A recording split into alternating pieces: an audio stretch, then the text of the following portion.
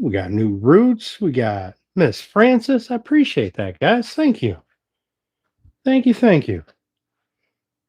All right. Sorry, I'm a little late. I had to go check on the dog. Um, it was him that was bleeding. Uh, he hurt his foot. Um,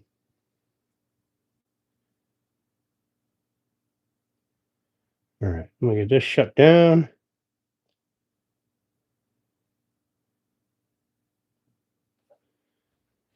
And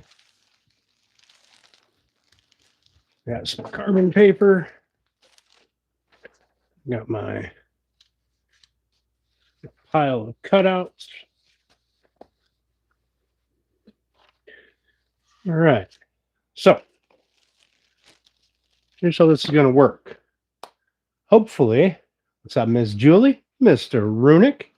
So I have to do a little bit of breakdown on that one that's glued up. And then I got to put the band on the bandsaw. I got to put some wax on the table. And then we can start cutting stuff out, shaping it. All right. What up, Cleveland? How you doing, buddy? Appreciate you coming in, man. Welcome back, Bear.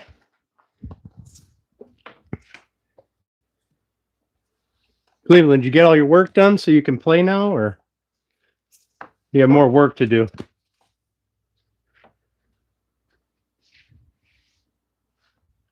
I knocked down so much stuff when I flipped that up there.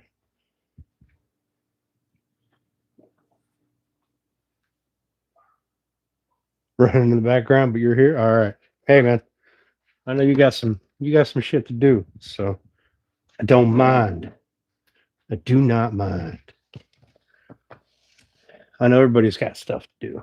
All right. We have all of our pieces cut to size, except for these ones. Oh, I'm not quite sure how I stuck up here without moving a bunch of stuff, but all right.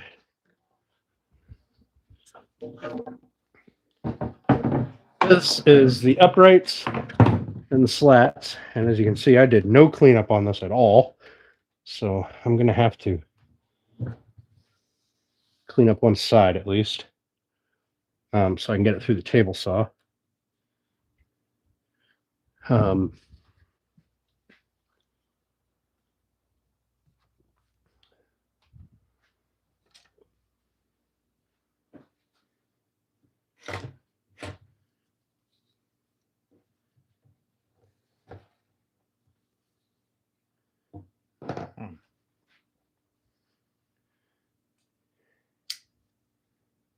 So ideally, I would love to have everything cut out today. All the shaping done on the bandsaw, not the final sanding stuff that needs done, because we're going to rough cut it on the bandsaw, and then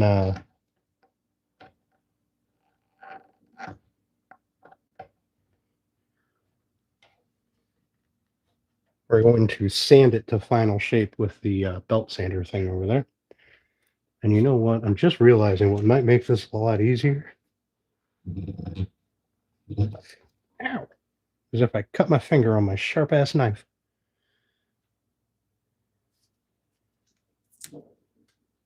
Oh, I did cut my finger too. Son of a bitch. Never cut towards you, kids. Always cut away from you.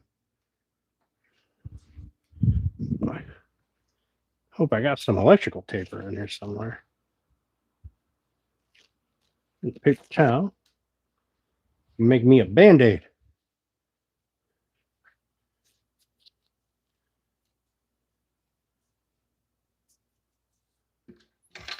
There's my band-aid tape. Right, I'm gonna look at chat while I'm wrapping my finger here. Miss Julie, Miss Francis, everybody, I appreciate you coming back. I haven't gotten an email from Amy Jo yet telling me that she got the card. So I don't know if it's even been sent yet. I don't have any control over when Amazon sends it. I just order it and they send it whenever they feel like it. Madam Chaos, how are you? There's both Chaoses here. Still more work, resting today. All right, man. Heard my voice way too much lately. Yeah. Don't do that. It hurts. It does hurt. But redneck band-aids work well. Blue collar band-aids, however you want to look at it. That was my dumb fault. I shouldn't have been cutting towards my thumb.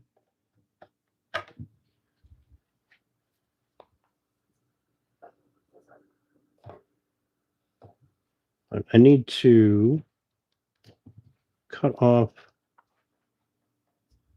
these bits of glue.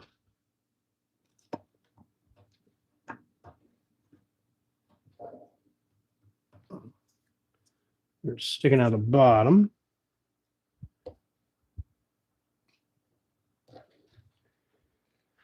Now, let's see if I can't run the scraper across the rest of it.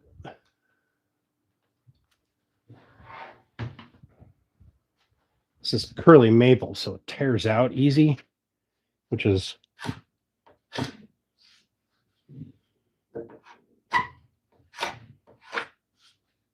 a bit annoying.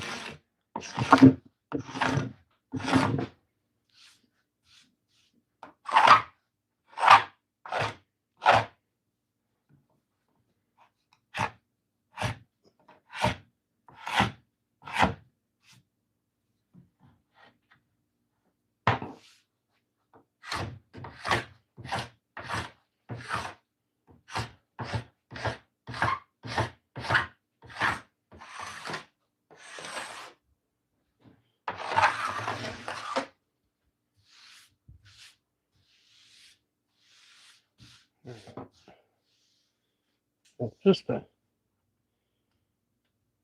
little bit trim off. I don't want to gouge up my wood too much. I mean, everything has to be sanded and cut yet, but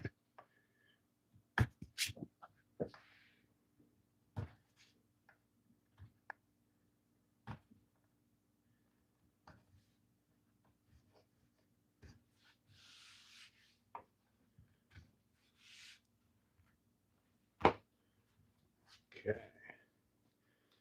Now I'm going to pick a side to use along the table saw fence.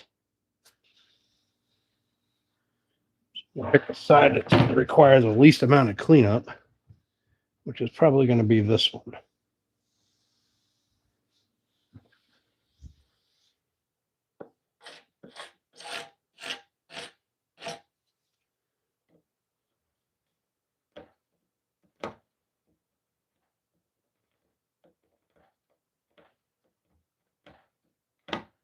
I know that the camera is positioned stupid. I'm going to move you guys here in just a second.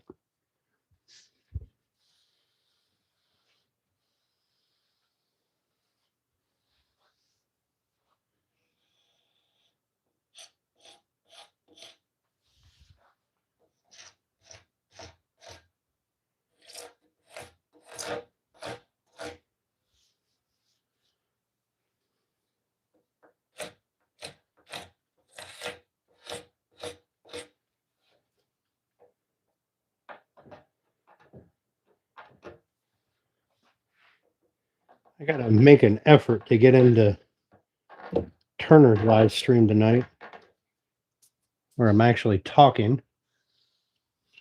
I feel like I've been neglecting people a little bit lately. It was not my intention.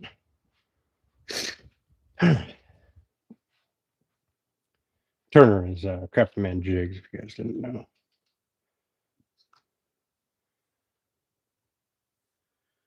I get so absorbed in my own nonsense.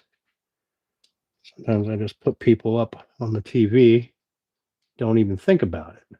Huh. Speaking of the devil, what's up, Francois? What's up, Turner? How you doing, buddy? You're working on the rocking chair? Yes, ma'am. We are making that.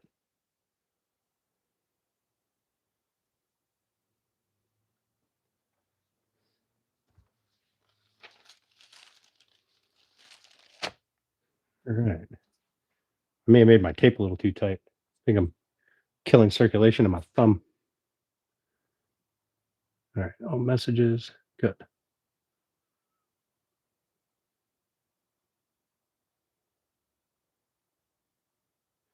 All right. Okay. I got you guys moved. I'm going to have to run the table saw to clean up both edges because these are not, they're not flush. So I need to clean up both edges. I need to get a beverage. And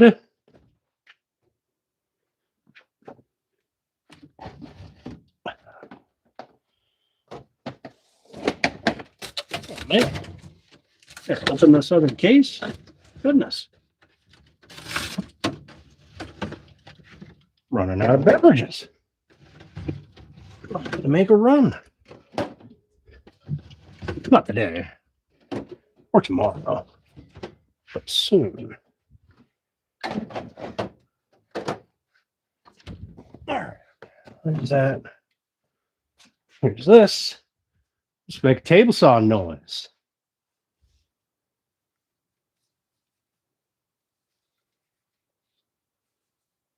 Gonna be old enough to use it when you get done? Yeah, probably. Well, sass me, old man. How you been, Turner?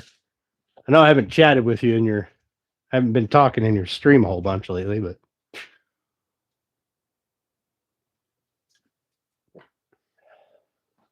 all right. So the blood on my hand was from the dog. That was not from me. He cut his paw on something.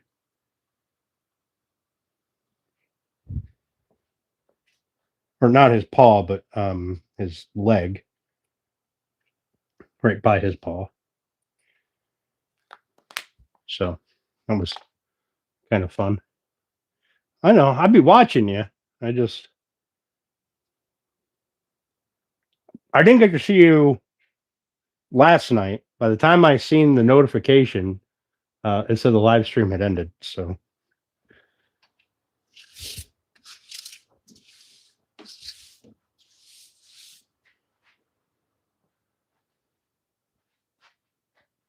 all right.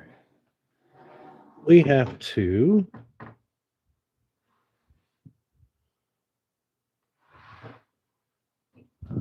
I need to move this saw forward. Oh.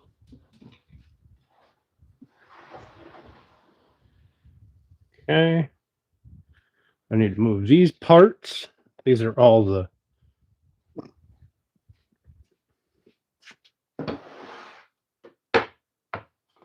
parts for the table. They all need to go on the bandsaw.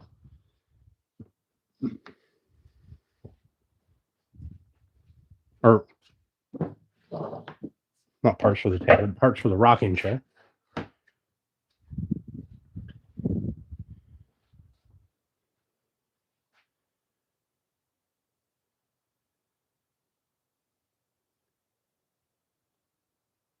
'85 up to 22.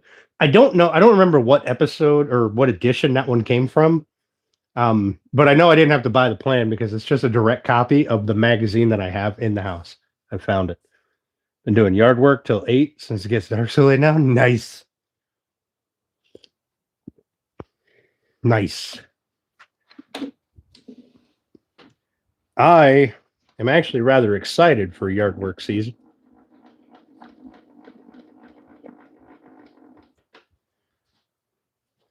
I got a new deck for my mower. Well, it's a used deck, but my mower, the deck has it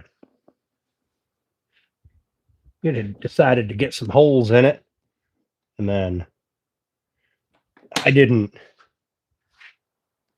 I didn't like get after it. I just used it for 2 years with the holes. And then I found somebody that had the same deck. I was going to fix it. Somebody had the same deck for $50 and it was in very good shape. It's currently in the bed of my truck. I got to clean it up and paint it, but change out some bearings and stuff like that. But I'm excited to be able to use that. All right. So what I have to do is I have to rip this down both sides. Okay. This is the side I'm using as my my reference side because this oak sticks out further than this maple. All right. So I'm going to cut this side off and then I'm going to flip it and feed it through again. I'm going to flip it end over end and cut this side flat. And all we're doing is taking off just enough to clean it because I need all these pieces out of that. That's all the uprights, all 4 uprights, and all 8, 2, 4, 6, 8 seat slats. All right. So hopefully this doesn't bite me in the ass because it's so long.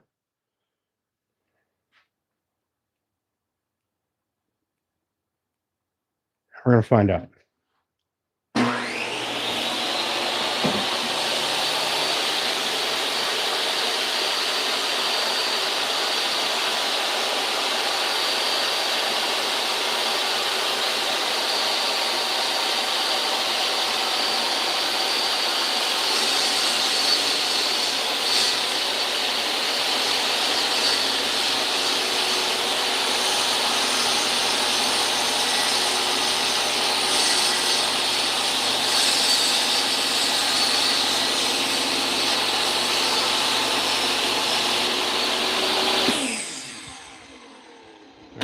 I need to come over a little bit more. I'm trying to take off as little as possible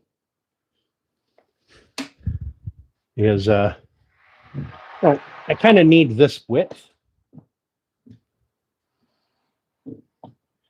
Does that seem like so much? All right, we'll be all right. Well, I need just under this width, but I've got to be able to account for a saw kerf. So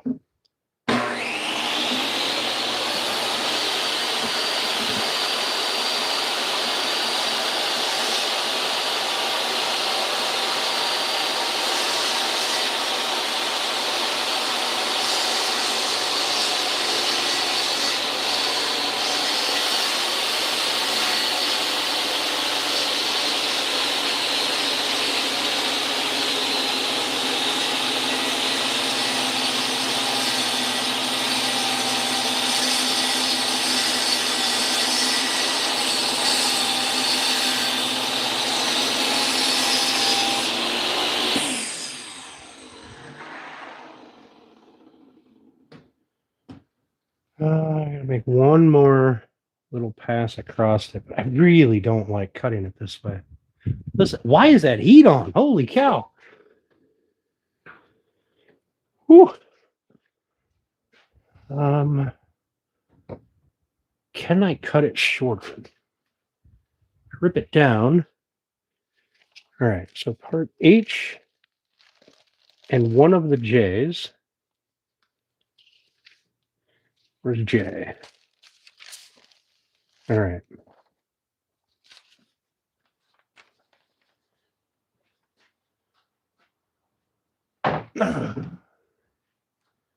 So, I need my tape measure. I need a pencil. So part H is 23 3/8. Let's go 25 because I got to split down there. I want to cut that off. So we'll go 25. And that will give me H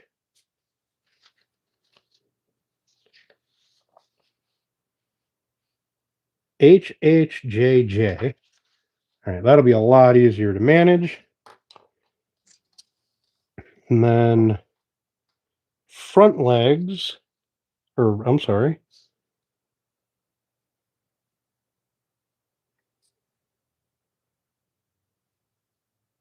back legs are 47.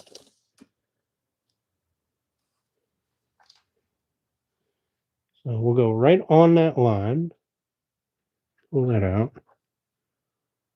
and we'll go to 48.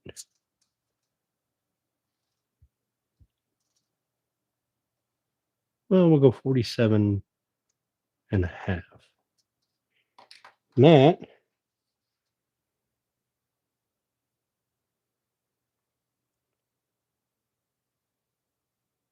will give me 2 of the H's, or 2 of the J's, and both I's.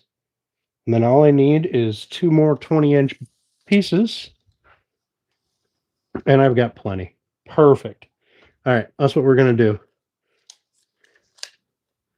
All right, we're gonna change this up. We're gonna make life a little easier on myself. We're gonna break this down into chunks.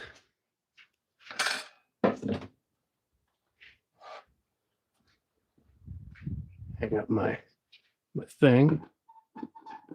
Come on, there you go. All right, break this down into chunks, and then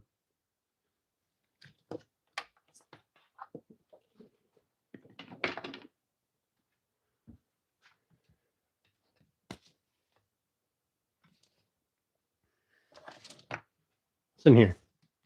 Psst, stupid cord. Go up there. Keep out of my way.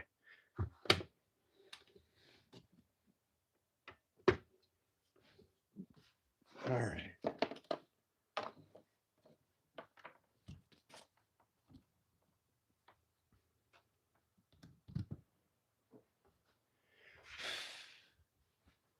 Okay, I'm gonna move you guys so that you are looking at my back over here.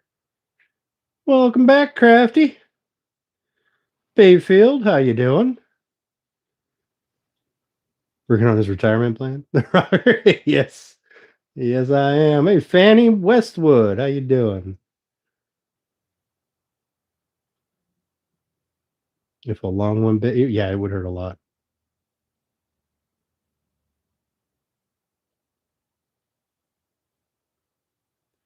All right, so we're going to chop this up into usable pieces, and then we're going to square everything up.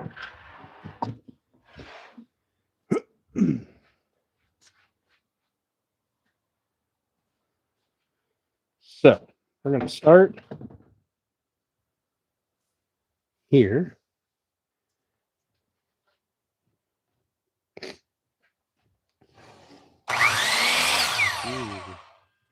Hang on, move that over a little bit. There we go.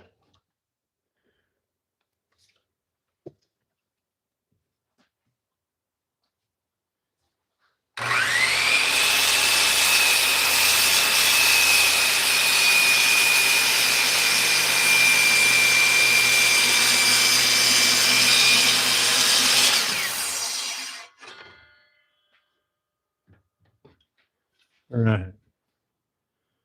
If I didn't just mess up, H are 2 front legs. It will be 24 inches long, and I got a 25-inch piece here because I got some chewed up bits on the end. And J are the seat slats, and they're only 20 inches long, so it should be golden. And then we will chop this down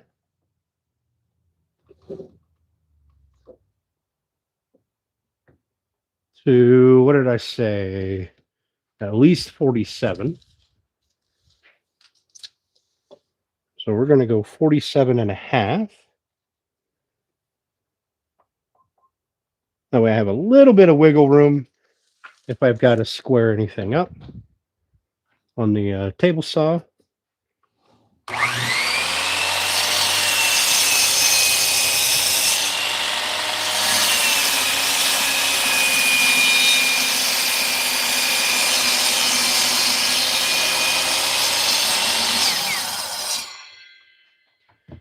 Okay. So those. That should be 2 front legs, or the 2 back legs, and 4 of the seat slats. And then we need just a hair over 20. Probably go to something like 21 or so. That way I have a little bit of leeway. There we go. That's 21.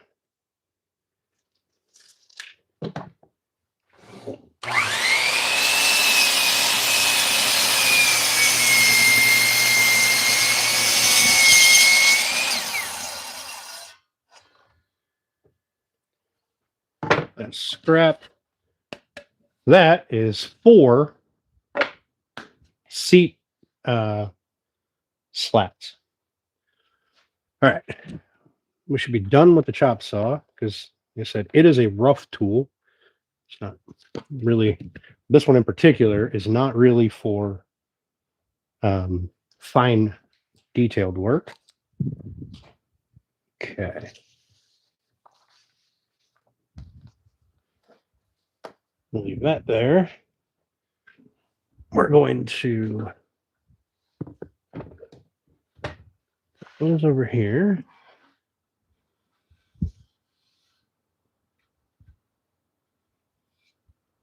And we're going to cut these down.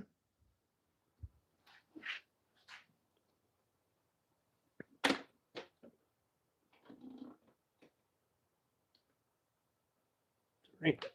All right. Now you guys don't want to look at my stupid face. So we'll turn you like this.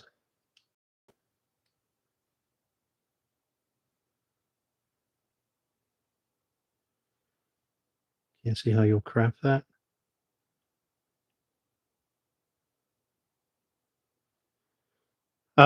Anybody who's new in here, this is what we're making. Right? I bought plans for it. We're just modifying it a little bit.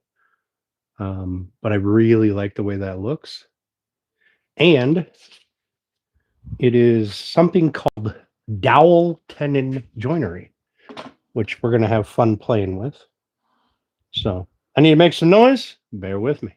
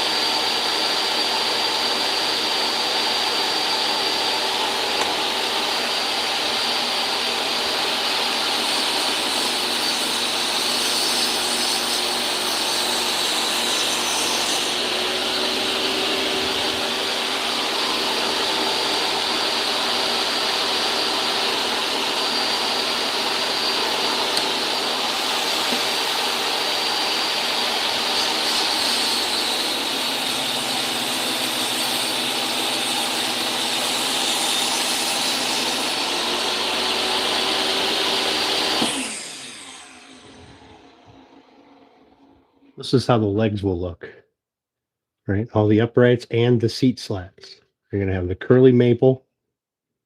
We're here with the white oak, curly maple. I think it's going to look super nice. All right. That one is cut down to width. This one I have a lot more leeway with because the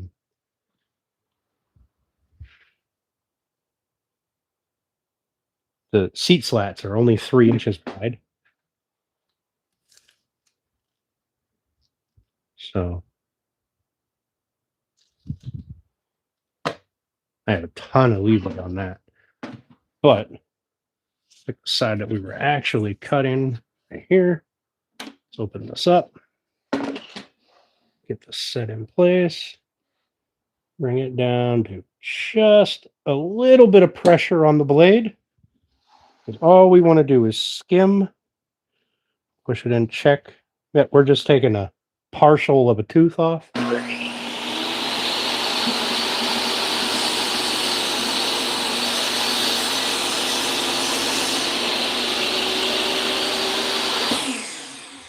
this is all we're looking for, is a nice, smooth piece. Okay, so you can see I've got the medullary rays shining through some of them, and that curl I think is going to really jump out. I think it's going to look really nice. All right, now we're going to bump it over just a notch. We'll trim up the other side. There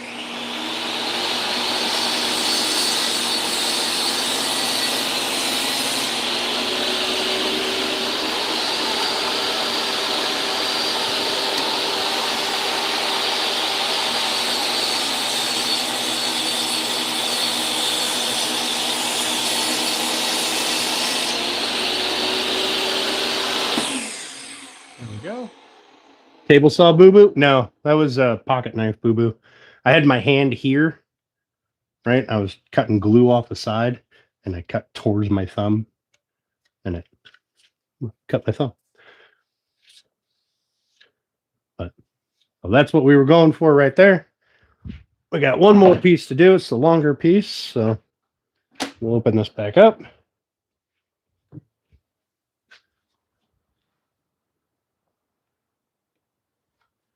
This is the side we were using as a reference side because that white oak is out past the maple. Put a little bit of pressure on the blade.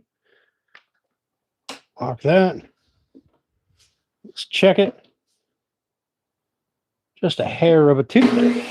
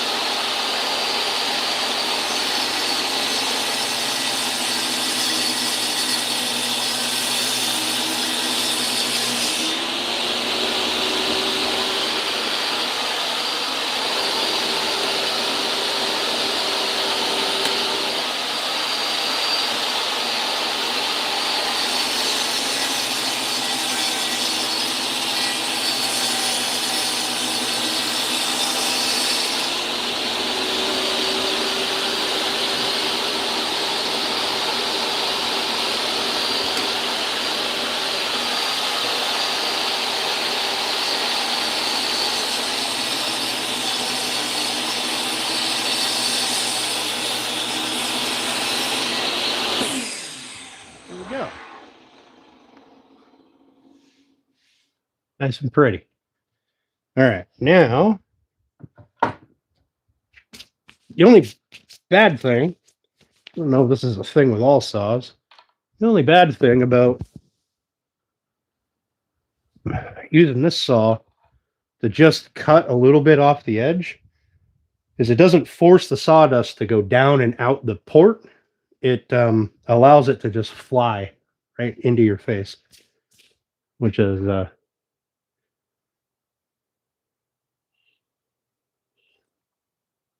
was a 10-inch DeWalt compact saw bit your thumb?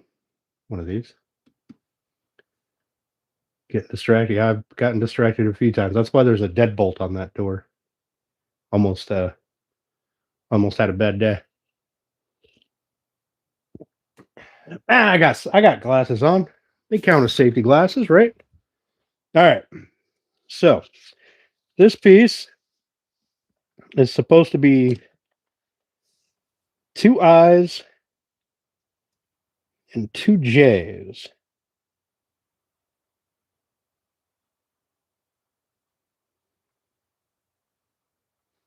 So I don't have the width for that.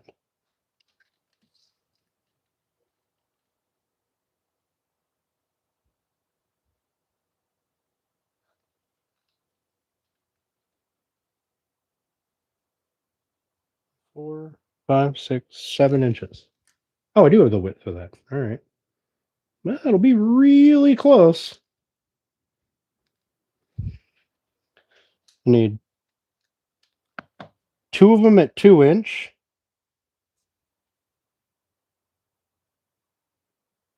And then two of them at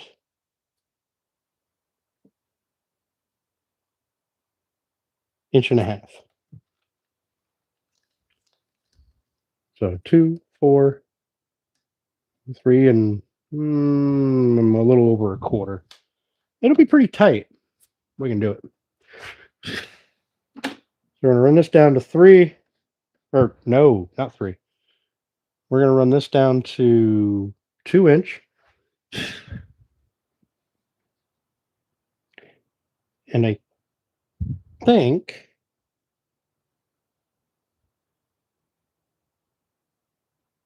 I'm going to try to give myself a little extra. I'm going to lower that down just a 1/16 of an inch. Give myself a little bit of wiggle room just in case.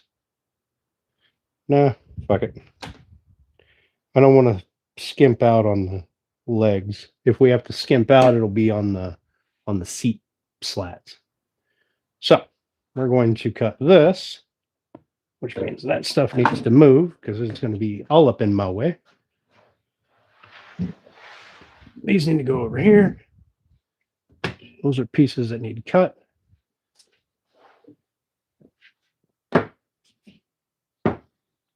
right, give it plenty of room. All right, I need to make 4 cuts, 3 cuts, something like that. Hey, Nicole.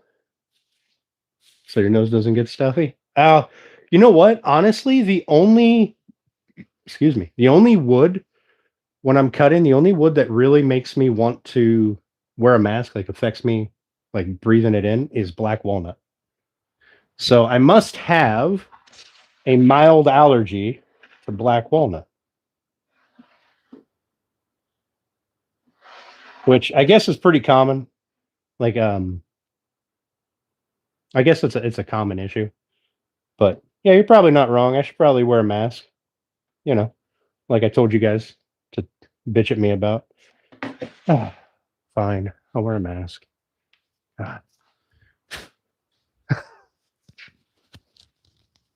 All right, are we happy now?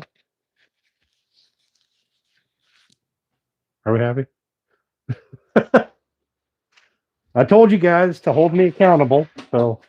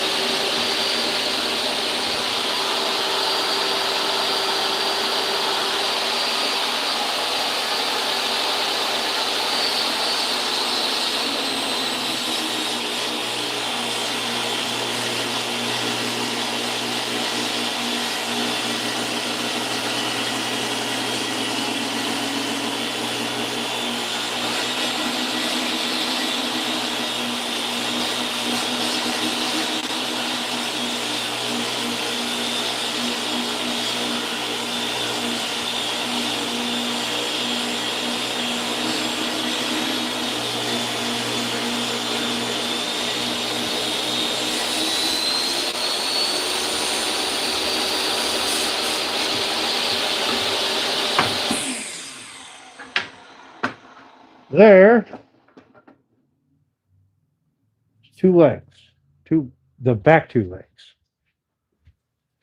Put those here. Now, I'm going to cut this in half, and we're going to do our run of. Wait, no, I'm not, because I need the front legs of 2 inches. We're already at 2. So we will leave the saw alone, and we will cut these. And we'll go this way.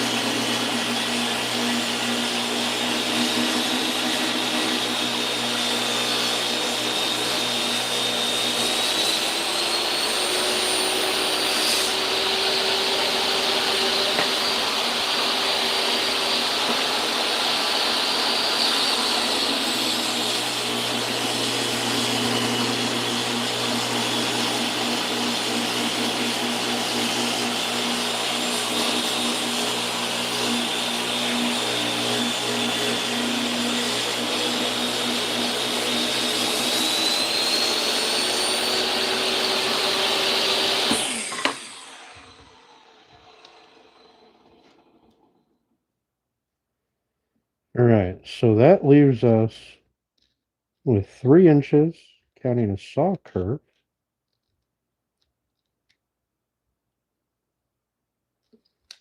Good. So we will set.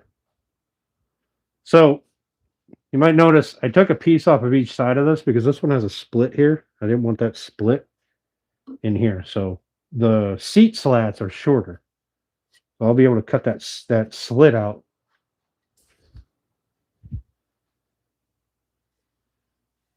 We're making a rocking chair.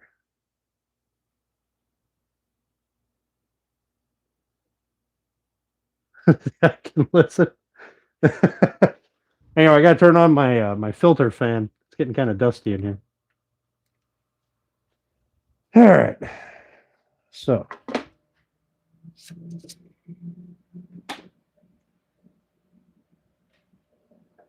this needs to be 1.5 inches,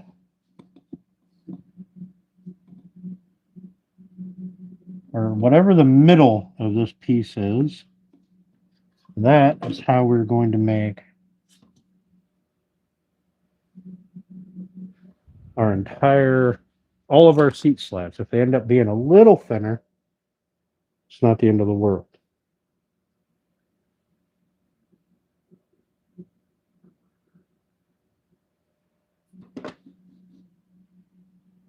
Okay. Split that difference to there.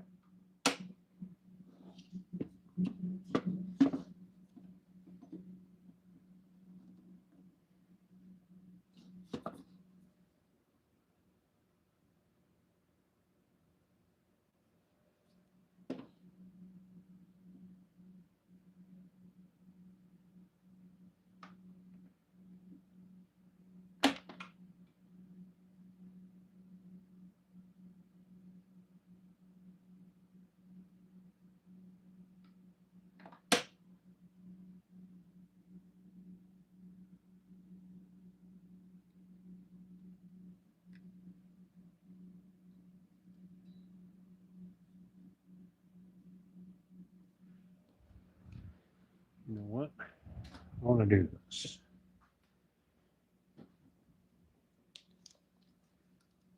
So we're going to go corner to corner. Well, oh, goodness.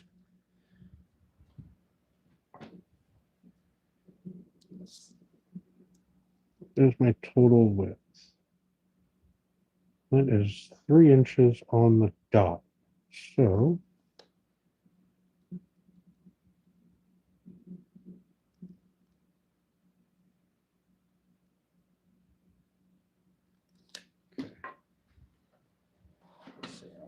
we should be right about that.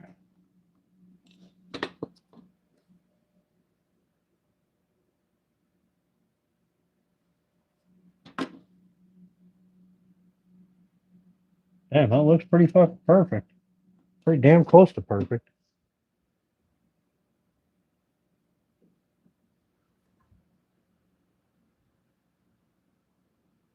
Oh, it's really close.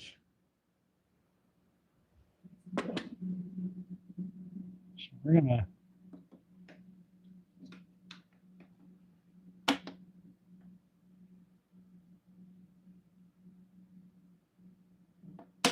bump that over a little bit.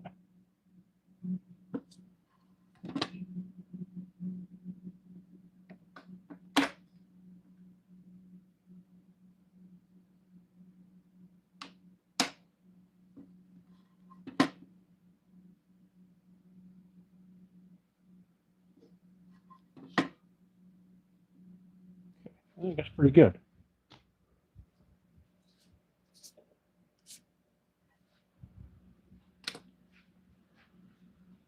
I don't have a piece I can do a test cut on.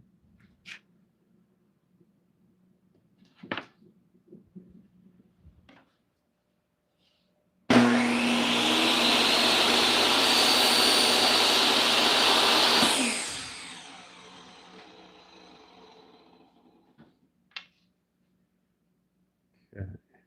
That puts us. You guys will have to bear with me for just a second. I don't want to undershoot or overshoot this. And since I had to take a little bit off to trim everything up,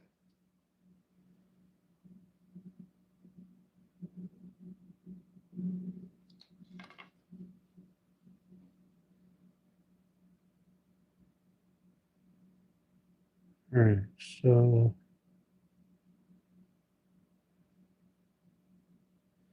I would like to bump this over.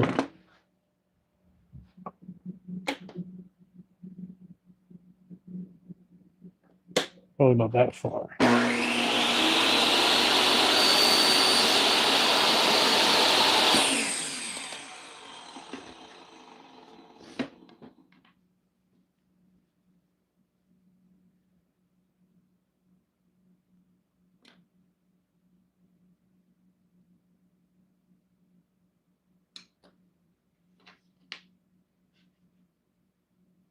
Bumping over the wrong way. I'm going to open it up a little bit.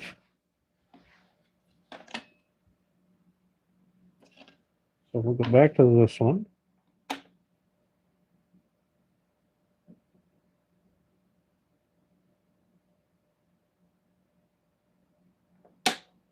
Grab another little sample piece.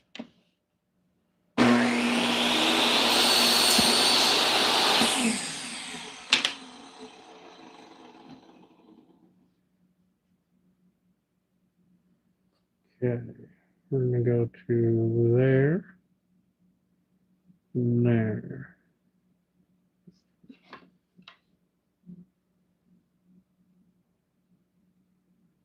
Oh, damn. That is almost perfect. I don't think I'm going to be able to get it any better. So we're going to send that. We're a 16th shy of inch and a half.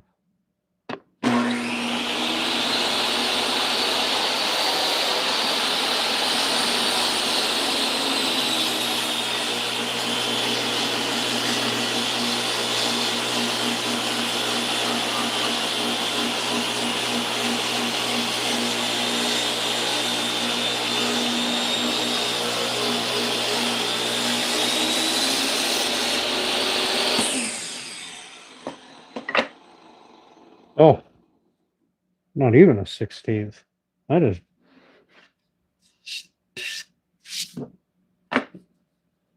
God damn, that is barely off. Oh, I like that. All right. There's two of those. I need to cut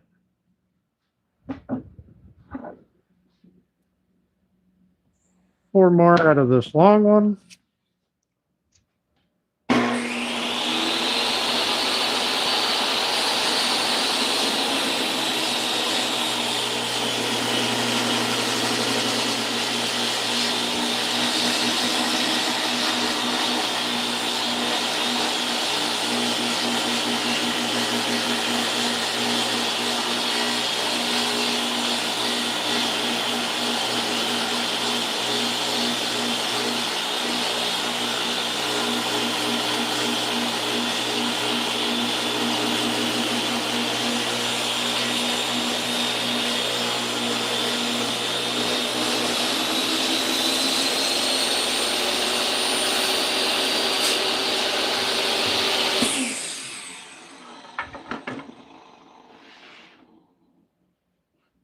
Beautiful.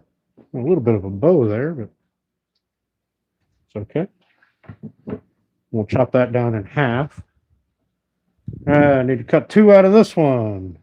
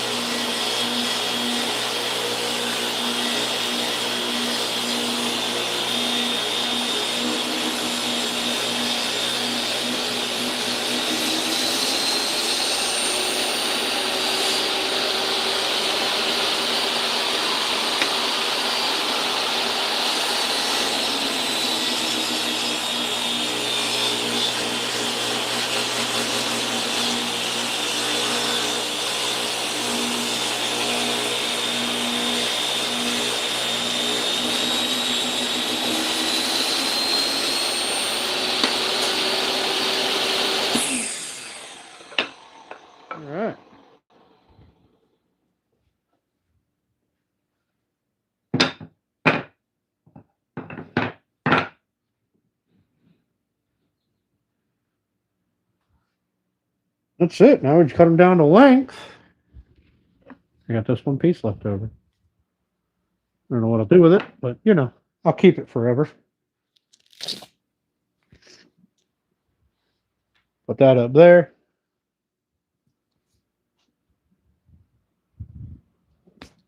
I might have to clean these filters. This does not seem to be filtering very much right now. Let me go knock a filter off real quick.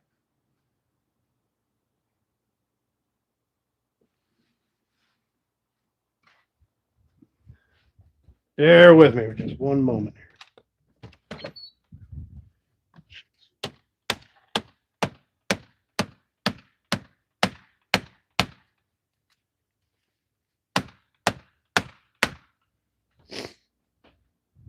All right, there's one. Knock off another one quick. Yeah, these are pretty plugged up. It's due to replace these, but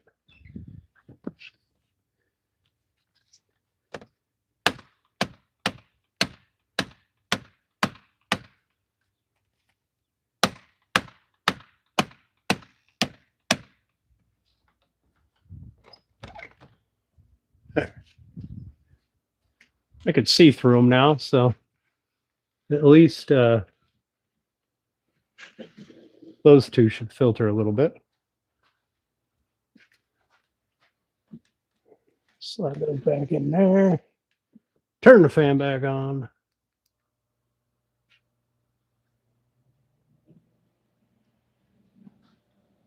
There we go. Now we got some airflow through there. All right. What up, Eco? How you doing, buddy?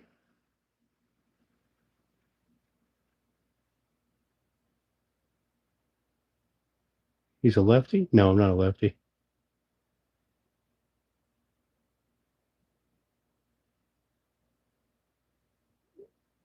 Hey, Elmira. How you doing?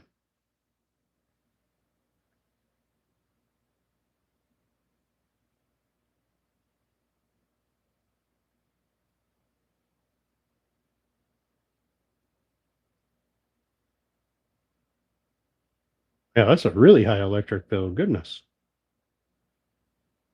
Hey, Lawrence. How you doing, buddy? What's up, Jack? How's everybody doing today? I appreciate y'all coming in. All right, so we should be done with the table saw. I have to cut these down to length. These are my legs. These are my legs. These all have to get cut down to length. These are my seat slat. Oh, you guys can't see a damn thing, can you? I don't know. I'm going to fire this camera guy. So these are all my seat slats right here.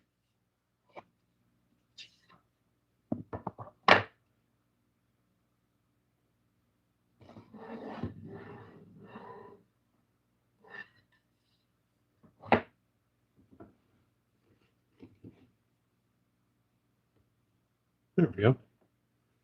Now it's all. All right. So I got to get these all cut down to length. There's 4 of them here. This is excess. One of these ends has a split on it, and I believe this end. There we go.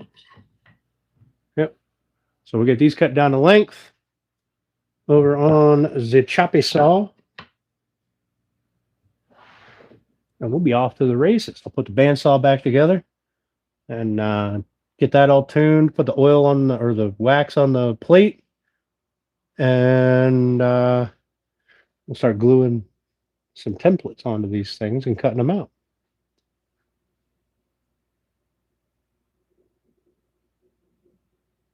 Glad you can see me. Last time you couldn't. Maybe YouTube is fixed. Hey, I'm sorry, buddy. Yeah, I'm glad I can see you too, man.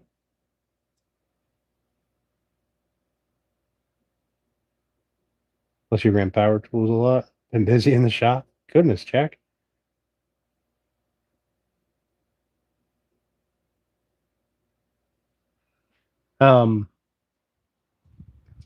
So, like I said, we're going to get these cut down to size.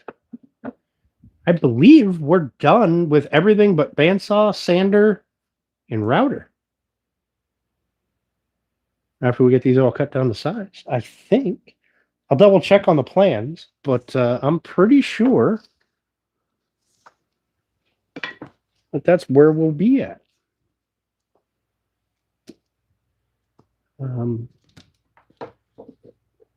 Which is awesome because it seemed like a pretty quick project.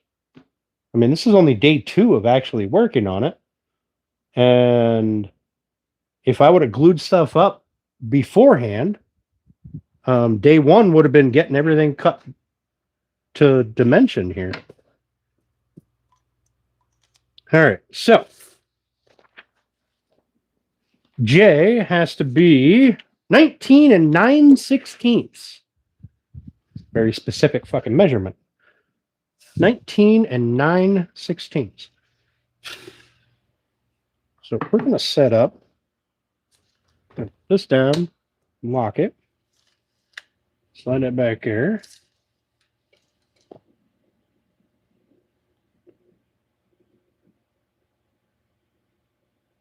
What the fuck is 9/16? That's a hair over a half, isn't it?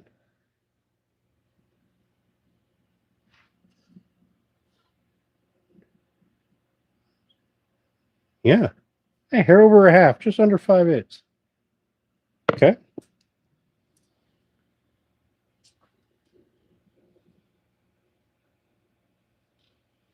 So why don't we do this? I'll clamp this block right here. We'll go to 5/8. I can't imagine that an extra 1/16 of an inch is going to be the end of the world. We're going to go to 19 and 5/8. Probably it's going to ruin everything. I have no doubt. Everything will not work at all after this.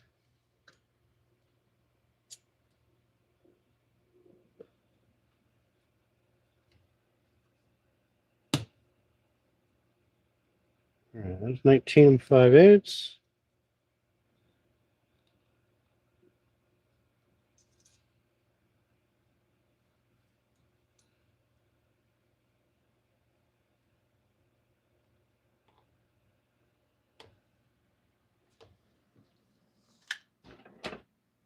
Slap a second clamp on this here.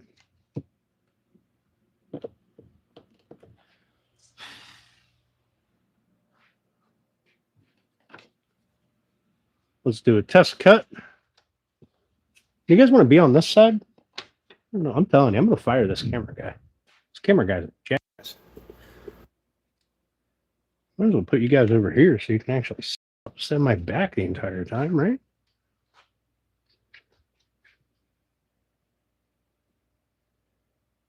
Real foxes. We're building a rocking chair, buddy. Here, I'll show you a quick picture before we get these cut down to length. That's what we're building. This came from Wood Magazine. We're just doing some minor modifications, but overall, I like this. So we're going to build that. And, we're just finishing up cutting things down to length. And then we have patterns to put on.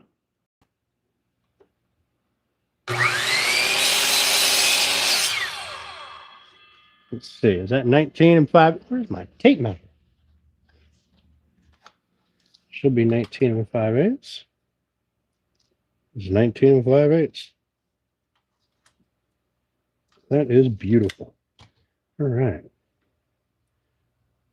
This thing needs to be fucking wedged into place or something. This is killing me.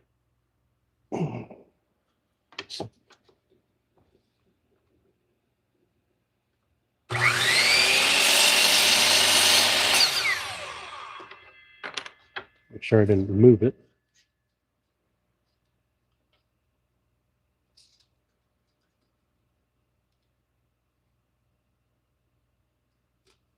We are still golden. Perfect.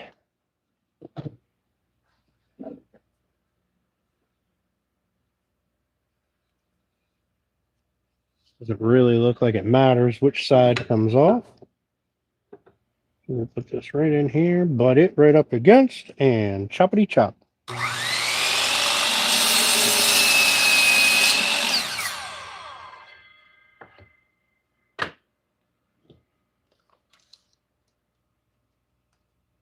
18 and 5/8.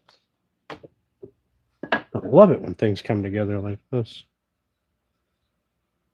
This doesn't really have a good or a bad end, so right here.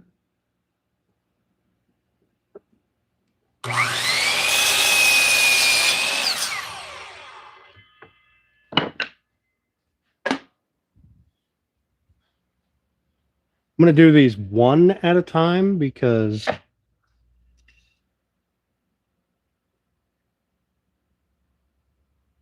don't want to take the chance of anything messing up. I was just inspecting my glue joint, making sure that that's not a gap, and it's not. All right.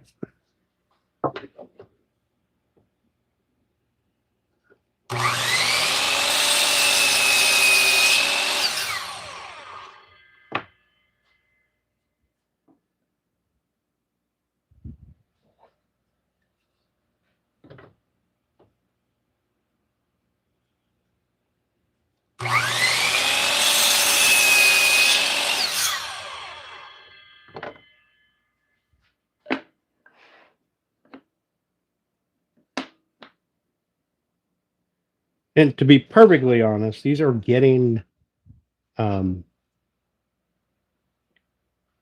out. These are just the blanks that would be going through the bandsaw and router.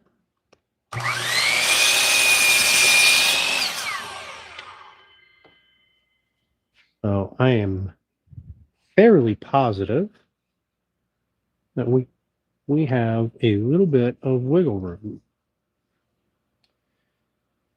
Where will that knot end up? All right, we're going to put that knot there.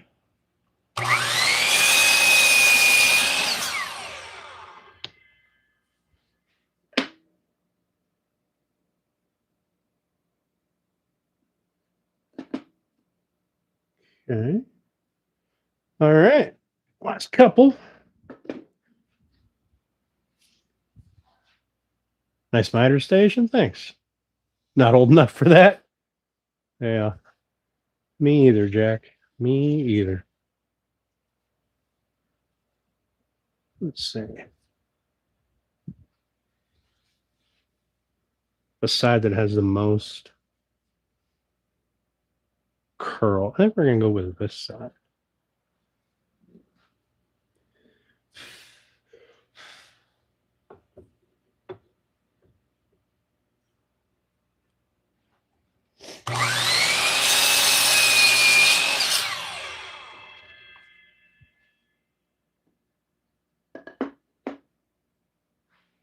They are all still going together pretty nice. All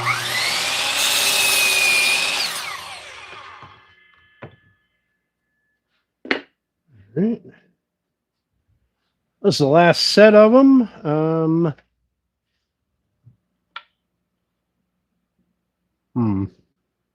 That's going to leave me that weird knot no matter where I do it. So I'd rather have it in the middle of a piece. It's not a big knot. It's just this thing. Look, there's plenty of meat here, right? Because these are going to sit this way. So there's plenty of meat there, but I want to have that as far away from an end as I can because these do got to get shaped, and I may be able to cut that out. So we're going to go this way.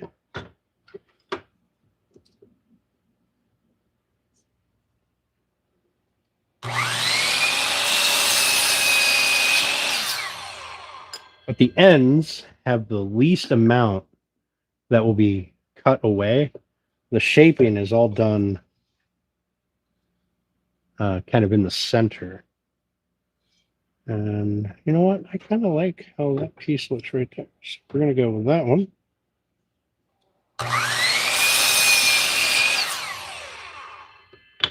There we go. There is 10 blanks for the seat.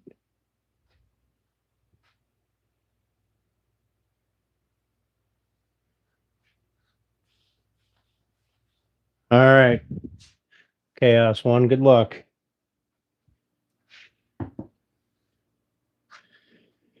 All right. Let's mark all of our parts so I don't mess up later on. Okay. So these are all part J. So write that on the bottoms of all of them. Put it on the maple because that'll be the easiest to sand off.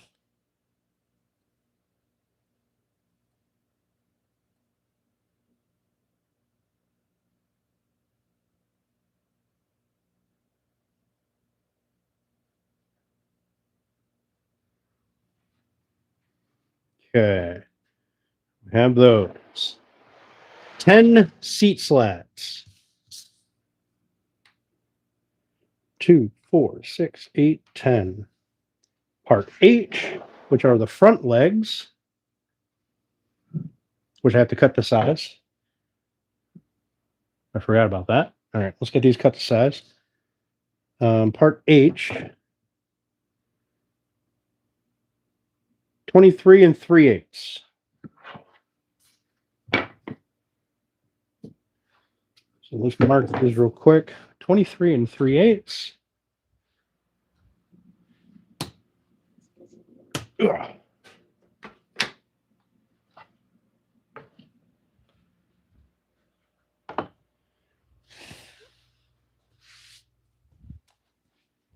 This is the side I want them to come from. The other side is a rough side.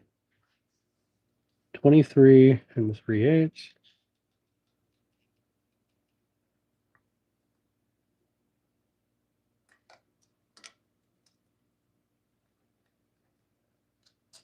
We'll go ahead and pull that out. We'll allow it to get cut right there. Give me a little bit of extra wiggle room on both of them. 23 and 3/8. Both have to get cut to length. The back legs need to be 47 inches. Doesn't really matter how we do this, so let's look at them. Now, a little bit of a bow right here.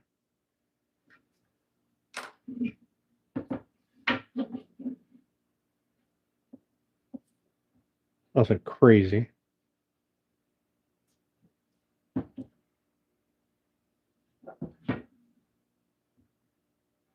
I like the way that end looks. So we're going to go 47 inches from this end. Which means I have to cut off about a 1/2 inch.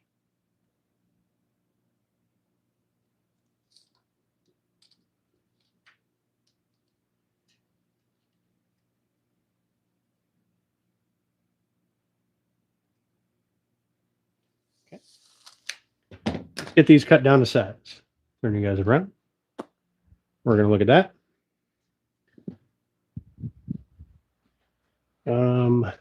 First, we'll cut these.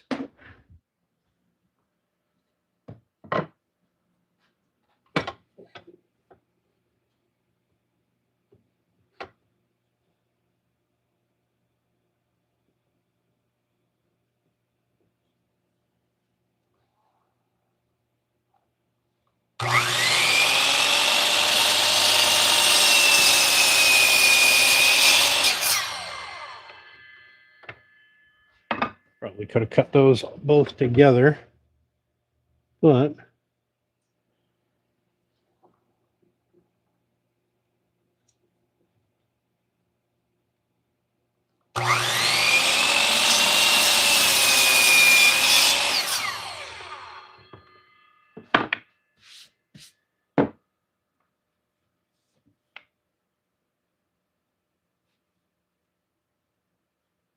I'd say it's pretty fucking good. All right. These ones, go ahead. These are the ones that have the bow. I'll clamp them and cut them together.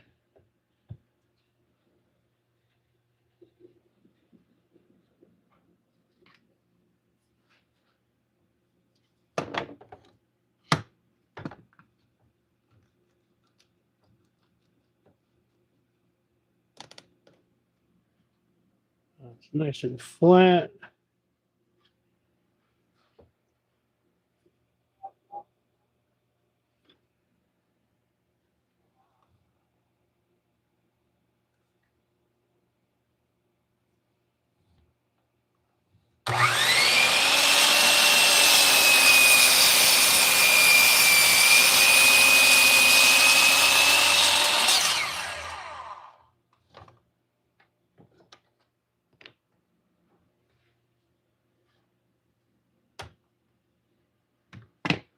Right, those should be 47 inches.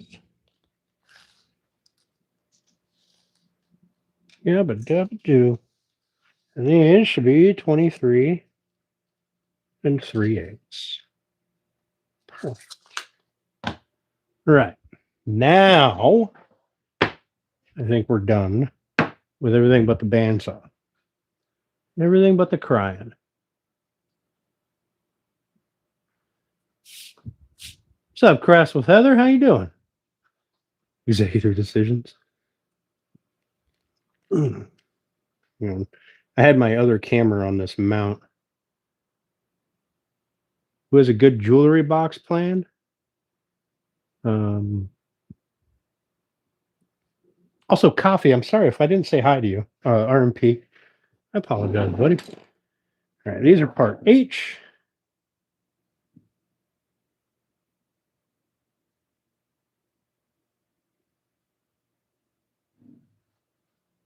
Just going through, making sure we got all of our pieces before we start fucking around. These are part I.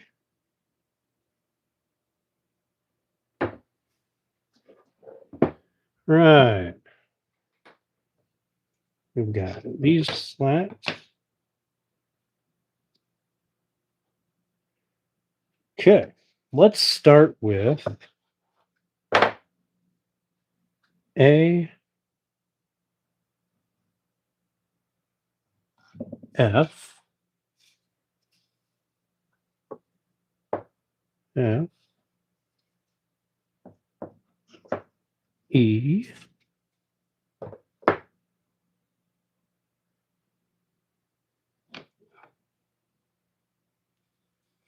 apparently I didn't mark these ones. So the short stretcher is part C. The long stretchers are part D.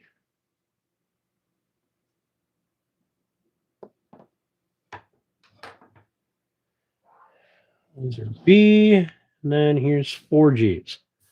So we got G. Well, we got A. 2 A's, 2 B's, 2 C's, 2 D's, 2 E's, 2 F's,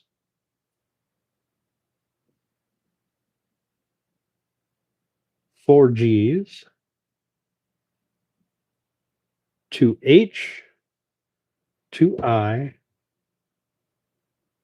10 J, and some 3/4 inch dowel, which is over there. I need like an inch and an eighth of it. I'm pretty sure I got some dowel. All right. There's all the parts to our build.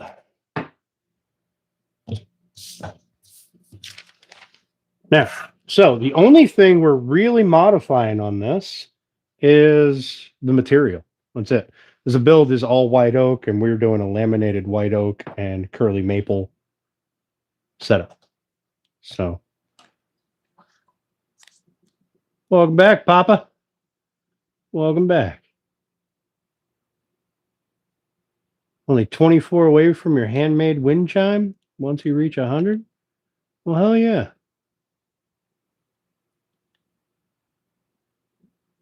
When you mods want to check her channel out and see if it's a legit channel, drop the link. See if we can't get her a couple of. Well, I guess nobody really needs a link because there's the right there. Heather, we just did a 2,000 subscriber giveaway. Amy Jo hasn't emailed me. Oh, she did email me.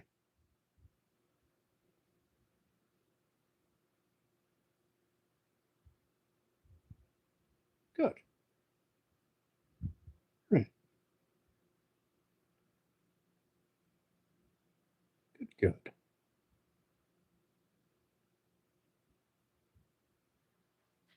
That race was fixed. Still tired. I don't know why. You guys are the ones that kept me up all night. And I didn't even have any fun with it. All right. So we got all of our pieces. Now we have to move on to the cutting out templates, gluing them fast, and doing bandsaw work. Yeah, Nicole, I realized that I lost all of yesterday because I was sick. And seeing all the notifications from YouTube, I was like, oh, fuck, done ruined it. So I went out and set it up for 1:30 today, 1:30 Eastern. All right.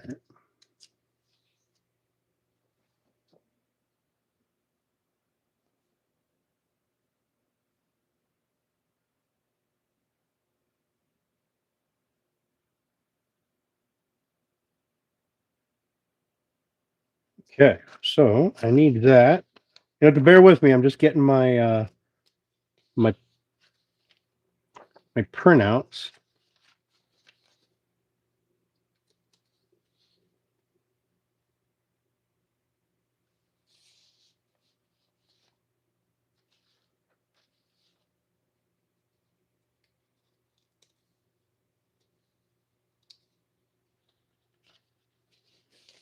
I got to find all the, not the originals, because, well, I don't get to print out another one of these. So I need to find all the photocopies that I had.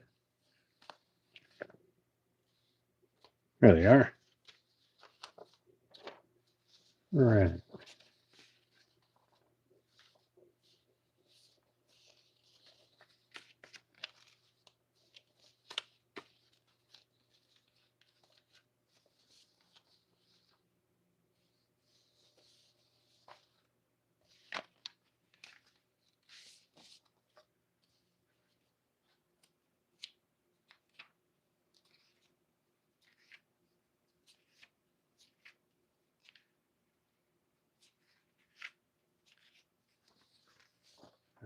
I don't need all of these right now.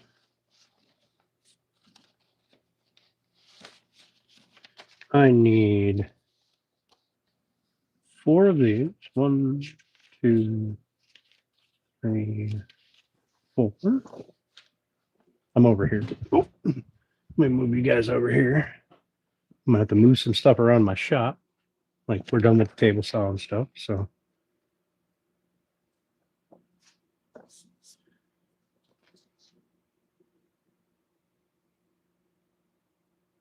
all right, Nicole. Have a good night.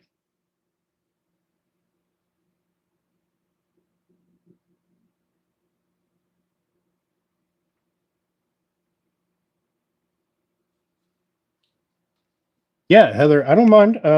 So I have a policy here on my channel that if the mods look at your channel and determine that it is a legit channel, I have absolutely no problems with promoting people. Absolutely none at all. But I just ask that somebody verifies that it's a legit channel. Not that I don't trust you, just 3, 6, 7, 8, 9. Oh, I need one more of these. All right. Well, I got carbon paper. I can probably use carbon paper. Just trace over it.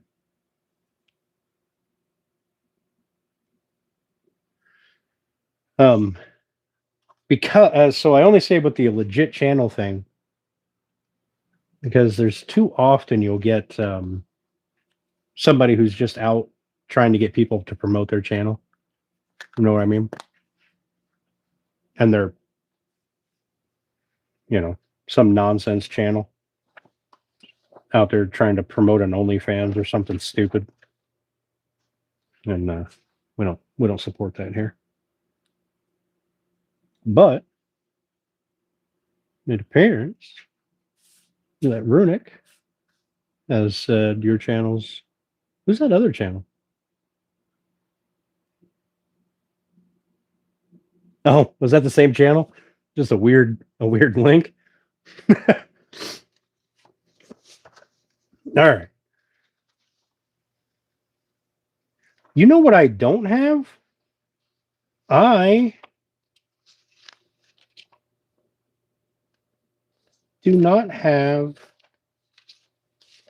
a rocker arm pattern.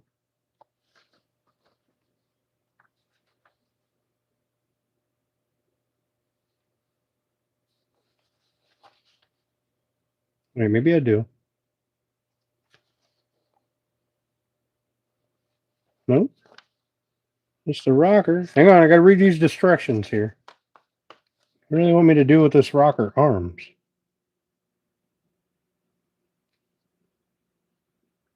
Lay out the shape of each arm and notch to receive the back leg. Drawing 2.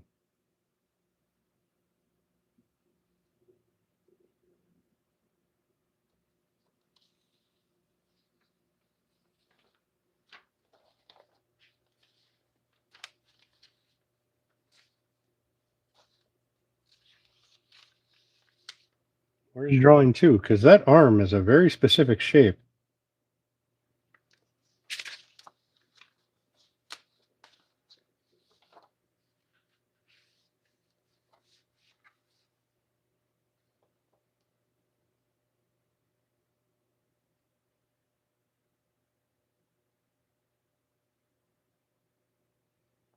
$14, $15. Bear with me a second here. I'm sorry.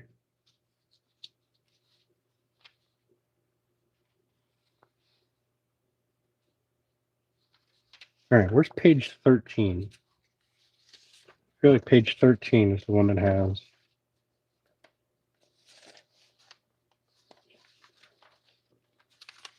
10 and 11, 1 and 3,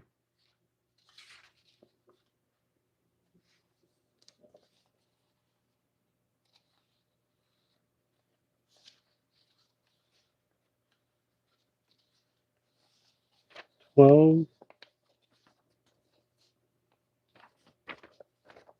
I don't need these papers anymore. This is 10 and 11. I'd really like digital plans instead of paper. Page 1, page 2, page 3.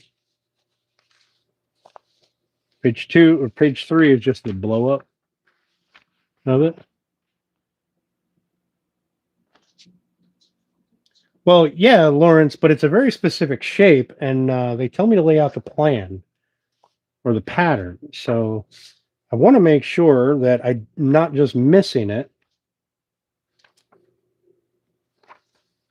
And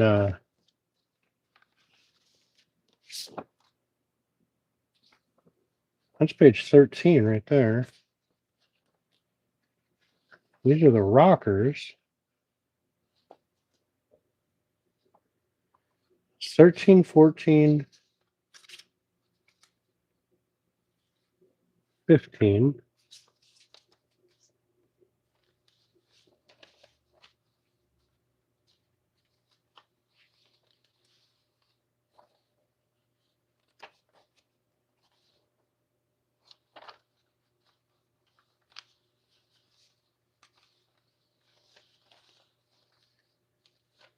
Rocker full-size front pattern, center pattern, end pattern, back slat patterns,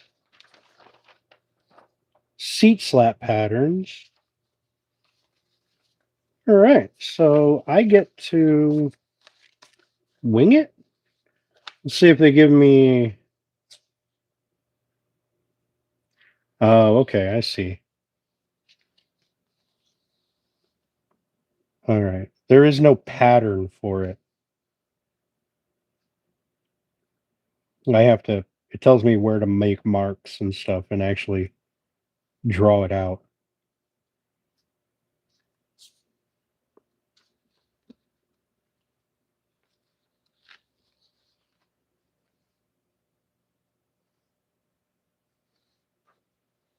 All right.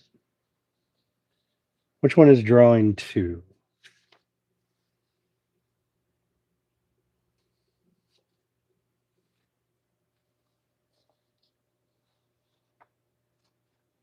Let's see if I can get a picture of what.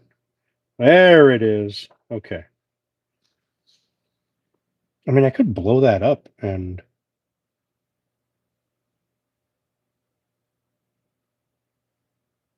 print that out as a pattern.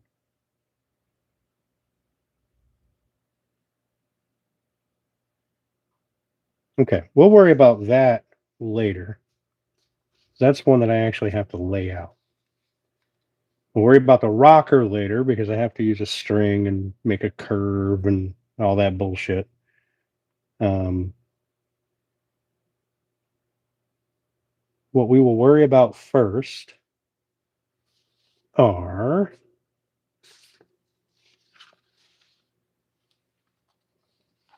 the end slats and the seat slats. But before I do that, I've got to set up my bandsaw. What up, Professor Rusty? How you doing today, buddy? Look, man, there's our rocking chair. Some assembly required.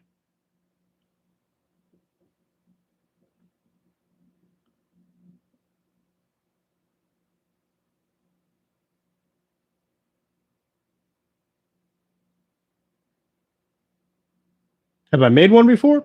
I feel like I made one rocking chair before, but I don't have it, which tells me either it was really good and I sold it to somebody, or it was really bad and I burned it. So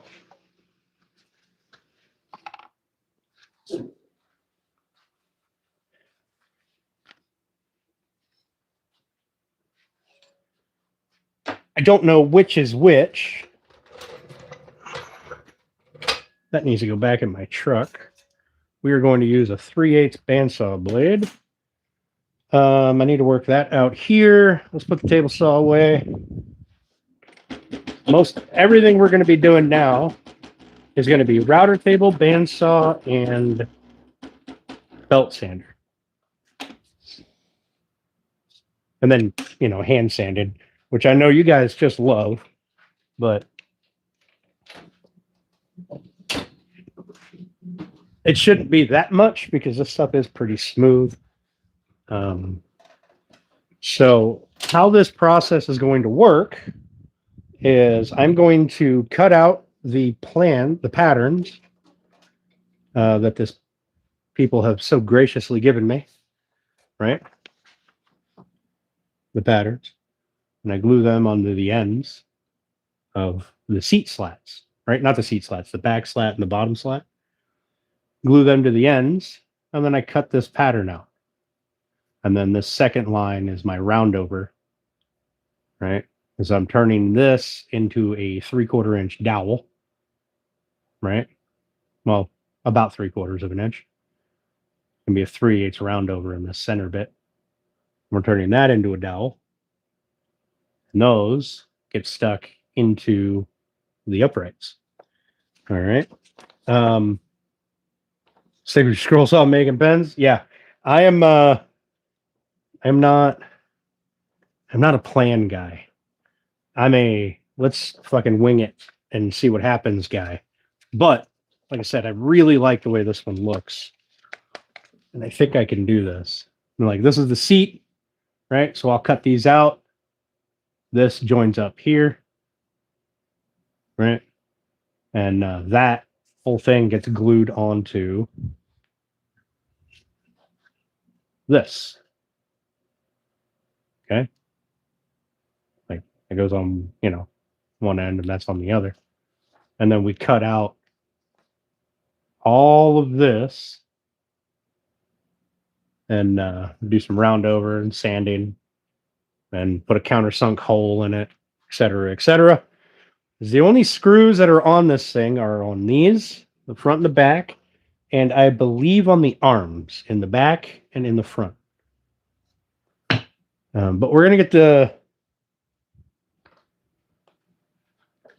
Oh my God, this table's heavy. Beat the shit out of this. All right. We're going to get the table moved over a little bit because right now the star of the show is going to be the bandsaw. We're going to get that drug out.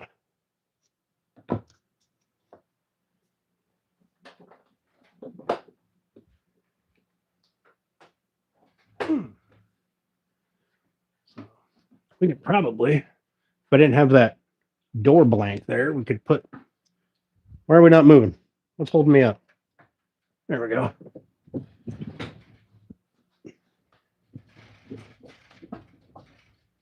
Put this over here.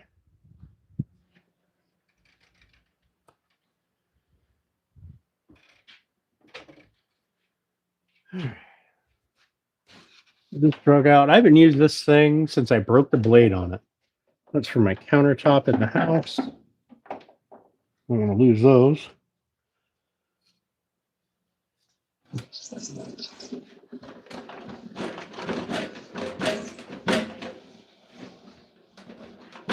This out here in the middle of the floor so that I can actually work.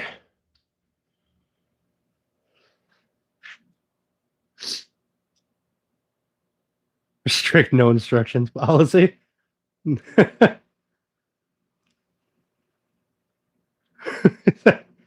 we really don't. We really don't.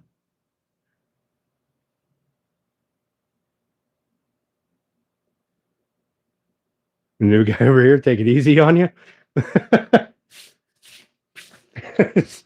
Revoking my man card, huh? All right, I see how it is. All right. There's 1,000,001 instructions on YouTube on how to set up a bandsaw. So I will, I'll talk a little bit. If you guys have any questions, feel free to ask. But for the most part, it's pretty basic. I have a guard here I have to take off.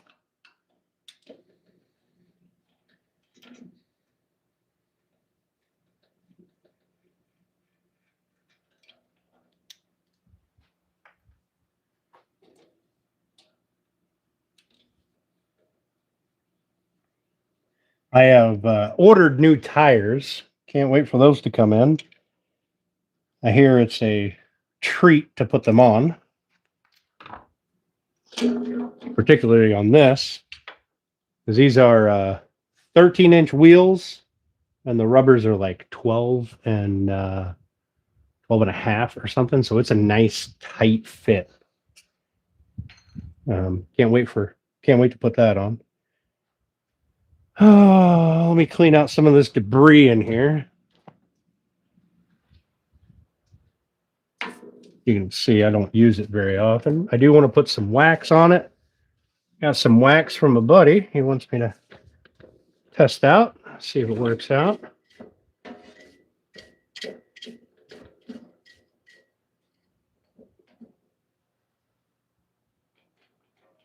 No, that's all tension.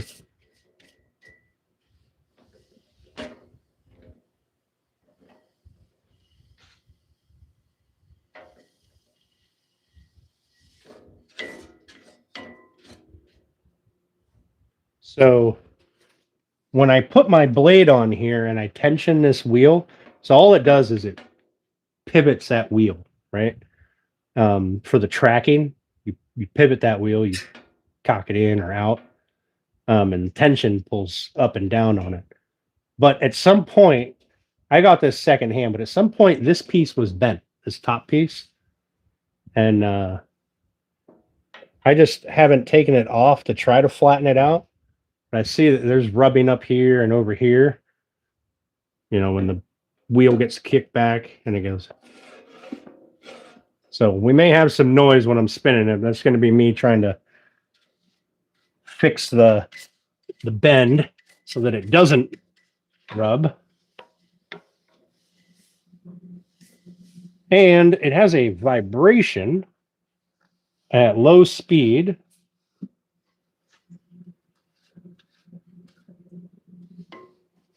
So when I'm first firing it up or it's winding down, the whole thing kind of shakes a little bit. I feel like it doesn't affect my cut at all, so I don't much care.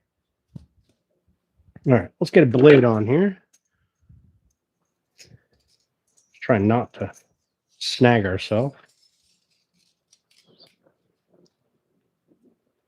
All right, teeth go down on this side. All right, so the blade's going to go in there this way.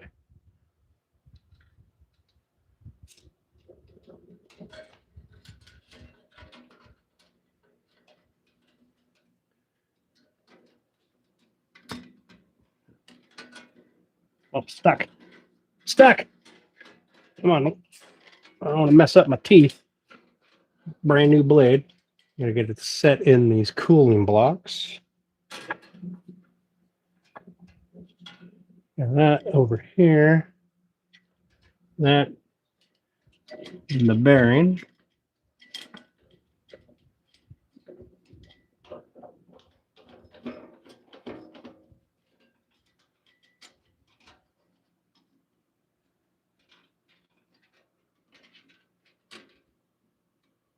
Come on. There you go.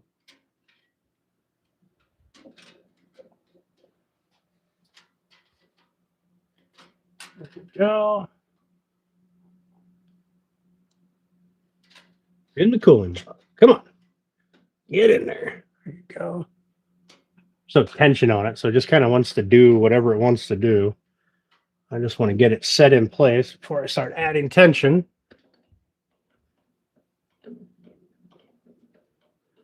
Start pulling it into shape.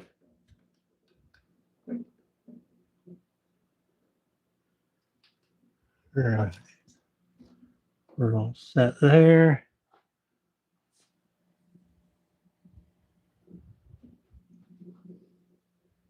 So every bandsaw has a bit of a crown on the tires. And what you want to do is not allow your blocks to hit the teeth set. That'll mess everything up. You want to move your blocks and bearings back behind the teeth.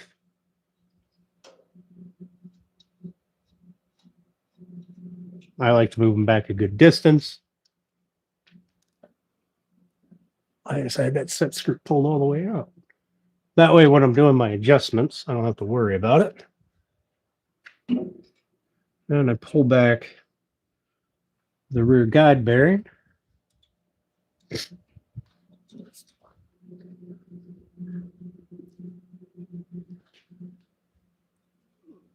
That adjustment's a bit of a pain to get to, but here we go.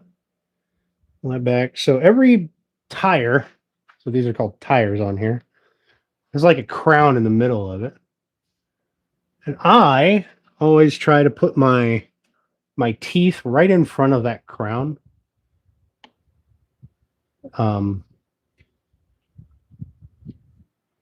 If I can. And then mine has a tensioning guide. So this is a 3/8 blade. So it's got a mark for you to like start. What, 3/8? Yeah.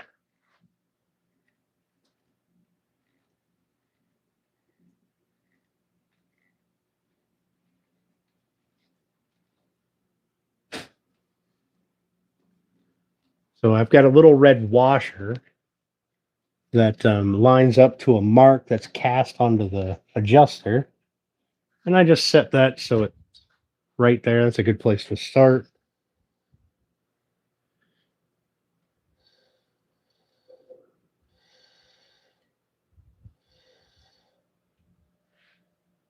Make sure that I'm not hitting teeth on anything.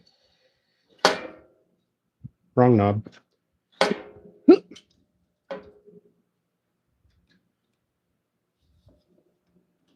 Up. Next.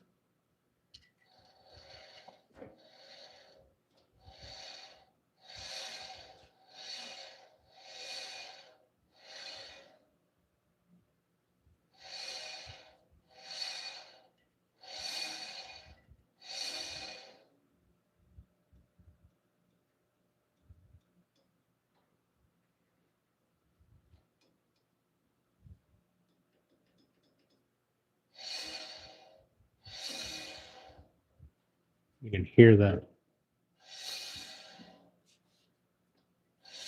Some of that is these bearings need to be replaced. But just spinning it by hand. Make sure that I stay tracking and my teeth set isn't hitting any bearings. Those bearings actually should be pretty good. Maybe move those over a little bit.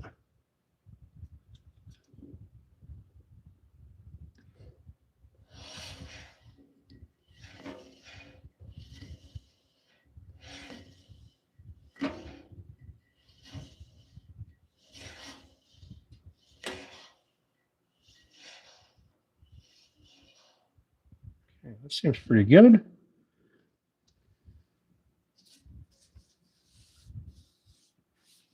All right, let's put the guard back on because I really don't want to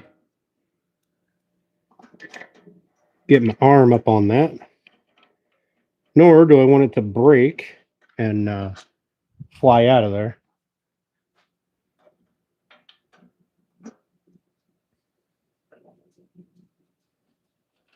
And then we'll adjust the bearings.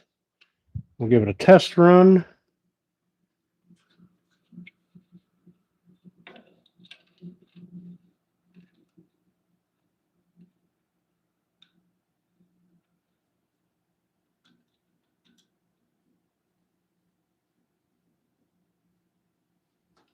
Now, if I'm using a really wide blade, I don't set my teeth just in front of the tire, right? If I have a 3/4 inch blade on here, I've only got a 1-inch wheel.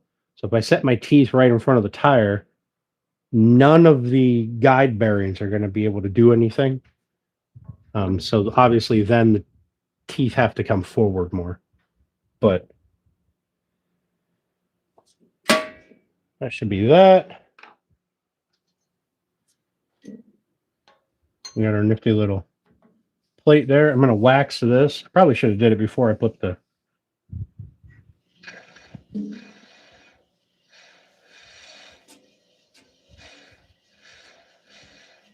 blade has a little bit of a wobble. Tells me the tension could use a little bit.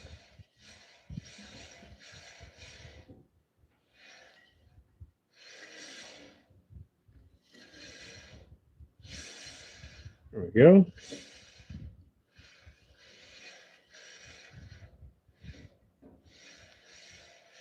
Make sure the tracking is good. Hasn't moved. I'm not rubbing on the back here, so that's nice. See if it rubs when this is closed.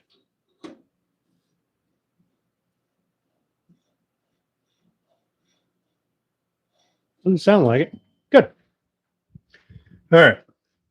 So the first thing I always set is my rear bearing, which you don't really want. You want everything to be about a business card thickness away. Right now, my guide bearings here. You guys are way too far away. You can't see shit. My guide bearings on the side here, they're mounted to this carrier, right? This carrier will move. So I just try to find a happy medium. Maybe I'll have to put some wax on that.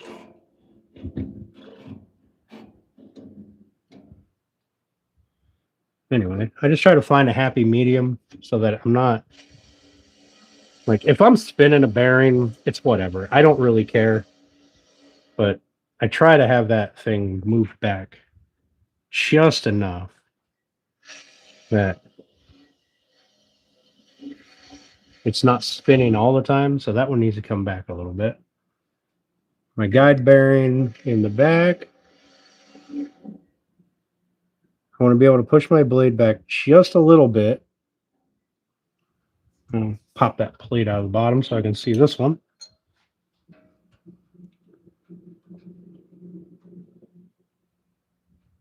And I have the same setup underneath here, except for I don't have these side bearings. I have two blocks.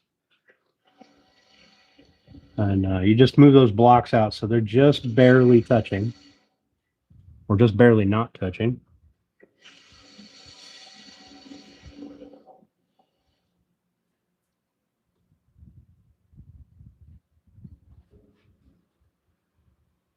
And I want to move them up a little bit.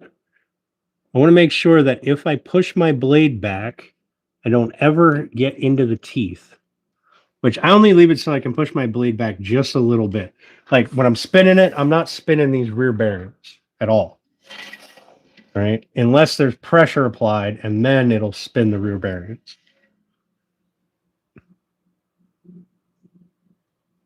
So I'm going to make sure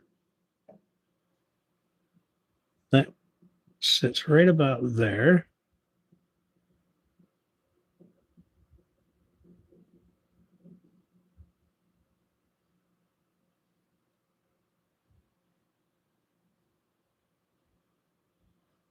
Loosen these clamps up for the little cooling blocks. Push this one over.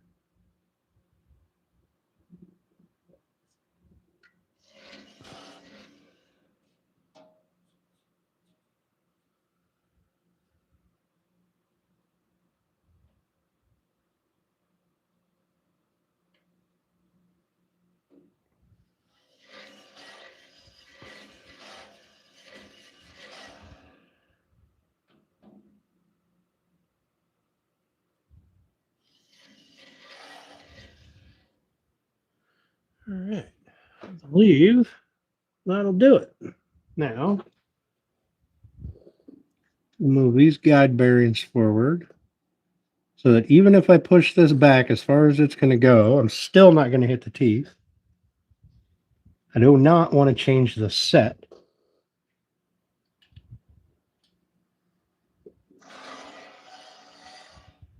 So the set is each tooth comes off that blade and one goes left, one goes right. All right, just a little bit. So if you have your rollers hitting those teeth, it's going to make those teeth do this. Or it'll hit the tooth and fold it over. And then you're not going to be doing anything. What's up, Blue? How you doing? There may be a need for therapy.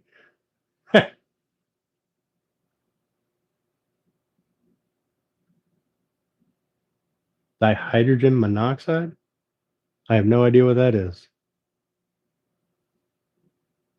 Oh, ask if we had any questions. Yeah, fair enough. If you were a kitchen utensil, which one would it be? Probably the dullest butter knife.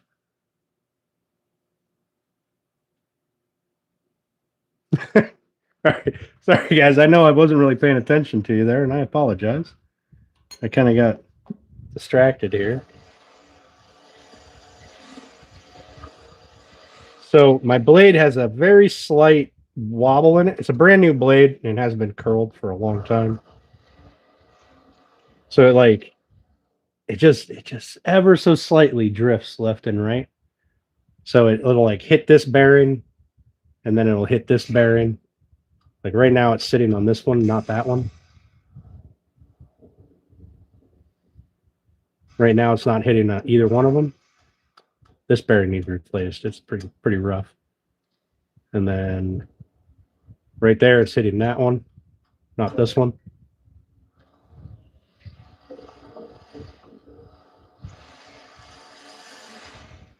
All right.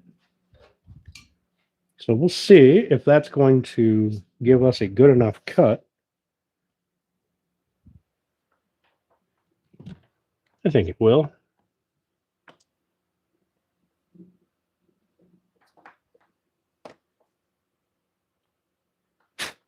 I'm going to plug it in and turn it on and see what happens.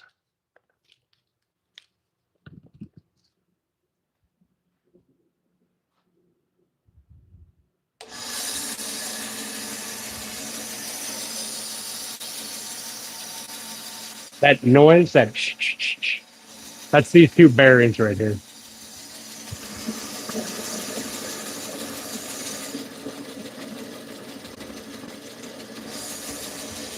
They need replaced. You can see that the whole thing kind of vibrates a little bit.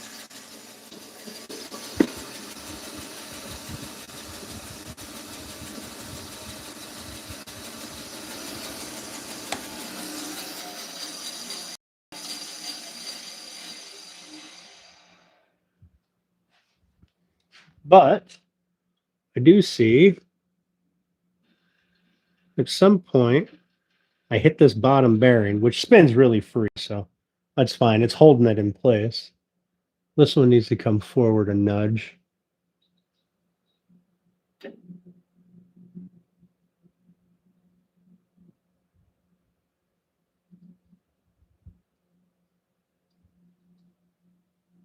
Probably help if I turn it the right way.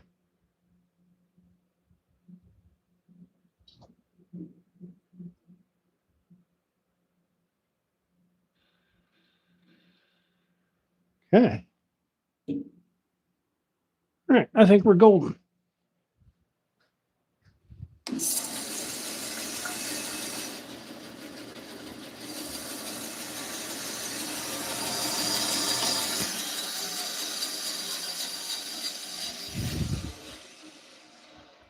All right, we'll throw some wax on here.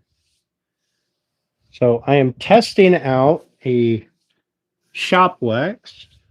This is a cast iron top. Oh, one of my clamp ends. That's a cast iron top, so they could use a good wax. What's up, Roy? How we doing? You can't run yours with the door open? Yeah, this one doesn't have any safety lockout, which I find nice because then I can run it. If I think that tracking is wandering, I can run it with it open and adjust the tracking while it's running. All right. So we're going to take a paper towel. I don't need a whole paper towel. We're going to take about a half of a paper towel. Paper towels are expensive. We don't waste them. You know, we've only got 250 of them or so. Looks like one good glue up.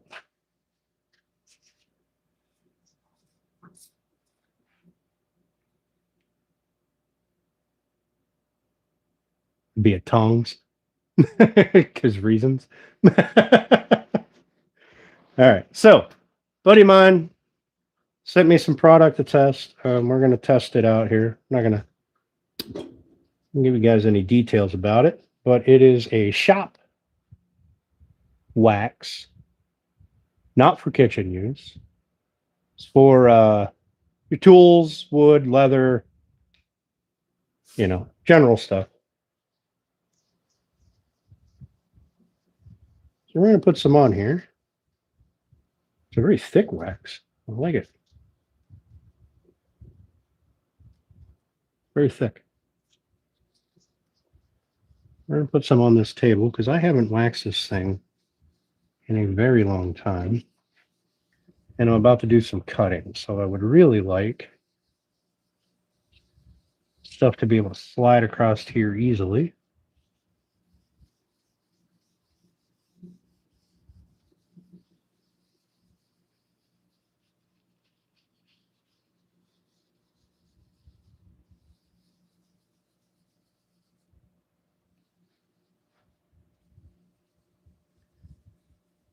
Well, it goes on really nice. Somebody left a beverage sitting on my saw. Wonder who that could have been. Probably not me. I would never do such a thing. So this top needs a good scrub with a steel wool pad. Cleaned up really well. There's some surface rust here from when I got it. The person before me, I don't think ever did anything. And all I did was a quick cleanup to it because I was anxious to use it.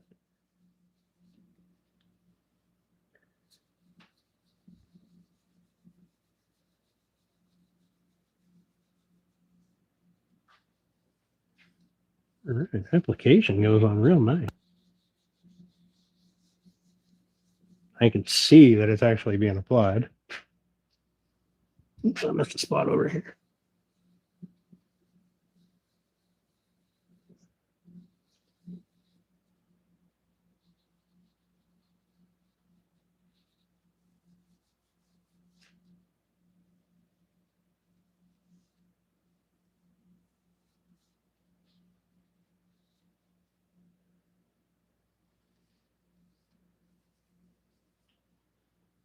Okay.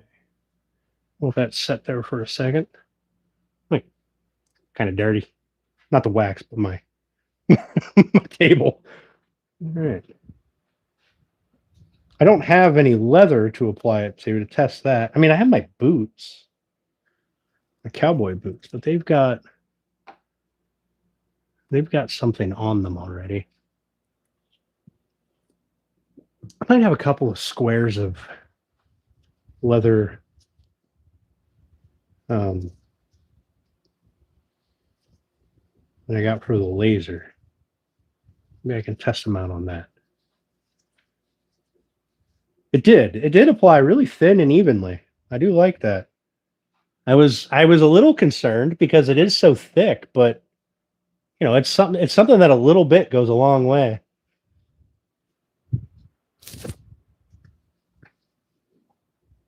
I mean, you guys can see it's kind of hazy, right? That's the wax I put on there. I have to buff it off, but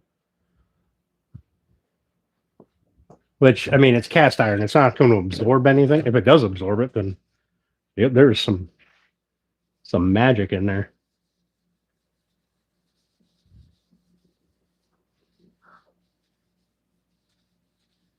There was something that I put on my table saw once. I couldn't tell where I put it. Like I had no idea where the shit was because it didn't do anything. It didn't change the way it looked at all. And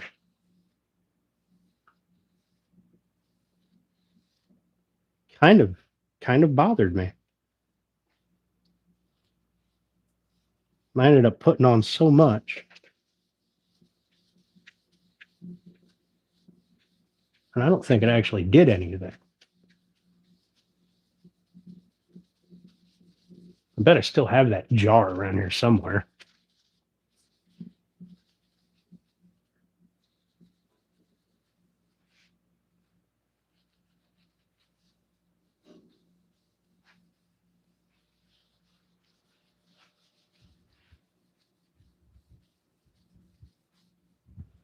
Let me grab this other part of this towel.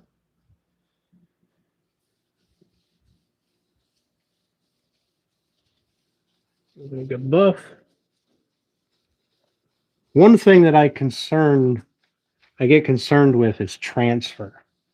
All right, if I'm cutting something, I don't want whatever I put on my tables to transfer to the product, especially if it's something that once it goes through whatever table it is, it's done.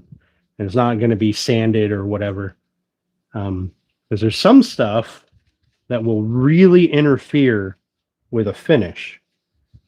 And quite often you don't know till you go to put the finish on. That's nice and smooth. I like that. Super slick. I'm going to slide right off there. I'll cut a finger off on a bandsaw.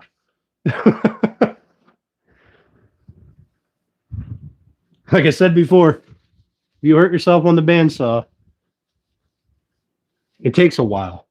It's not going at like 1,000 or what does the table saw run? 3,700 RPMs or some nonsense like that. This thing goes pretty slow.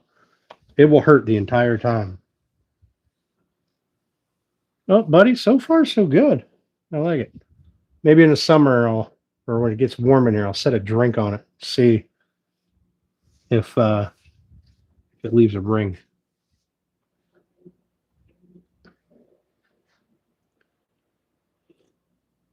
On a fresh application.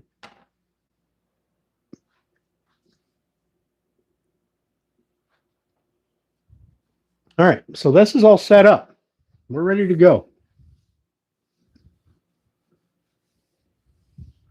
It's nice. I like that. That blade is very sharp.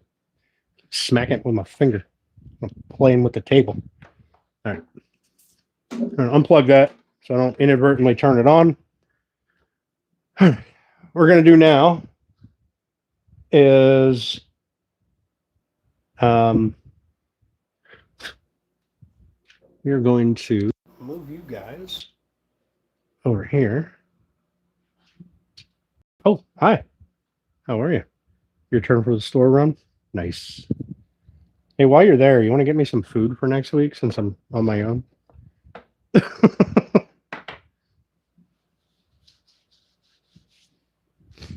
Yeah, so far so good.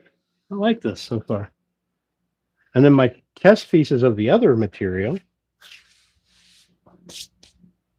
have thus far turned out very well. I don't have any out here. They're all in the house, but I'm going to apply that stuff to a few other things. My table saw, sleds, things like that. My I wonder if I could put it on this. Well, I'll have to do some disassembly, so I'm not going to do that today. All right. These require no bandsaw work. These are all router work. All right. So these are the rails. We'll go with those first. Those are just 4 simple cuts. The back slats, I believe those.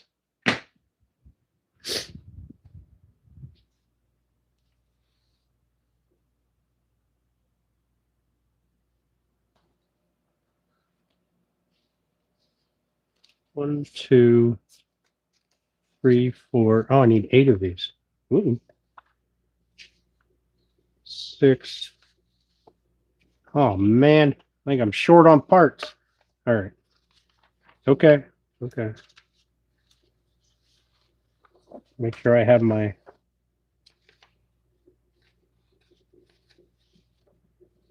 master copies in here.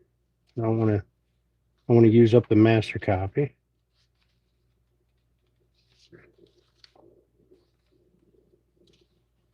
Yes. 14, 15, and 13. All right, I got all those. Good. We're going to use some carbon transfer paper. See how that works. We'll do the arms later. Those are legs. That's not bandsaw work. These are rockers. That is bandsaw work. However,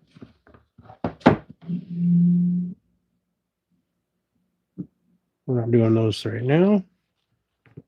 Back slats and the rails. All right. So what I need to do on the rails is this on both ends. The back slats need to do that on both ends. When I photocopied these, my dumbass went, oh, 1, 2. All right, so I need 4 copies.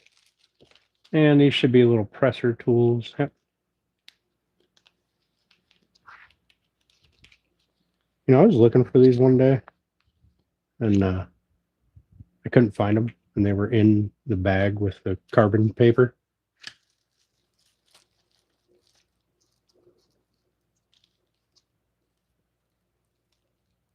But they were under the carbon paper, so I had no idea that they were there. I also don't know if this is going to work using a carbon transfer. It should work.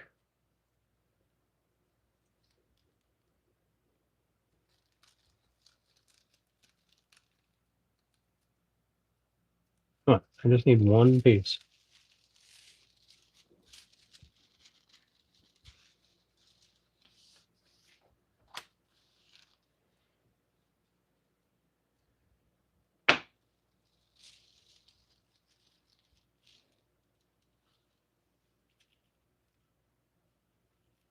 Put that over there.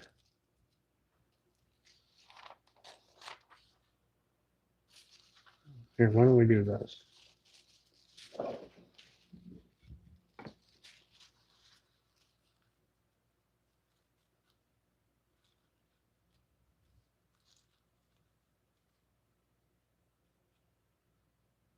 not going to cut this out unless I have to, which I might actually have to cut some of it so I can line it up proper. I know this is not the most glamorous stuff, but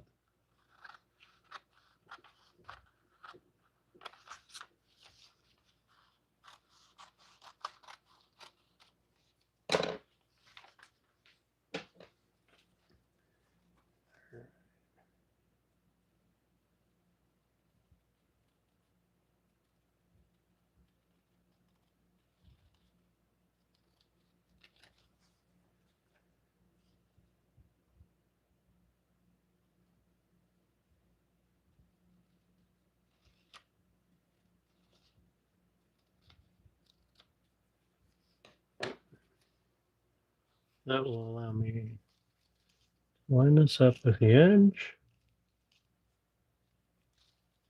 and the top and the bottom. All right. So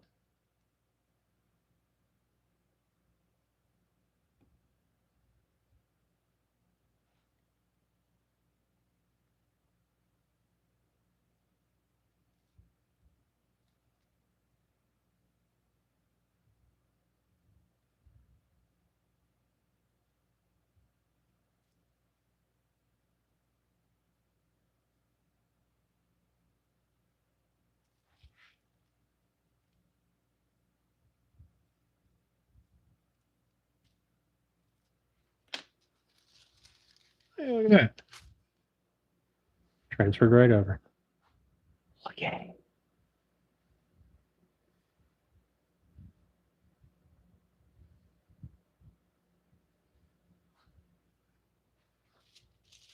All right.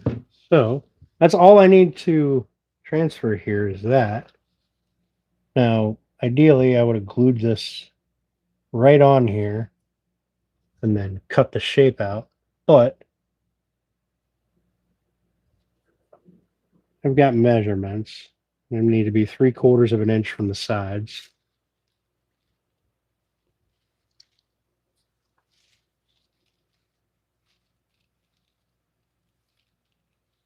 So this gives me a rough template to follow.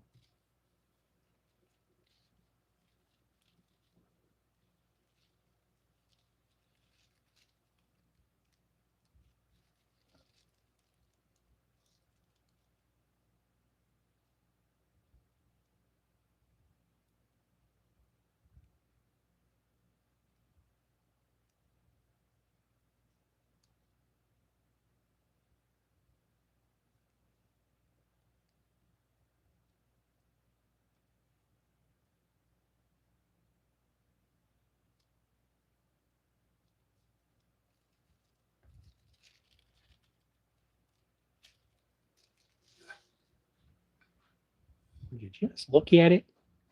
Just look at it.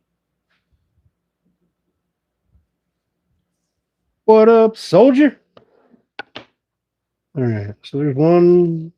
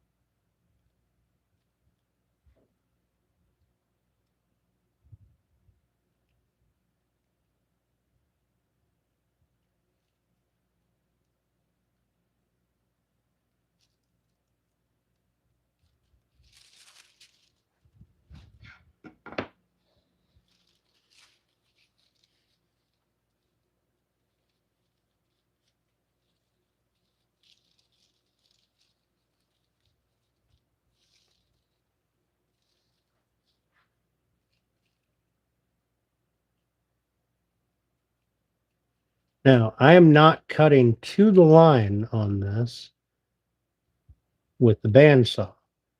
That will be sand to the line.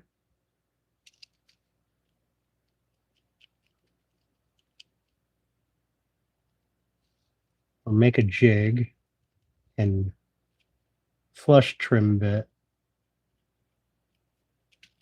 to the line.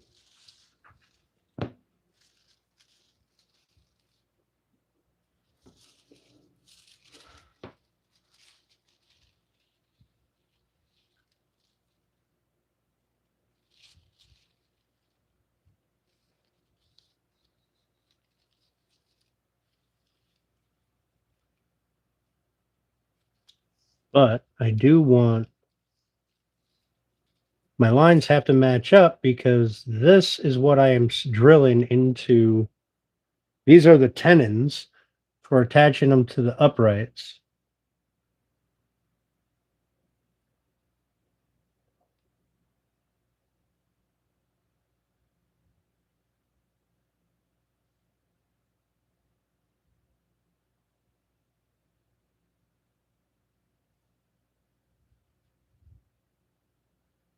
Also, the bonus of not using glue is I don't have to sand that glue off. So that's kind of nice.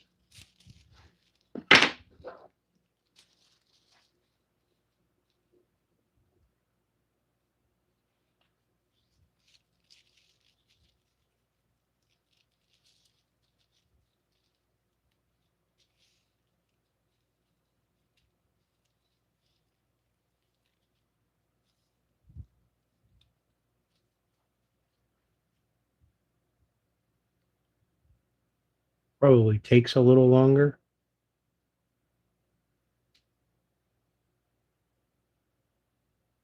Setting up the transfer paper and all. But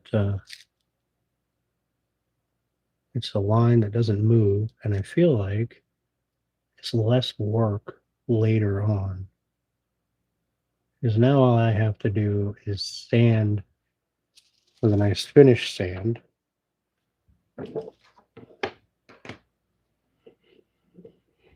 Across it. I don't have to worry. I don't have to do. I don't have to sand through a bunch of glue. Right, is what I'm getting at.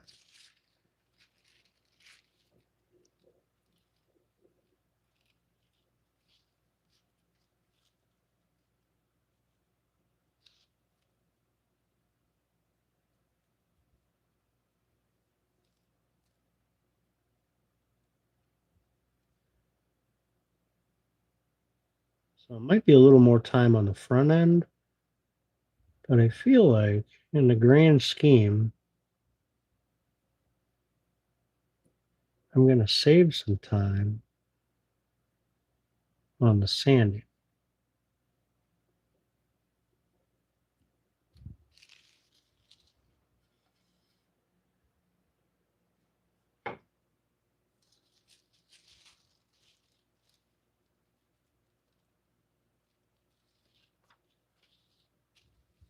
Now, I got like 1,000 sheets of this stuff, so I'm not overly concerned with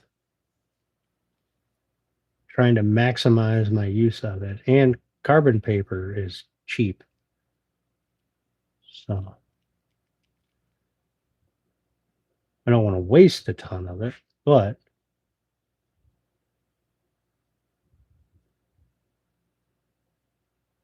just because I don't like to spend money needlessly.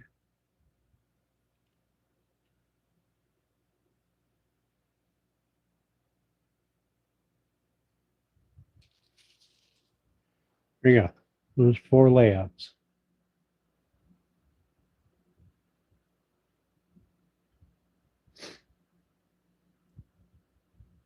Procrastinating. Chaos 2 only hits it when he sands. Right? Tune him out. Yep, that sounds about right.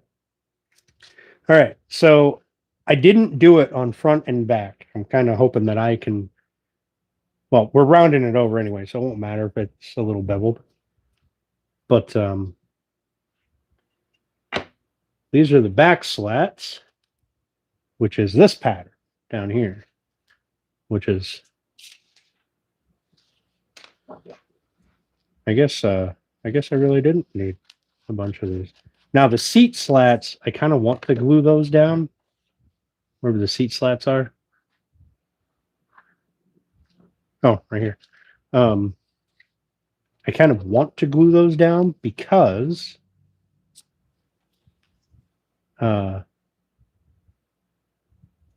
they are very long and I don't want to mess them up.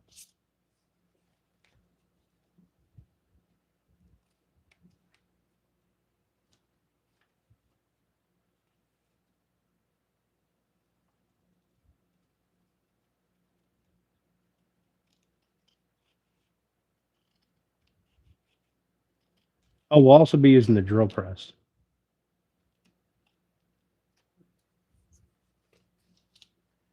Because I sure as hell ain't drilling these things out by hand. You know what? I might as well cut this one back too.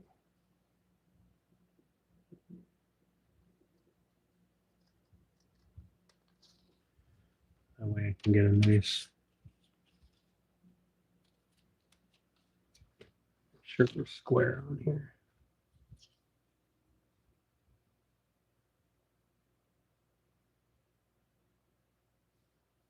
There we go.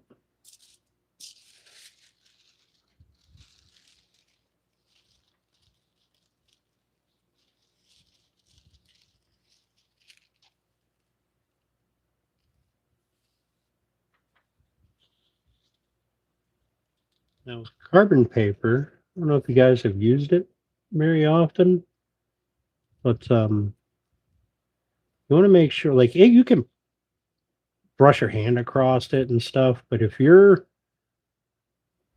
putting, like, you dig in with your fingernail, you're going to transfer that mark. All right. And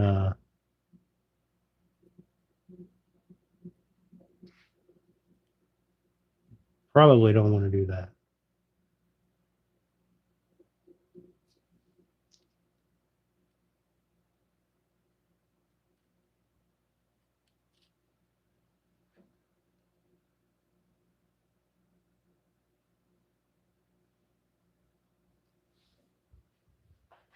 Oh, yeah.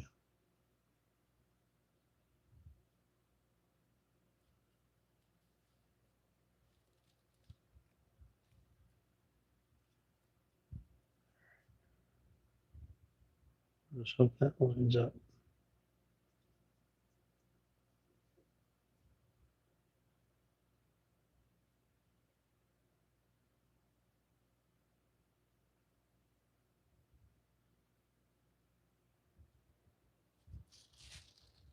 Didn't do too bad. We're not going to the line anyway. All right.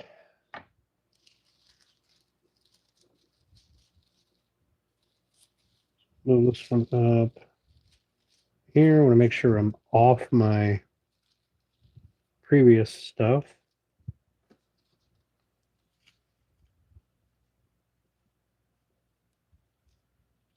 Now, I said transfer paper isn't a requirement for anything, but it is.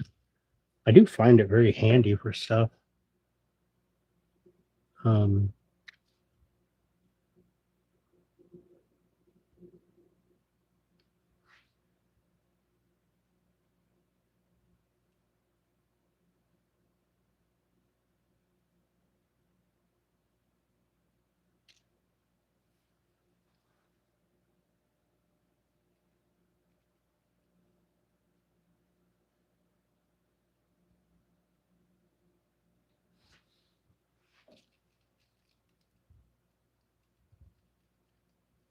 find that you don't need to press extremely hard with most carbon papers.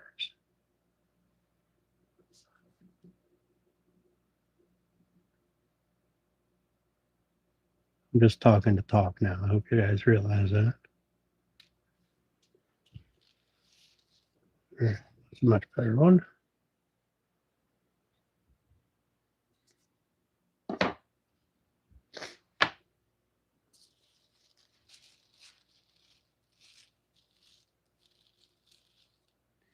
Go about there.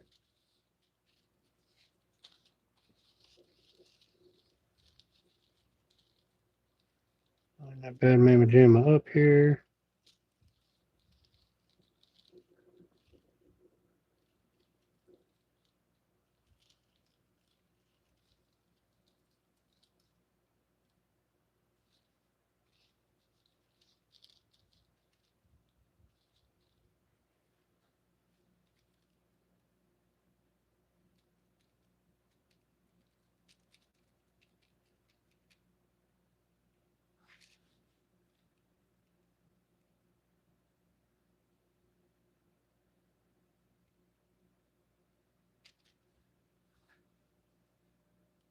I will use transfer paper. I used to use it a lot more before I got my laser. I would use it for transferring stuff to run the router over. Those are fucking ugly, but we'll make it work.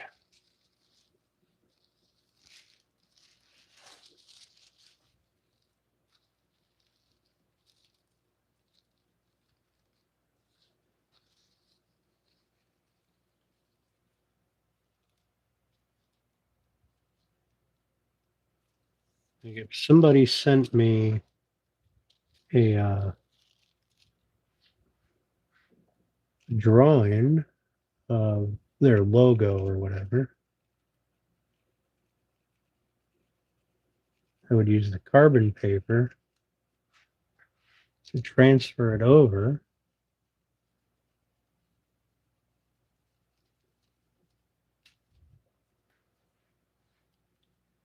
And run my router across it or a Dremel tool. I used to use a Dremel a lot more. Now I have a laser and I got lazy.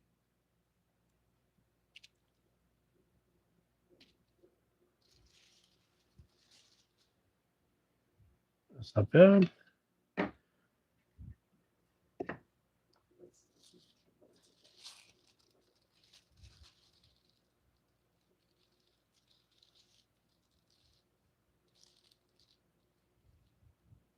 I was never to, some of the wood carvers out there who use a Dremel, like Amy Jo or Suzanne. But I could do a decent job of engraving the logo by hand. I couldn't do anything extremely complicated. is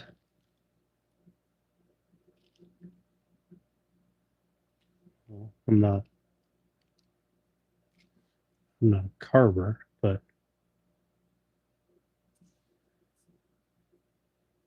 I could make things that were decent. And then I usually filled them with paint anyway to hide my fuck ups.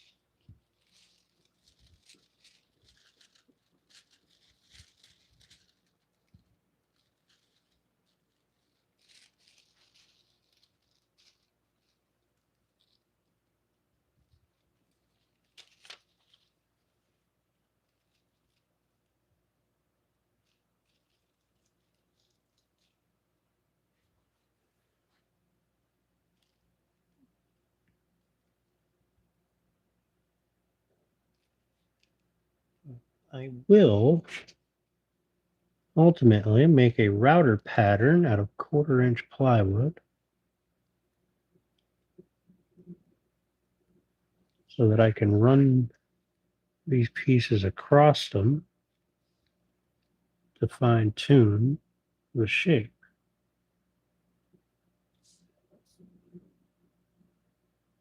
I just want to get all the rough cutting done today.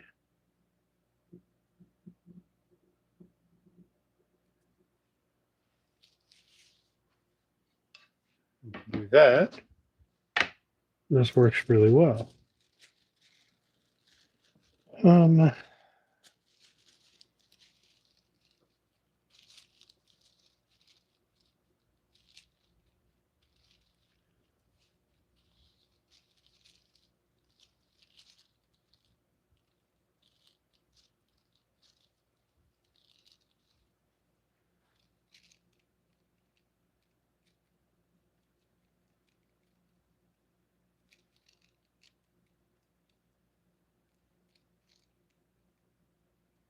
Now, when I make the router pattern, I will glue this piece to the ply.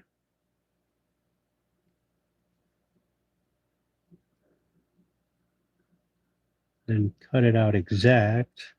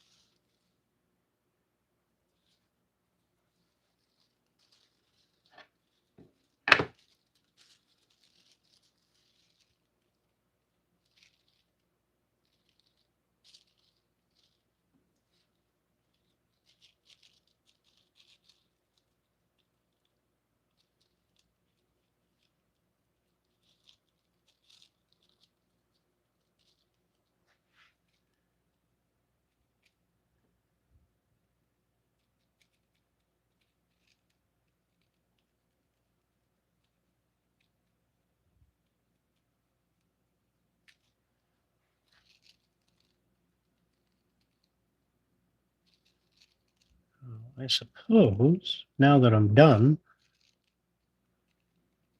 I suppose that I should have made the router pattern, put that down on here, and traced it. Which is probably what I'll do for the seat slats.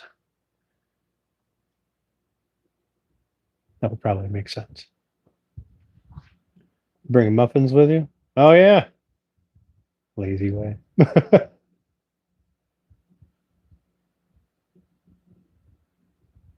Not going to use a bit and brace. Oh, no.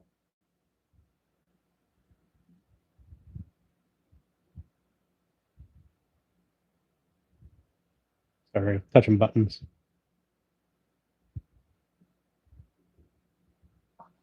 Here we go. We'll do a Q&A question.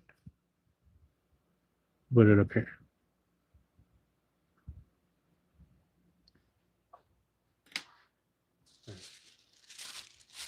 Hold on with this one.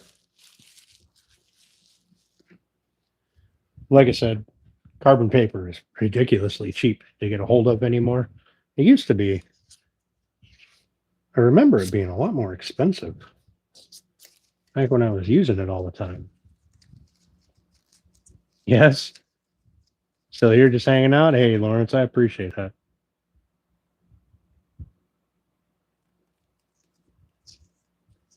More of a latte. Of course you are. Of course you are. All right. So have that. And you know what? It probably wouldn't be a bad idea to go ahead and make that pattern for the legs a while. Or not the legs, but the uprights. Get a piece of 1/4 inch ply here. Here we go. There's a piece of 1/4 inch ply. That is plenty thick enough.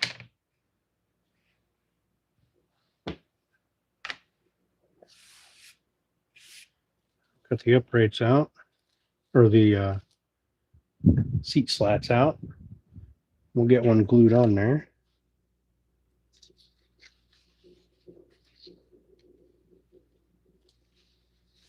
And I think I will go ahead and cut these and put them on here because I don't think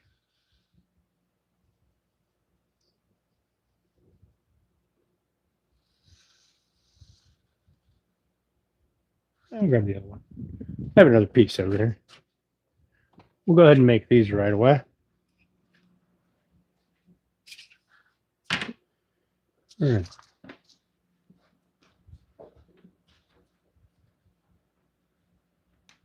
Now I want a nap. Of course you do.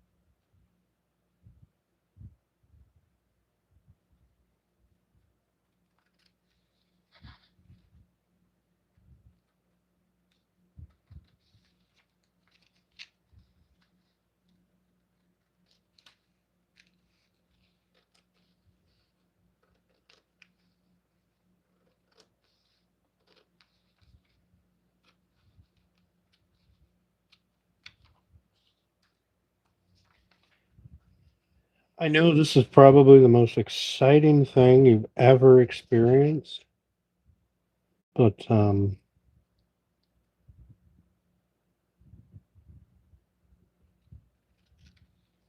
promise you it'll be worth it.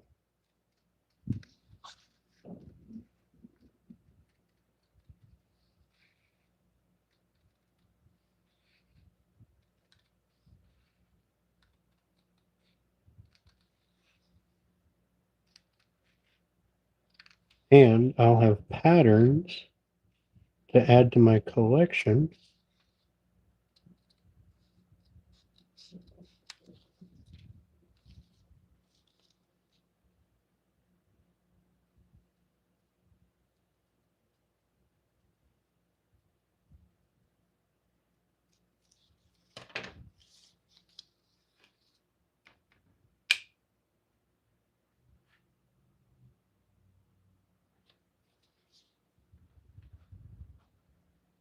Ever used a laser on red oak? Yes, I have. Um, Here's what I recommend, and it's kind of universal for woods. Put your, so you have the grain of your wood, right? Grain of your wood's going this way in this case. You do not want your laser to be burning this direction and going across, right? So if your laser's traveling left to right, up or bottom to top to burn, you do not want it to go this way. You want to change it so that your laser is going bottom to top and left to right, or right to left, however you have it set up. You want to go across the grain as much as you can. If you go in the grain, the soft grain of the red oak is very soft. It'll like blow it right out and it gets all sooty and white. Um,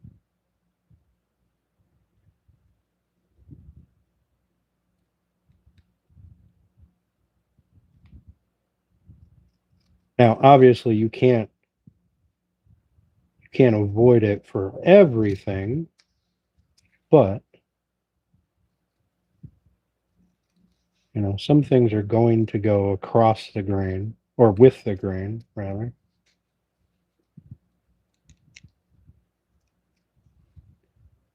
And that's just the nature of the beast.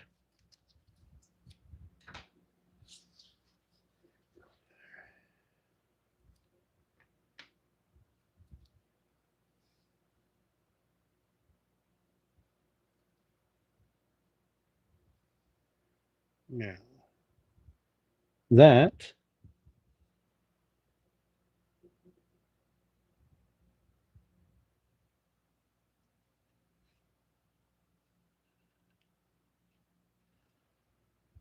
nice. Very nice. Good. Good, good. And now, here's one question. Do we want the seat slats this way so that I carve through the white oak into the maple or vice versa? And so you have a transition line in between, or do we want them going this way? Right. So it's just, they're both cut the same. You have the stripes this way.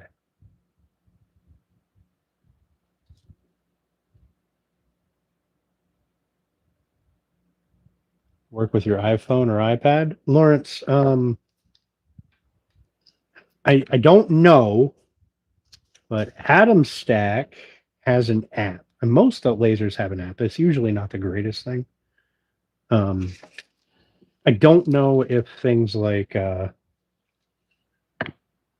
Lightburn would work, but I know Atom Stack has an app, and it's sufficient to get it going. It's extremely slow.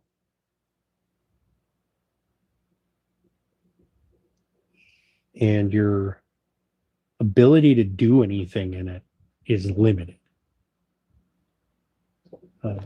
But it is, I'm going to use that to press that down once I get the glue sprayed on. So give me a second to grab some spray glue. Excuse me. We want a permanent adhesive. We do not want a semi-permanent.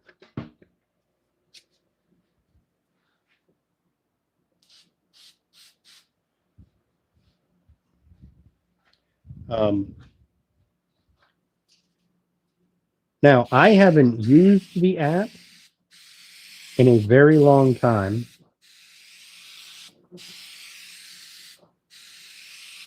So I don't know if they've made them better.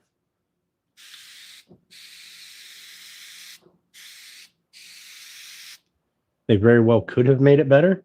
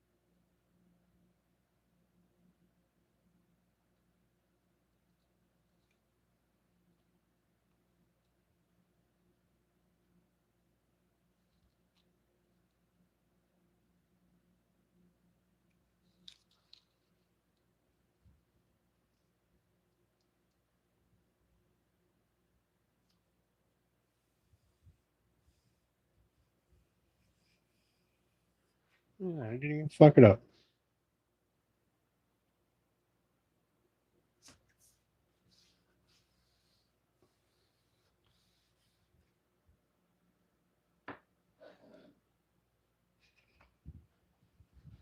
That'll be the pattern with the seat slat. 1/4 inch fly. Get it on fill offset. It's just a dream right now. Yeah, there are really good cheap Chinese lasers out there. I'm going to call them Chinese lasers. They're probably all made in China. But Atom Stack, two trees. They're a good brand. I'm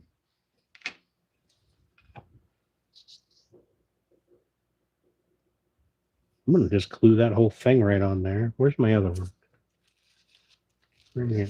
I'll glue that one right on there. And I'll worry about... I probably didn't even need to cut that out. Really, I just needed to cut that center bit. Well, that's my 1.5 inches. Yeah, I probably didn't need to cut it out. I'll put this right there.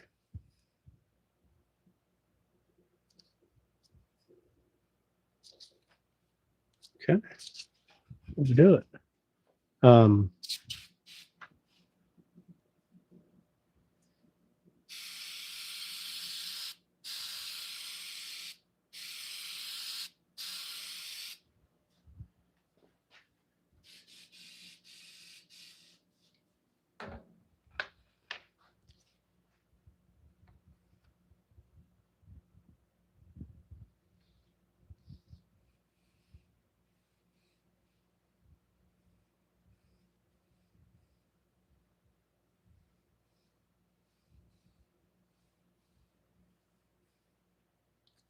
But as I was saying, those lasers, they may be cheap, but I find them to be, and I use the term cheap loosely, right? Because I don't know what your, $100 to you might be expensive, but if you're looking at it comparing one of these Chinese lasers to the price of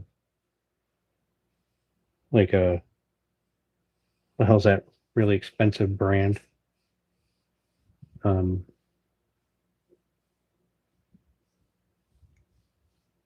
like black and green, something like that. Man, I can't remember. But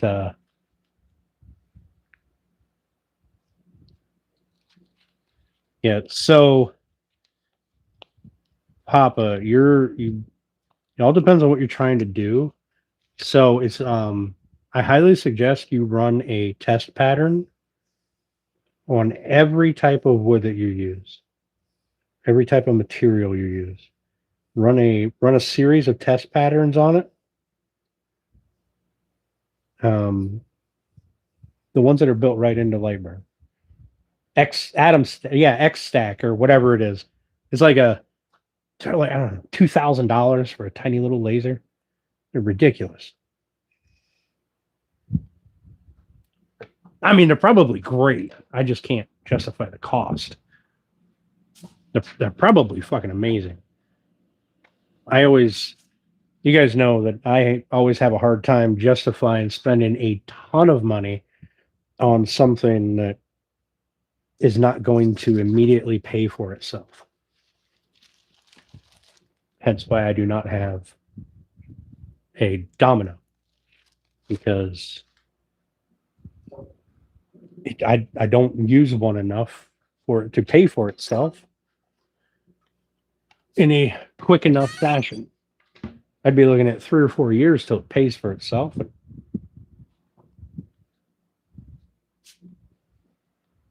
that point, I might as well just use dowels. Well, I'm aware.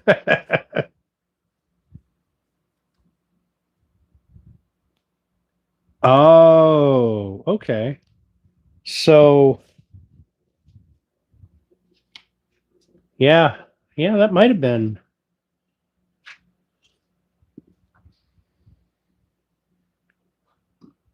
Yeah, that might have been it.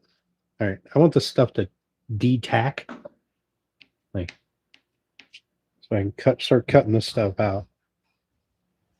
We'll We'll let those sit here for a minute. So what I could do is I could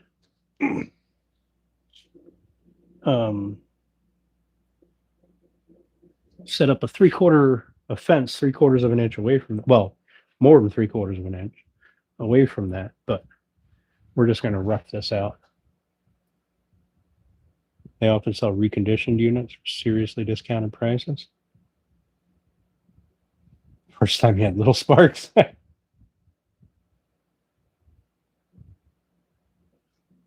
Hey, that works, Lawrence. That works. Yeah, so I just want to go. I don't want to leave a ton of material here, but I also don't want to cut right up to the line because that line might be a little bit off, right? Like looking at that, this doesn't look right. This looks skinnier than that side. So I want to leave a substantial amount, but I don't want to leave too much that the router has to work really hard to get rid of it. You know what I mean? I guess I got to plug this in.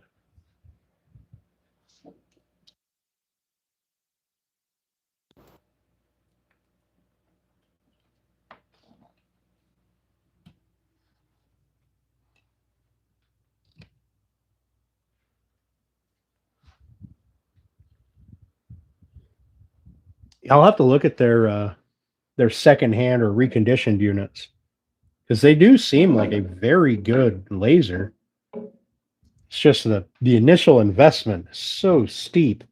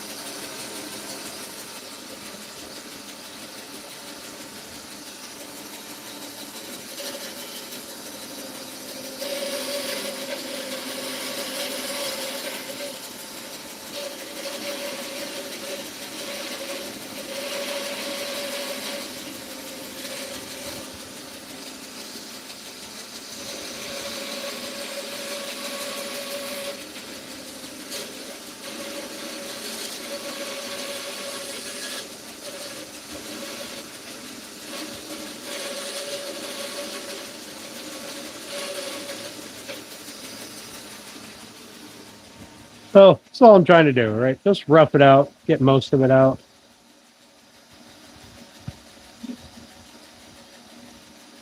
Putting names on projects. Try to conceive for steel. Yeah. Yeah, see. Yeah, that's what a laser is good for, personalizing stuff. Or doing your pattern layout.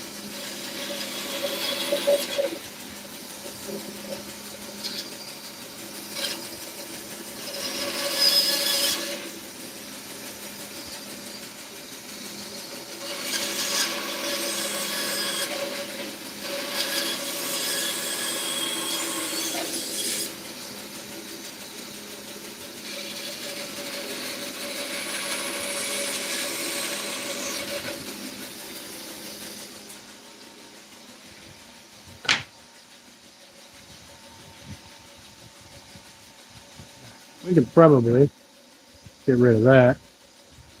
So, sure you guys can see this thing does vibrate quite a bit. I don't know if you can see it or not. It does vibrate quite a bit. And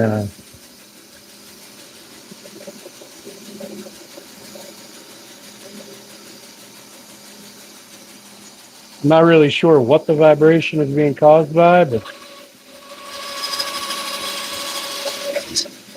I suspect the wheels are off balance.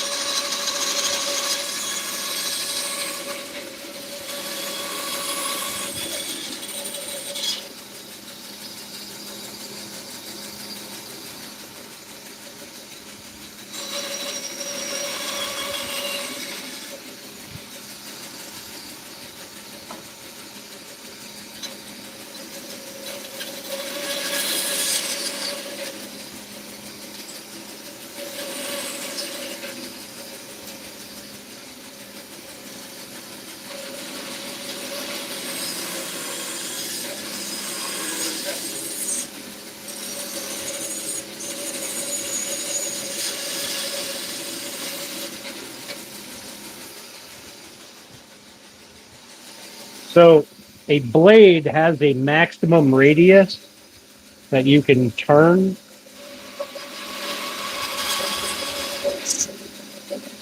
I think a 3/8. If I were to turn this curve here, I would need to put on my 1/4 inch blade. What up, Steve?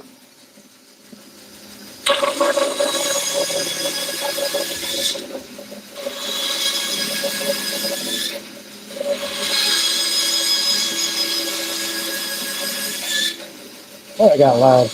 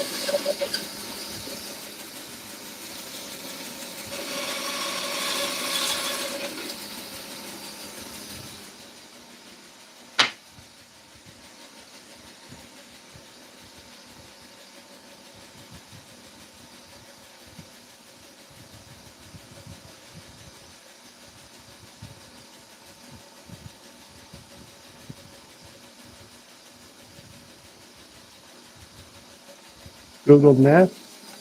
So my security cameras are night owl cameras.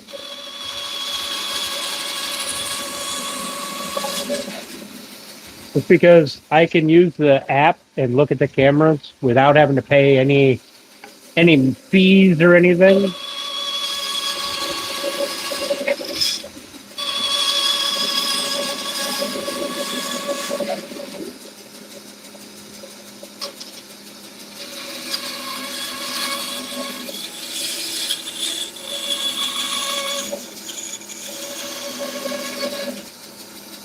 Now that being said, I do have a Ring doorbell and all that. But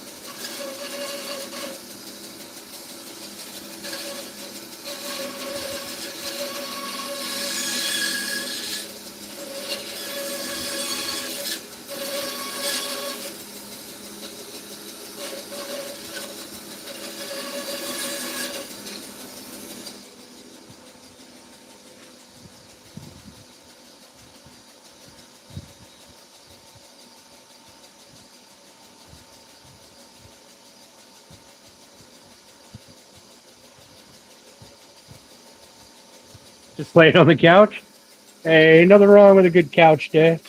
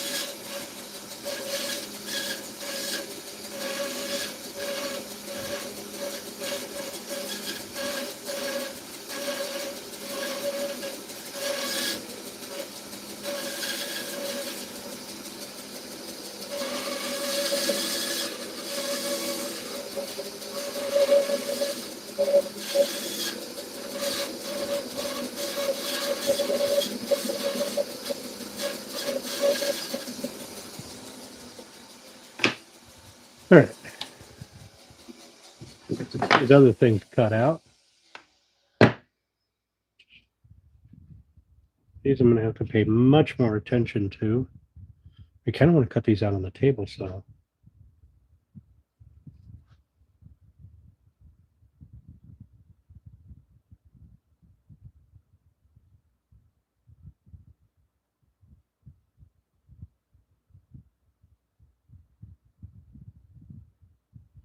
Yeah, it is not 70 here. Let's see. What's this thing say? This is 41 outside. It is 68 in here. In fact, turn that fan off. All right. I kind of want to.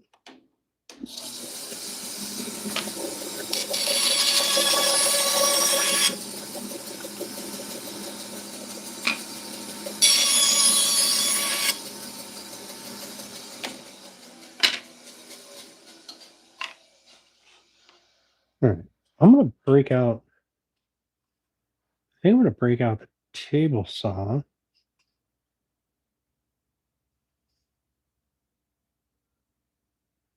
Cut these down.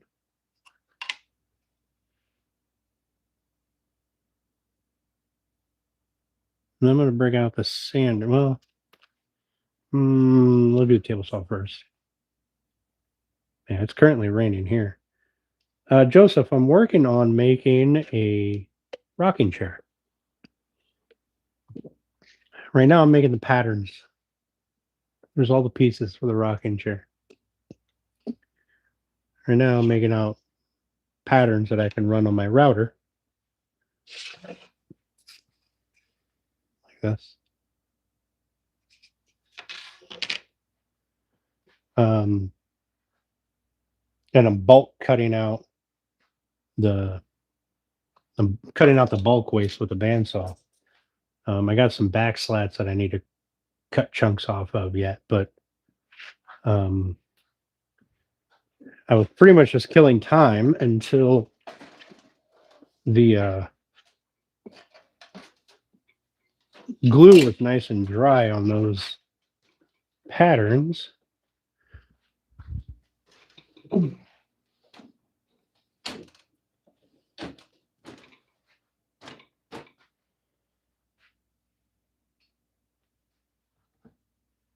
Now we're going to do some sketchy shit with a table saw. So you probably shouldn't watch this part.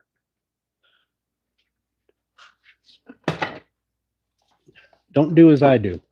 Oh man, I knocked that out. Damn it.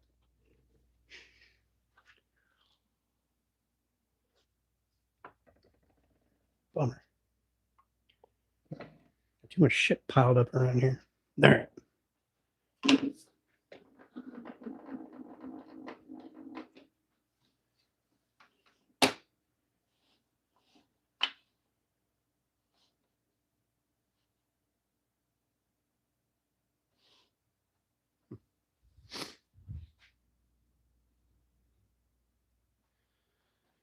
Oh, that's probably not the right tool to use for this.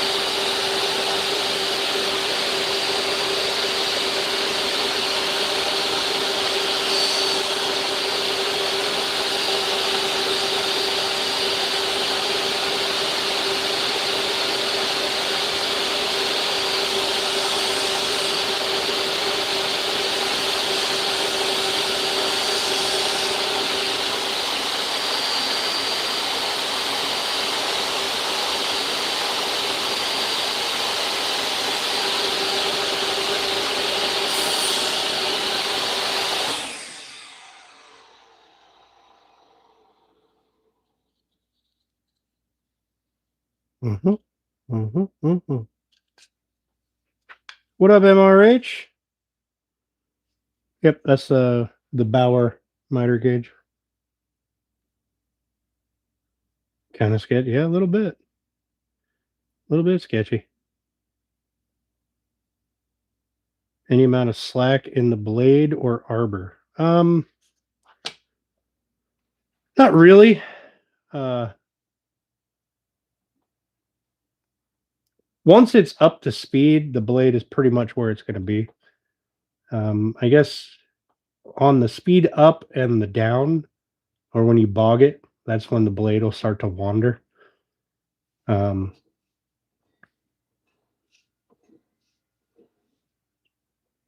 it's not a Harvey or anything, but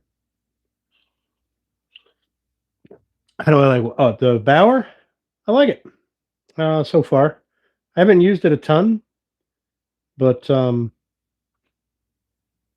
far so good. And the only thing I dislike about it, really dislike about it, is you've got metal set screws instead of like rubber tipped set screws um, for taking up the slack in the groove. So you can see I start chewing through my paint, the coating on this. And if you this isn't a issue with this blade. Now, what I could do is probably run a piece of tape down across that, clean that up. But you can see I've got scratches right here. That's because I have this setting down just above the table. And my table's not flat. So there's a little there's little like nicks down here that will gouge my table. But as for doing 90-degree cuts, it does 90-degree cuts. I like it so far. I mean, I'm not telling you to run out and buy one, but it's like $50. So yeah, I'll probably think of something to do. Either run a piece of tape down this side to kind of take up that slack, cover that so I'm not scratching shit up all the time. Maybe I'll run a piece of tape underneath this. Something that gives it a little bit of cushion.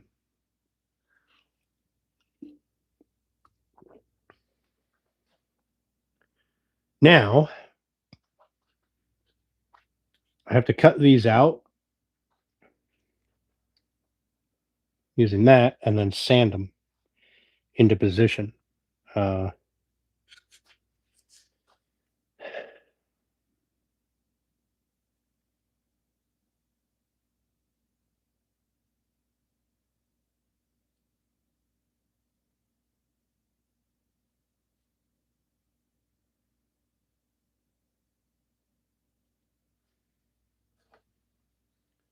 So let's do that.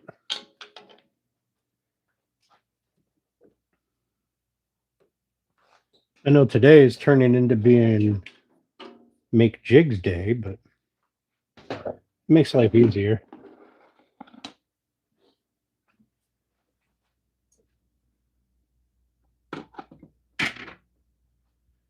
Making jigs now is going to save me time later.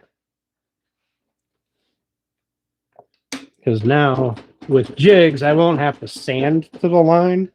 I'll be able to run the router. And all but skip the sanding altogether for the edges.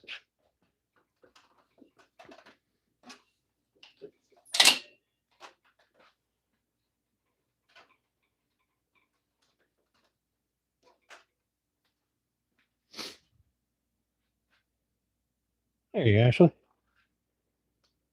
Yeah. In terms of a cheap miter saw or a miter sled gauge thing, I don't have anything bad to say about it yet. Now, I just got it not long ago though, so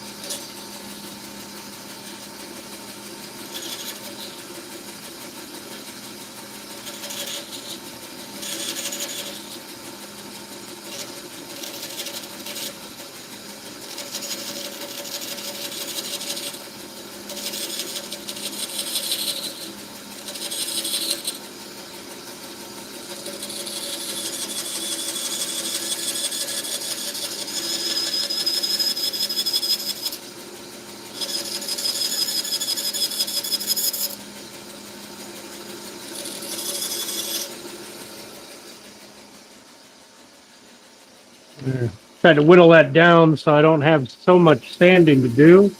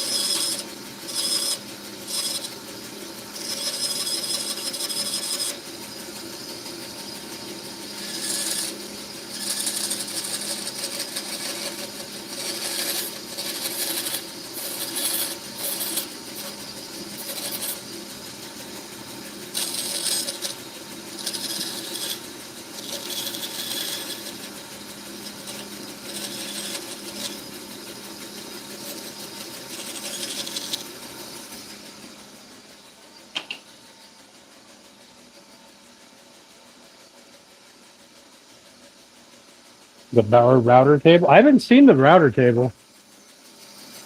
Yeah, I know. The more I throw on the floor, the more I got to clean up. But it's better than having the little pieces drop down in there, bind up my blade, and kink it. End up breaking the blade.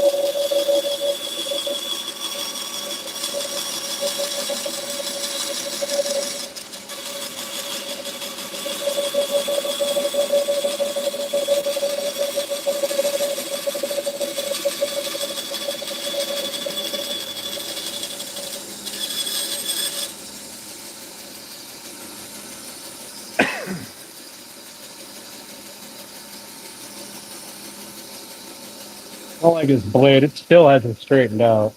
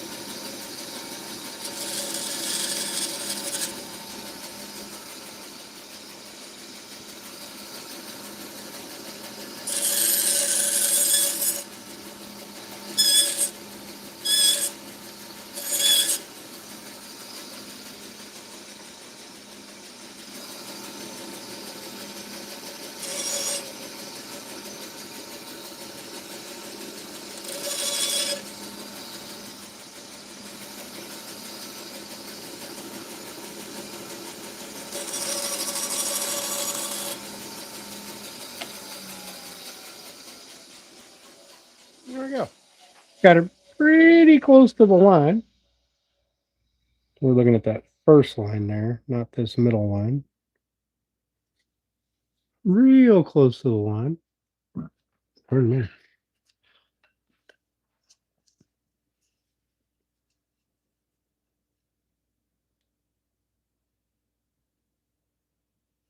I do a little bit of sanding to get it down to the line, but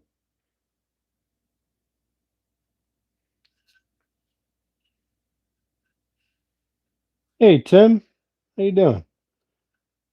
All right, we'll see you later, Miss Francis. Thanks for hanging out. I appreciate it.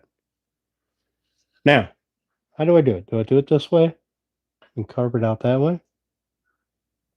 You guys need to think about this, right? So that we're cutting through the layers, or do we do it this way and cut across the layers? So this is what the top looks like. You guys got to think about this stuff. All right. I have to break out the belt sander, get that set up, and get these patterns all rounded down. This one I'm going to have to do by hand, and I got it as close as I'm comfortable with this saw.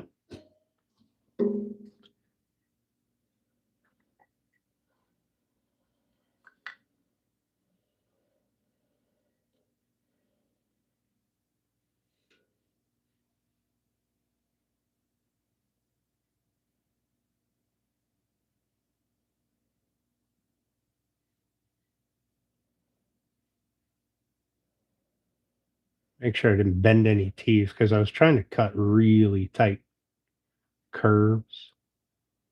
The last thing I want. There's the vibration right there.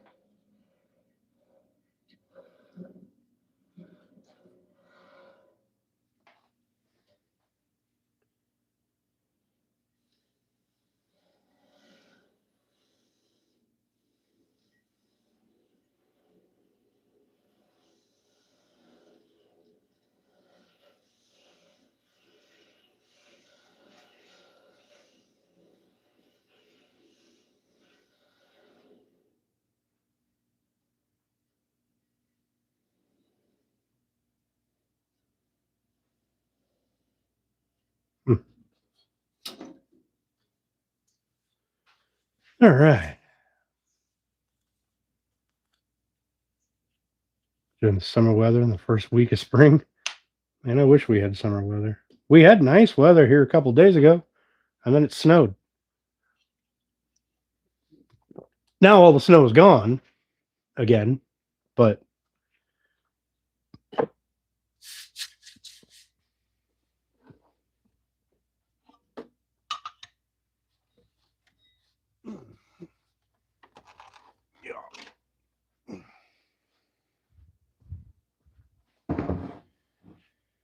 yeah.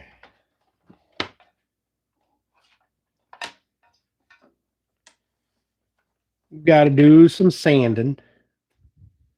We'll use this thing so it goes by pretty quick, and it's a little easier to control. Hit 90 there. Dang.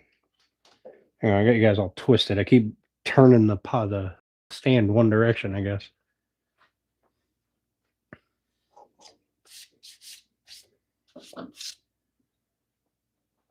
Oop, I'll trip over everything.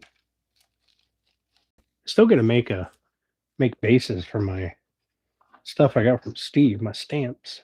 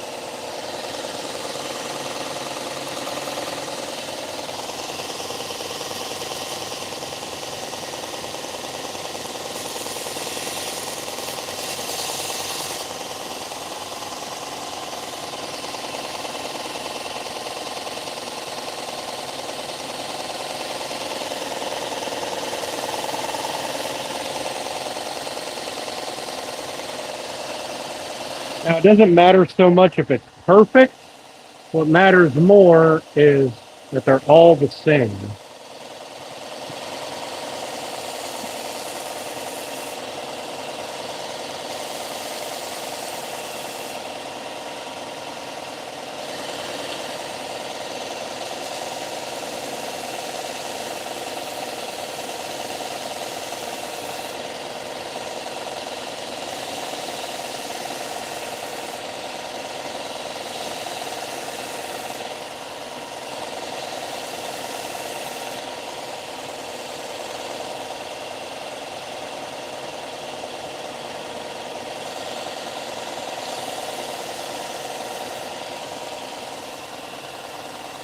So, for instance, if I'm doing it, I must use the same pattern to everything.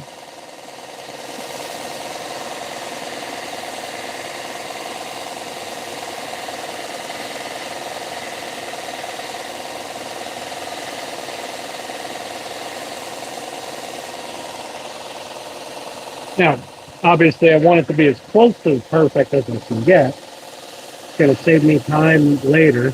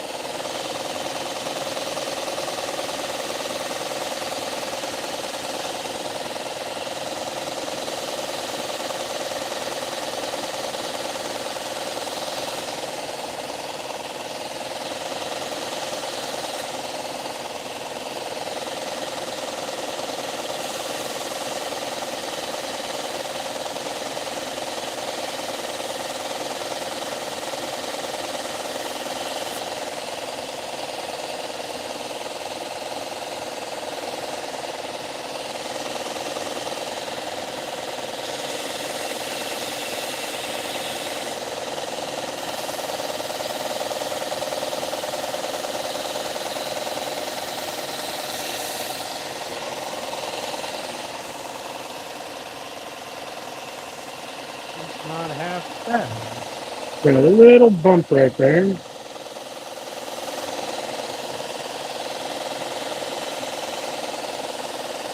There we go. Router should be able to follow that nicely.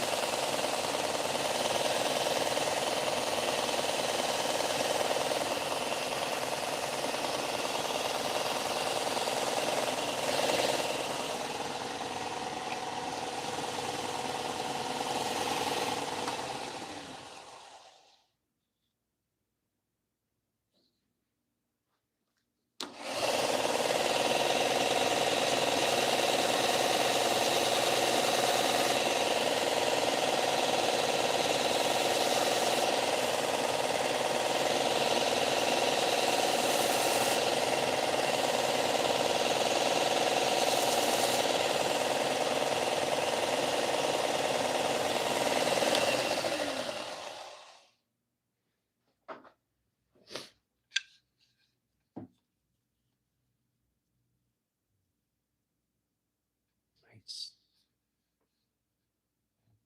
That will work beautifully. Okay.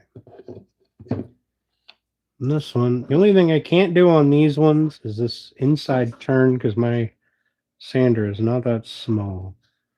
Now, I could probably just do it. As long as they're both the same, they're all the same.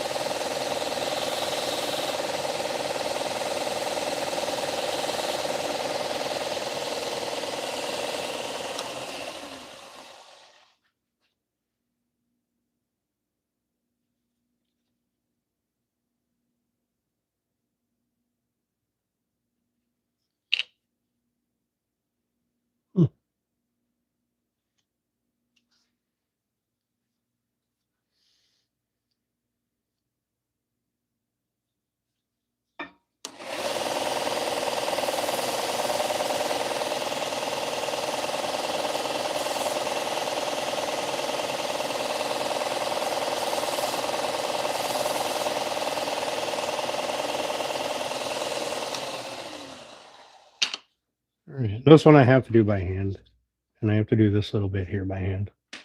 So, see, Lawrence, appreciate you, bud. What's up, Ben? How you doing? What model sander is that? That's the Wen 4x36 belt and 6-inch disc sander.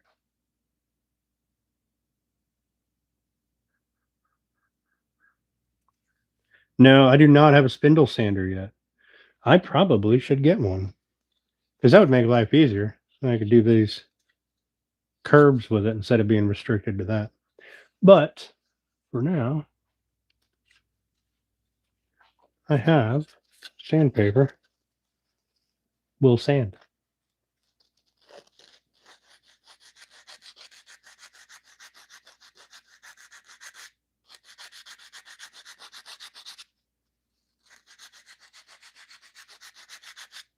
And we did get really close with the belt with the saw here, so I shouldn't have that much to sand. The sharpening water stone could be the first tool. Yeah.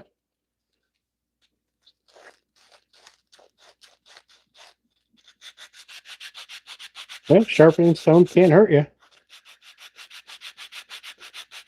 It's always good to learn how to sharpen stuff.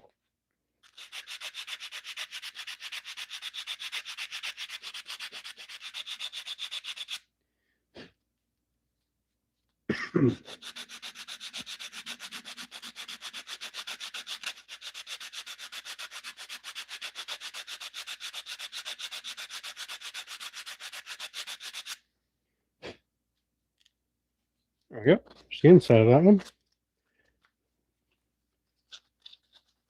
Well, not quite to the line yet.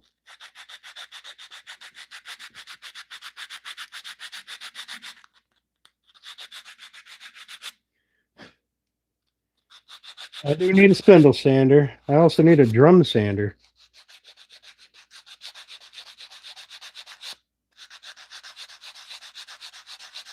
A drum sander I can justify spending the money on.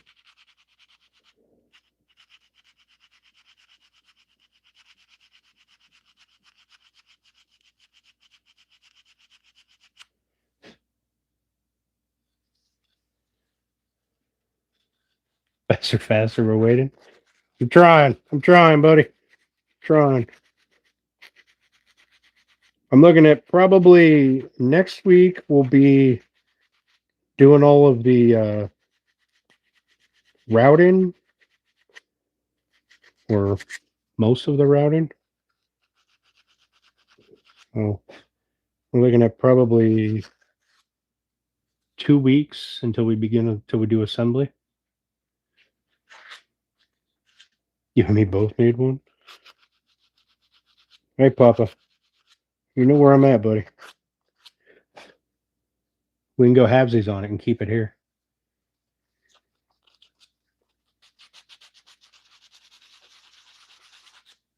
Make one what? A drum sander? No. No. There's some shit that I'll make. Other stuff, it's not worth the hassle. Excuse me.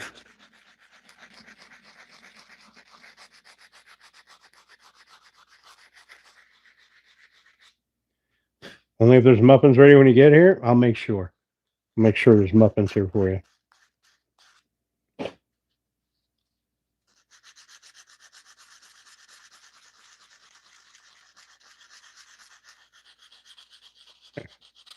That didn't take long.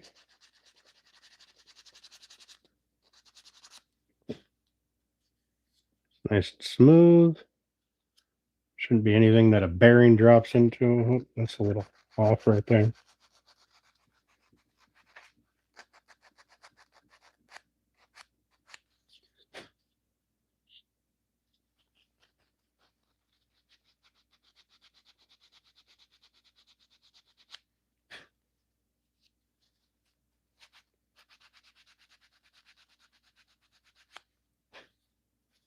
I think my code for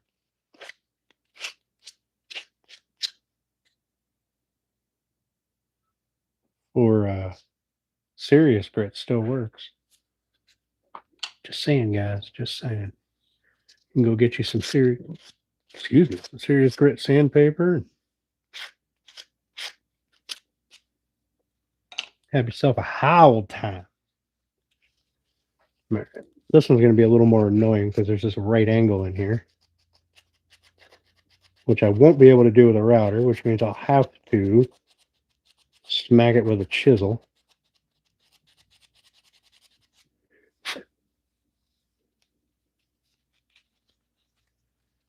Let's see. That should be a nice right angle right there. Let's get this paper wrapped around that. Put a crease in it.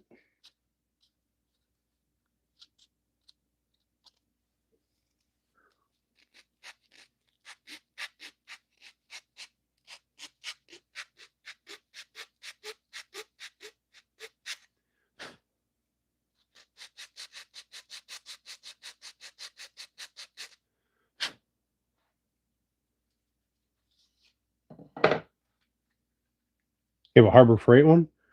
Yeah, I looked at theirs. I also looked at the Wen one. I think I'd rather have the Wen one.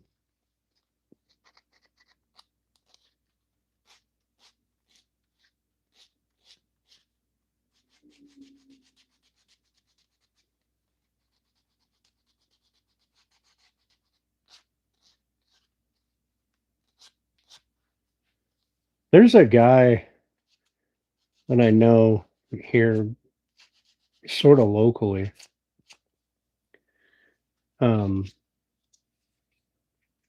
He made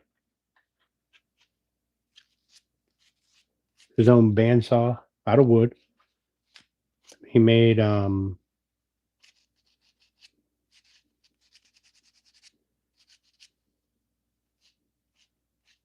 don't know, 4 or 5 different tools.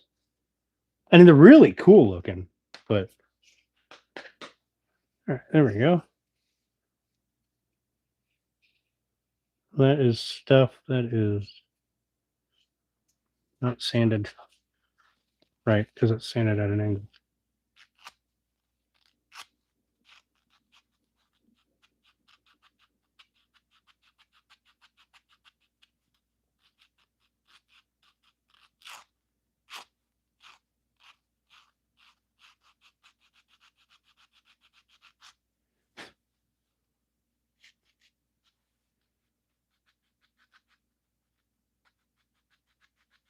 Yeah, sanding templates does suck. Yeah. I wish, see, if this had been a digital plan, it would have been super easy for me to put that into the laser and have the laser cut me out these patterns. And I would have no issues. No issues at all.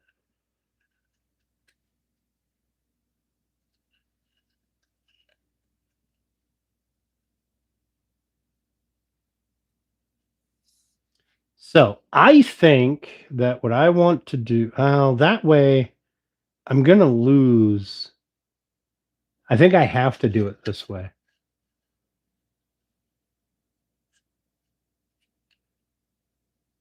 Maybe not, because I'm still going to lose some structural integrity. So this way, I will be cutting across literally all of the grain. All of it will be broken at some point, except for maybe the thin strip right down the center.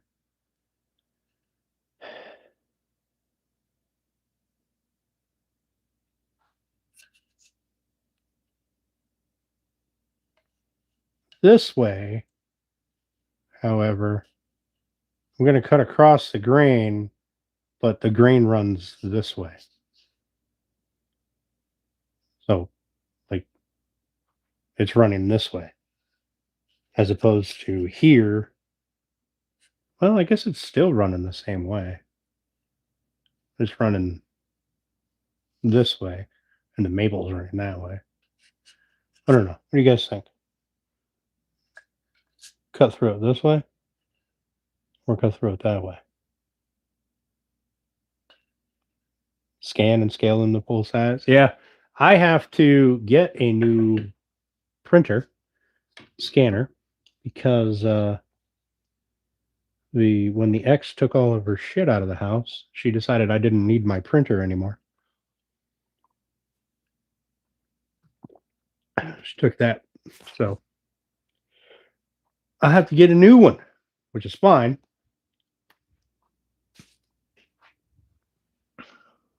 The printer, the cost of a printer is much cheaper than the headache of dealing with all that nonsense.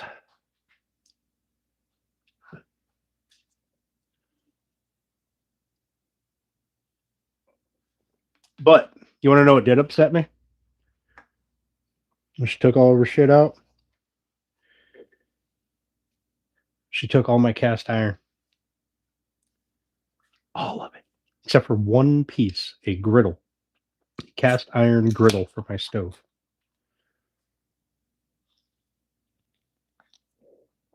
That kind of upset me a little bit. Also, she took my air fryer.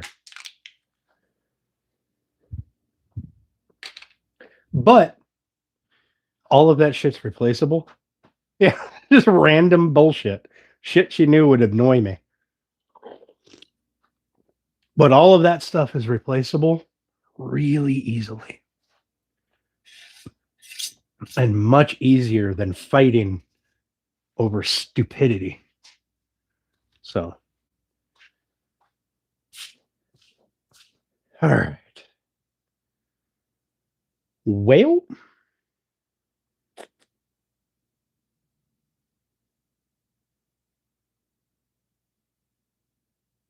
I got to be honest, I kind of don't want to do anything else right now. But I guess we could cut the bulk off of these and get that knocked out. I kind of want to just have a drink or 7 and chill. I mean, it's 7 o'clock. What do you guys think? Cut the bulk off of this and then chill. We'll do all the route work next Sunday or Saturday. We're getting up into the warmer weather now. So my days may change depending on, like, if it's raining on Saturday and nice on Sunday, I'm going to do my live streams on Saturday so I can do yard work on Sundays. 3 set of cast iron pans, never used, send to me. Hell yeah. See? Replaceable. Easily replaceable.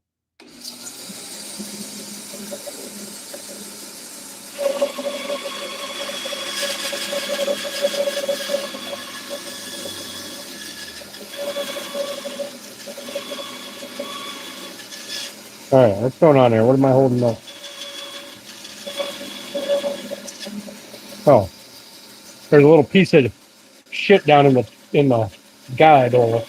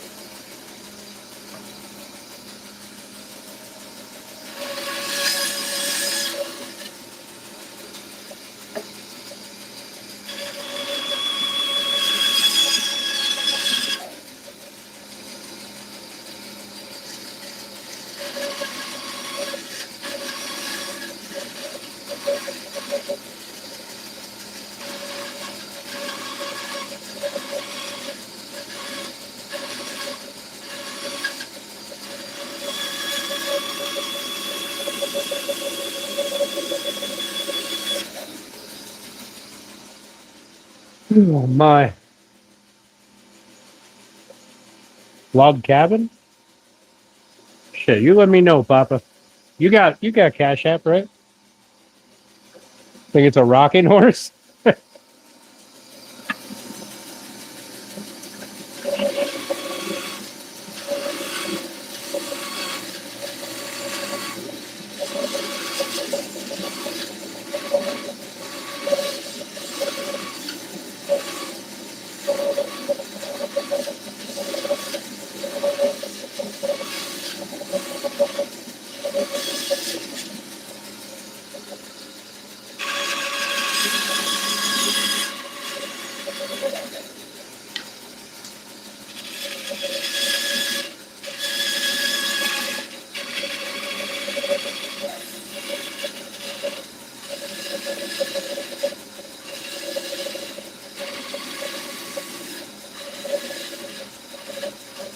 It's a lot harder to cut than that plywood. I can't back cut and trim up the sides.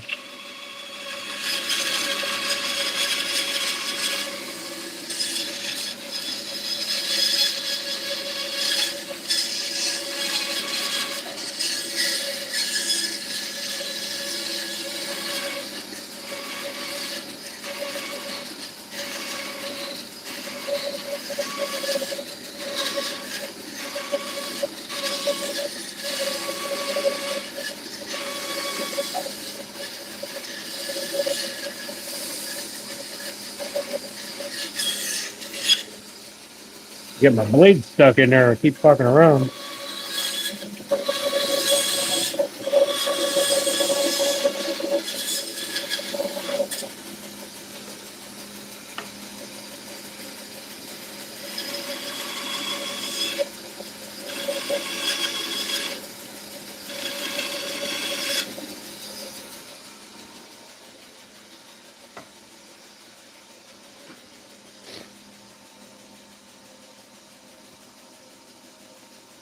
Stretching the back out.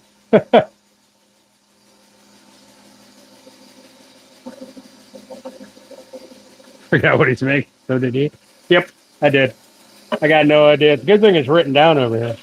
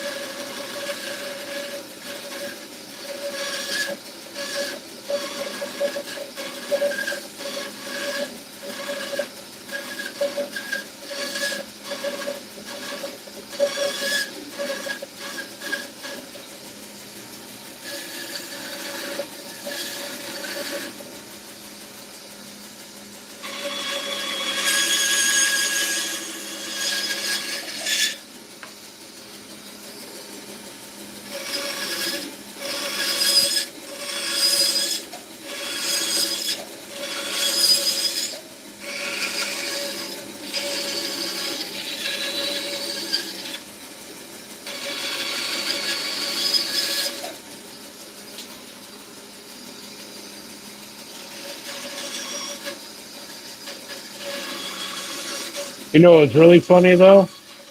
When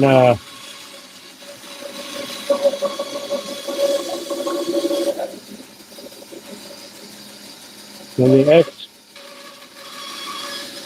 told me she was gonna come over and get shit, she was telling me the kinds of stuff that she wanted, and I was like, okay, okay, okay, yeah, whatever you want. I don't give a shit for the most part. And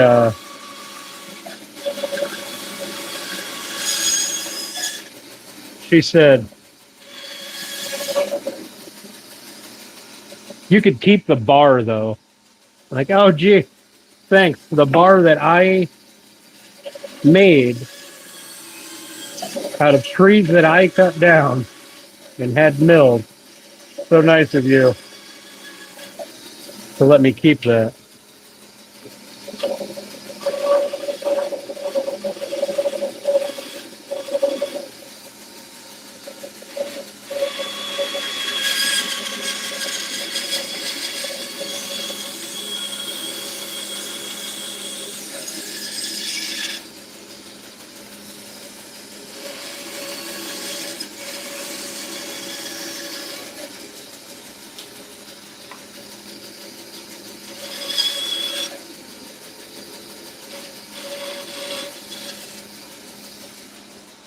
It's super nice. What am I building today? I am building a rocking chair. Currently, I'm building a mess on my floor. Got your first customer for the spring? Hell yeah. My back is fused. I have to do this from time to time. I got you. I got an inversion table in the house. I use that. I used to use it almost every day.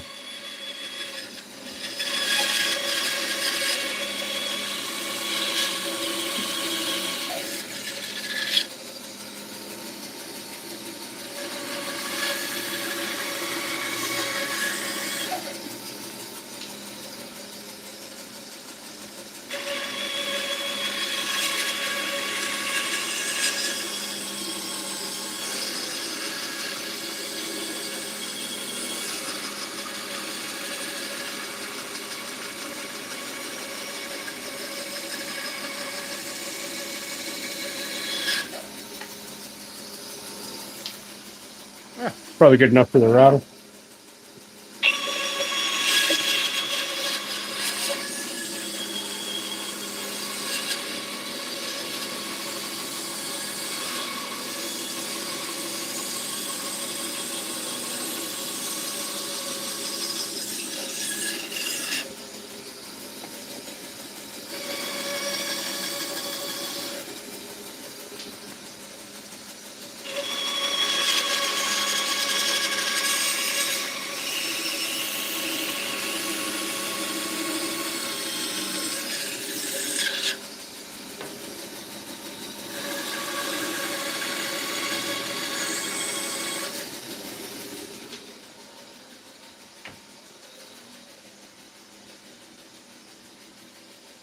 One flower box? Hell yeah. You really use that if it would hold you? I don't know what the weight limit on mine is. Um,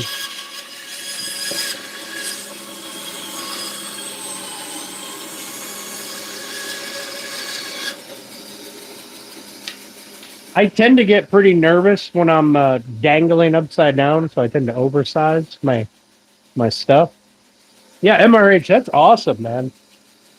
Really sounds like you're off to a good start this year.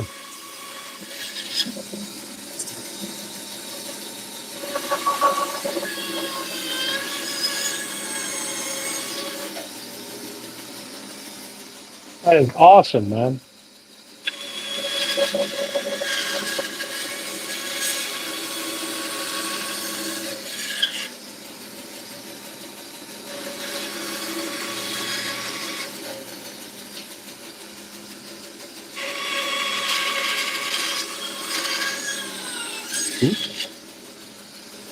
Bind my blade up there.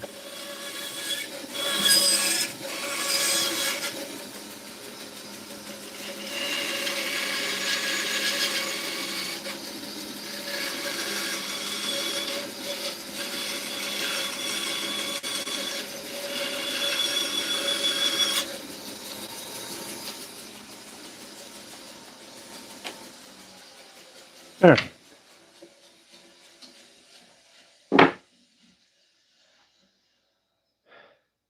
I'm done for today. The hell with it. I just want to drink, have a good time. Let's get stuff unplugged.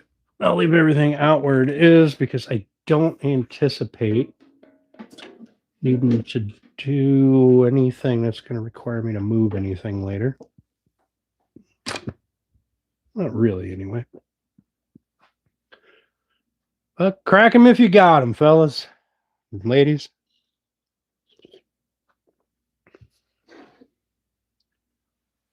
I'm tired. I don't want to anymore. Chaos Twins kept me up all night and then woke me up bright and early in the morning.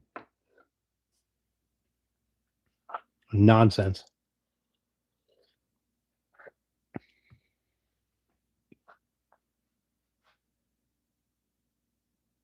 How'd it feel? Any gunk up? No, so far. I mean, my pieces roll right across this top. There's no buildup. No buildup on here. And this is, I mean, it's nice. with the exception of even this rusty area up here, it's not grippy.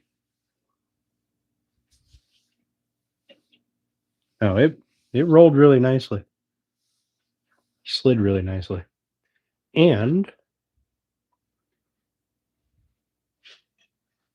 I mean, it would be really hard to tell, but I don't see any transfer. I don't see any on the corners.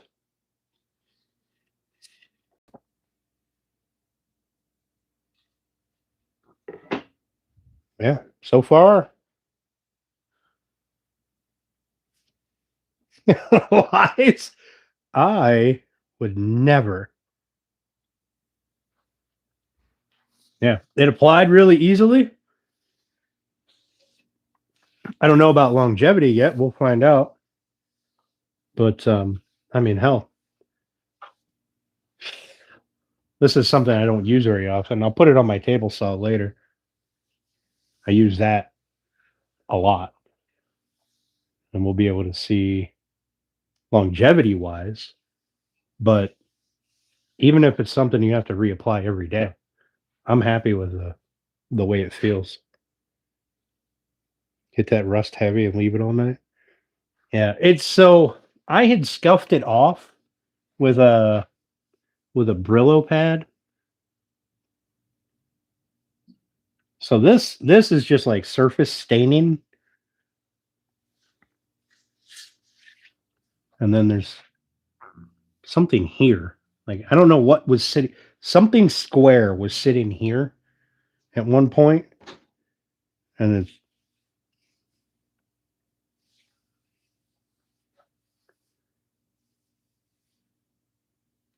but yeah, I think maybe I'll throw another coat on it and leave it sit for a while. See, I mean, it's not going to hurt anything. Leave it sit, polish it off tomorrow or something. I do with that can. I had it. Oh, it's over here. So, for those of you that don't know, this is Runic is making stuff for me. Well, he's making a product. This is what I'm testing as a generic shop wax, and I have some other stuff.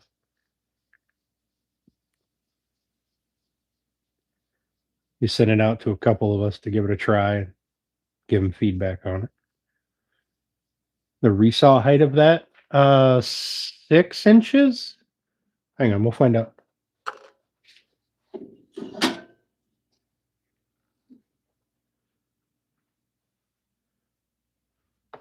Now, stuff is in development, so don't go getting all crazy.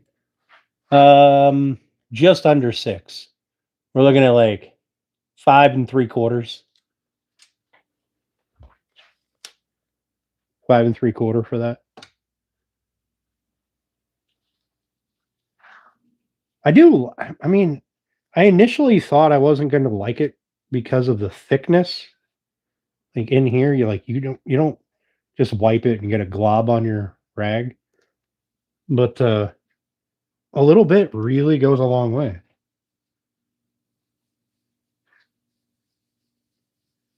It's not like a lot of the other waxes and stuff where I don't know, the warmer it gets, the softer it gets. But it's not like a lot of the other waxes where you just kind of chunk it out on your rag.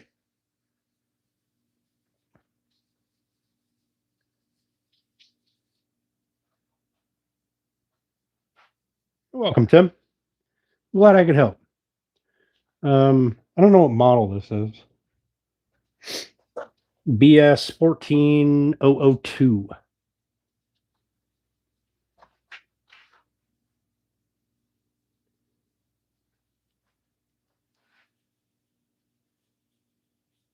I'd be really impressed with this.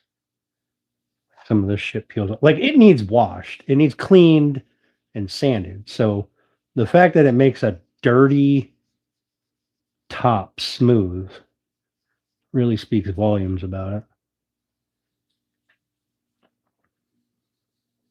I should take the table off and I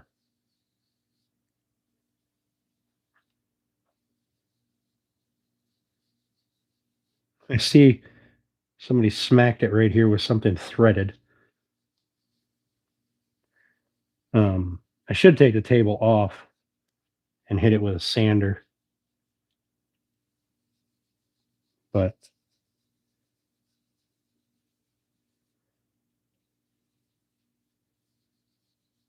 that's for another day. I was kind of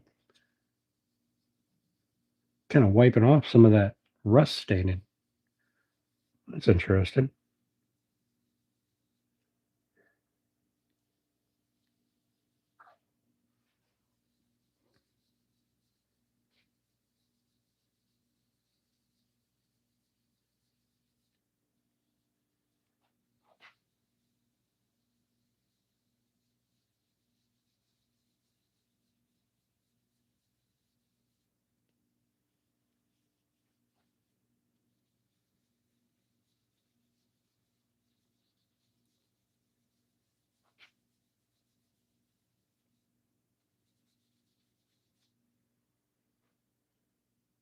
The only reason you guys know about this product is because he told me I could show this one off. So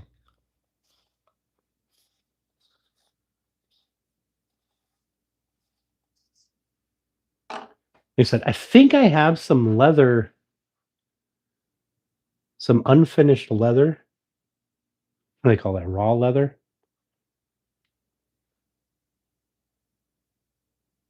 Um, that I can try it on. I don't do a whole lot of leather stuff though, so that's not really my area. But although I do occasionally do some leather patches and inlays, like engrave a leather, rectangle and inset it into a board um as like a patch. Um so I wonder if I could just put this stuff on it as a protectant. I'm gonna try it. I think I have some leather pieces. I'm gonna look. They'd be in. I don't have any out here. It would be in the house, in the basement.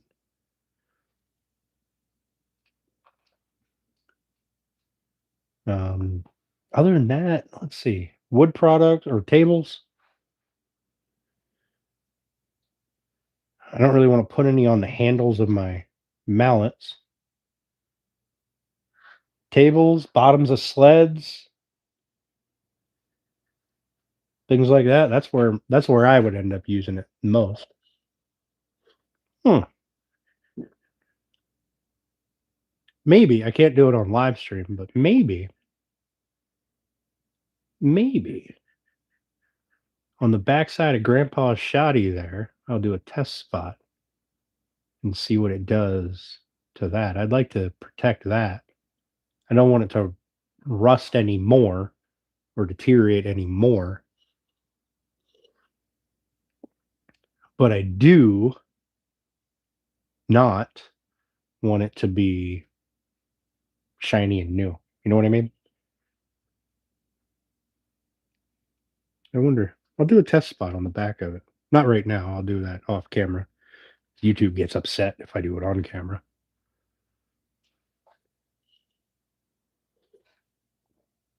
Oh, chisels and plate. Yeah, I forgot about that stuff. Shit. Yeah, I got that down there. Gonna work on the barrel. Good. But not the wood, not the stock. Should I use the other one? I don't know what that stock was treated with. I bet Grandpa dunked it in fucking motor oil.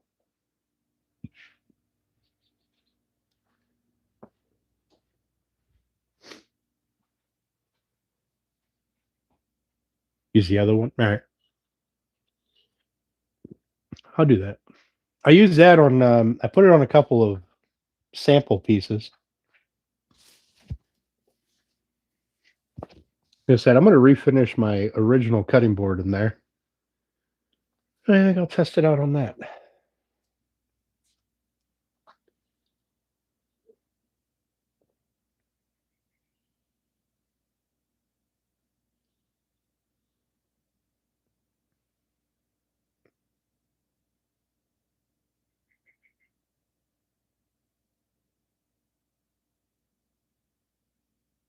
Oh, you know what I didn't do? I did not put it on curly. Look at that. I happen to have a piece of curly wood right here. Curly.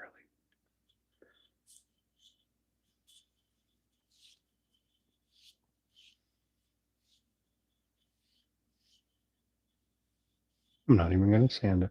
I'm just going to put it right. I'm going to take that in the house.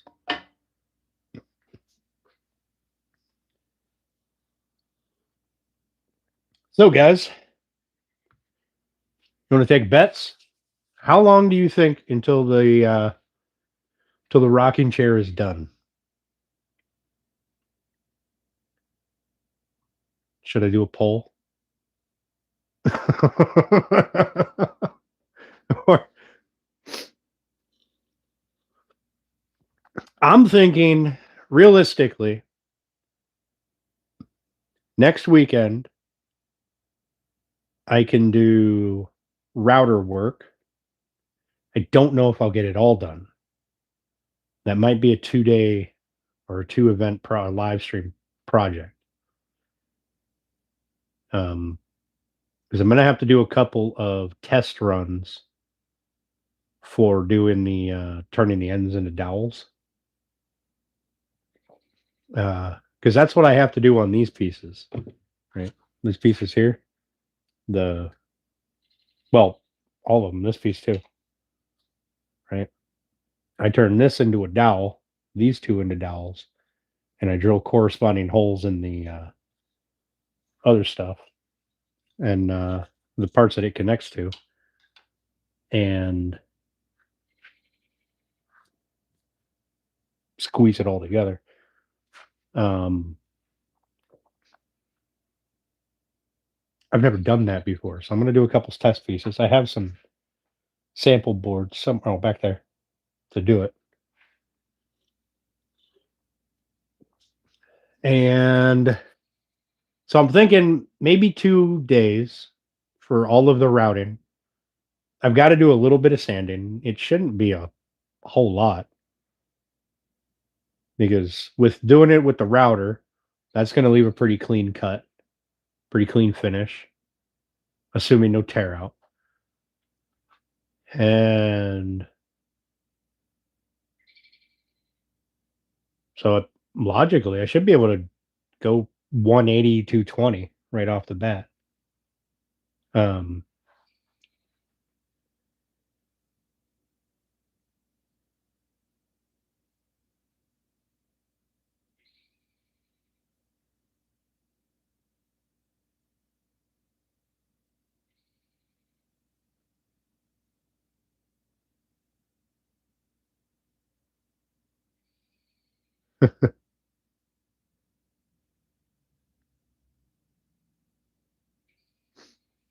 no, no, no, no. Papa does have to take my side.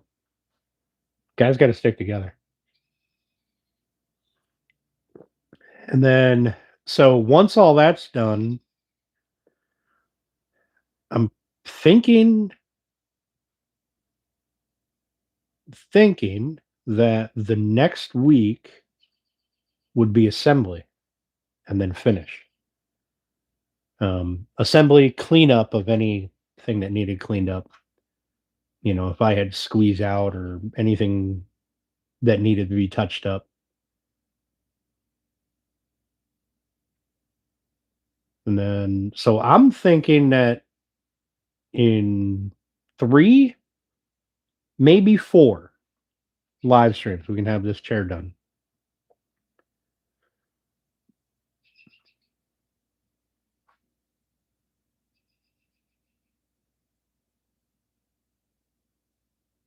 Heavy. I don't think your iPhone can zoom that far.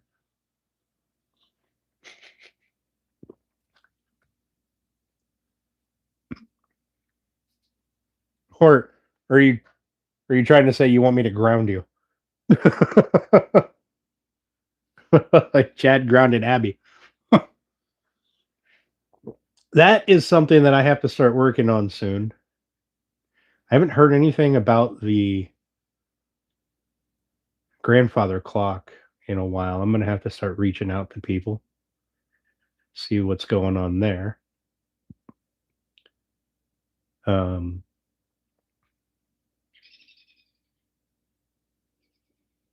I need to do a whiskey cabinet, so I'm going to have to start working on that pretty soon. It wouldn't work. I'm sure it wouldn't. Let's see. What other than my own personal household projects, I don't really have a whole lot lined up. I can't remember what the next project after the rocking chair was going to be.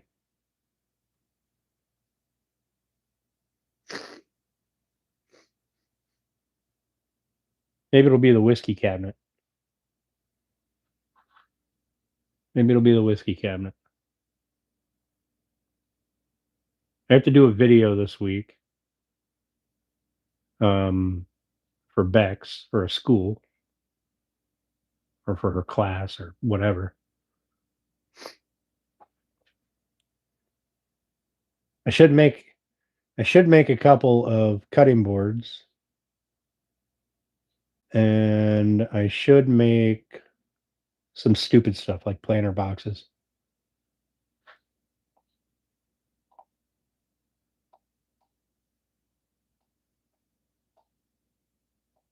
A headboard.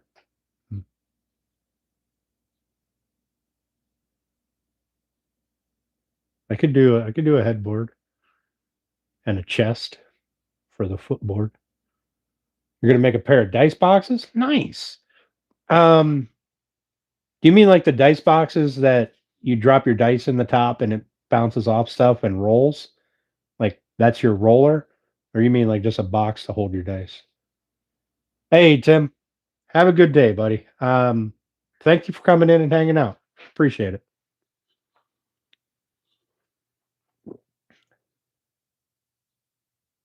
We're just gonna shoot the breeze for a little while now. And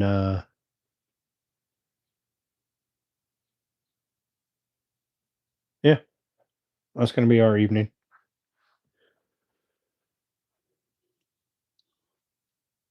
I do have to run in the house and get some nasal spray though. Um, my nose is starting to plug up again.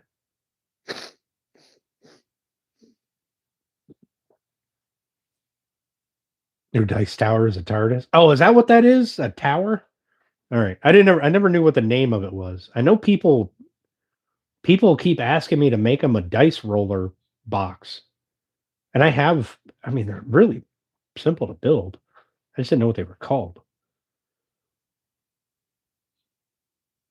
Well, the design itself is a simple thing, but the the stuff people want customized onto it is ridiculous. I had one guy asked me, one of the guys who was in the group that was going to have me do the table, that we, excuse me, that we still haven't settled on. He wanted me to do a dice box, but he wanted it to be in the shape of some creature from the game that he's playing. And I was like, yeah, no, I'm not doing that. I can make you a box. I can engrave some pictures on it. That's about all I'm doing. I don't carve things, not small things. Although I know enough of you guys, and I could probably send it to one of you guys and pay you to carve it.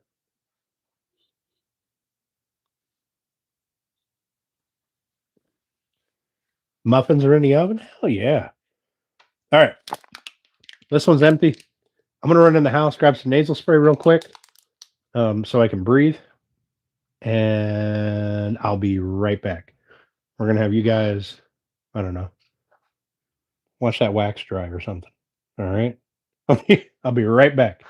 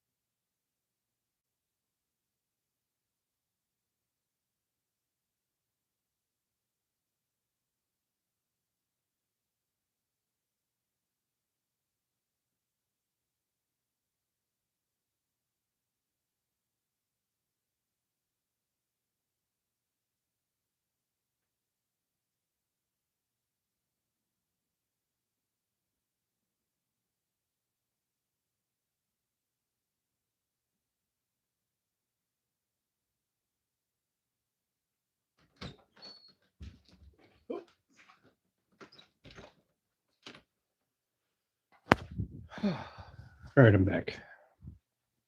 Did I lose you all? Oh my god, I gained people. Yeah, you're kind of crazy nonsense.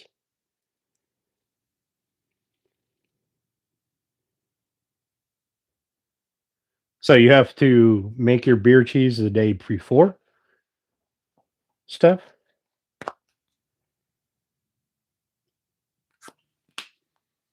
No, never mind. I lost people now. I came back, ruined everybody's day. Sorry. So sorry. No, I'm not. I'm really not. Have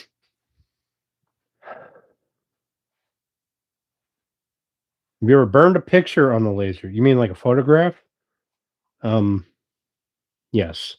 So there is a couple of programs that you should send. They're free websites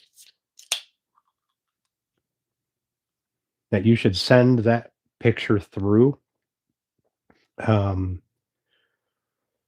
to make it usable on the laser, more usable on the laser. Um, and then you set your laser, you set the picture to pass through mode, um, because you'll already have all the settings dialed in. I'll send you a snap with all the with pictures of the stuff that, yeah, Imager. Yeah. That's the one of the best ones.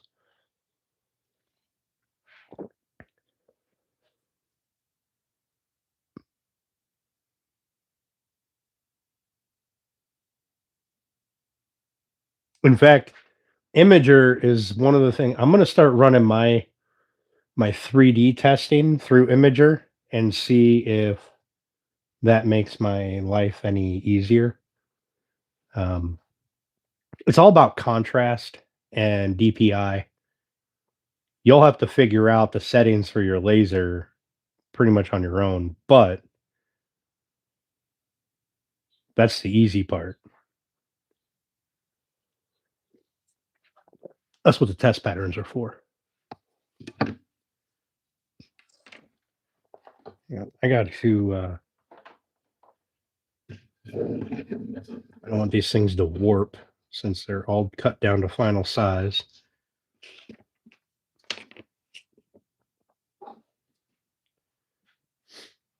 This is rather interesting that I only need 4 patterns because I'll make a full size pattern for the rocker.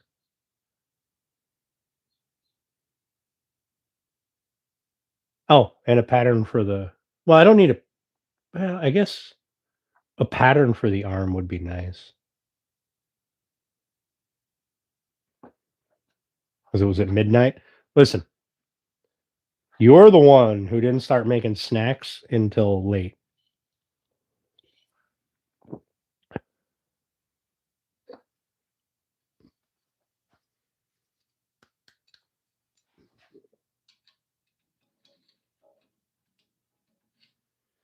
I bought 2 different um fences for this thing.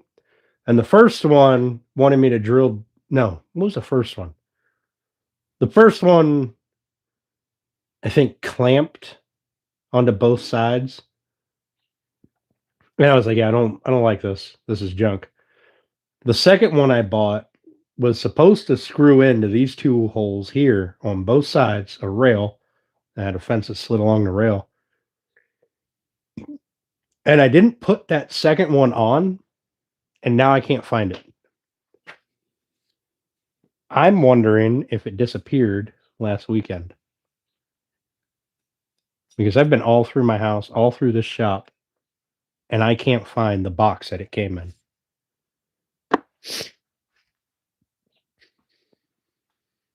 Which also annoys me because that was like a 200 and some odd dollar fence system for that table. That's true. You did have to drop off medicine. Yep. That means, that ruined your entire day right there. Swinging by my house on your way home. Which I appreciate. Don't get me wrong. Saved me a trip up to Tops.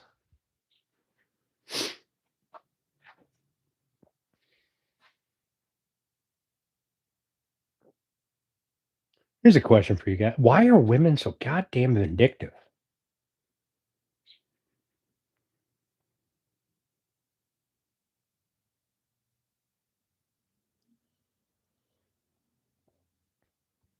That's what I want.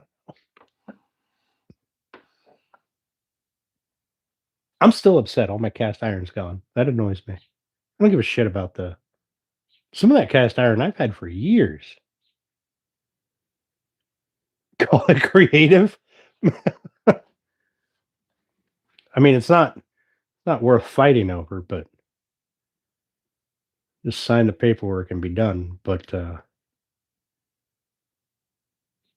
it's annoying. If you figure it out, let her know.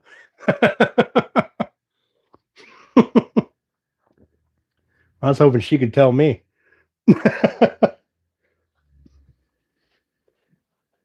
You know what? You know what else kind of annoys me?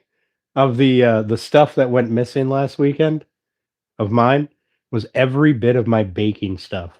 Like my stupid shit, like cooling racks, all my like Pyrex baking dishes, um, half of my baking sheets, cookie pans.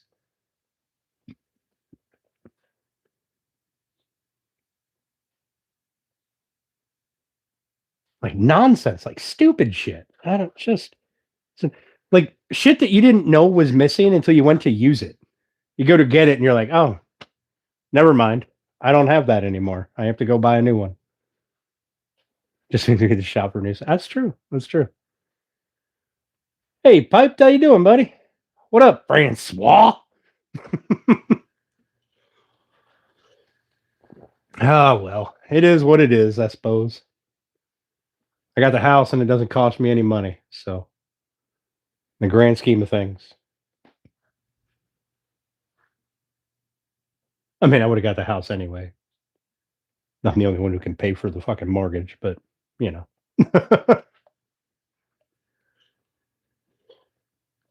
Oh man.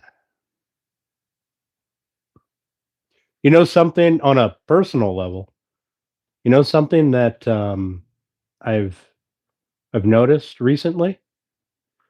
It's in that fridge about 2, 3 weeks ago. I bought no, it might have been a month ago now. I bought 2 cases of pop, put one in that fridge and one in the house fridge. I haven't even opened this one yet. Well, I just opened it tonight. I just opened it tonight. The one in the house I just finished. Friday, I think. Maybe Saturday.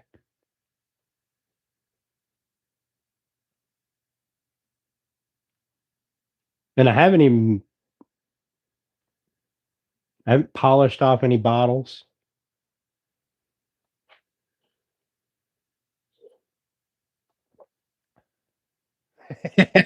Piped. Yep.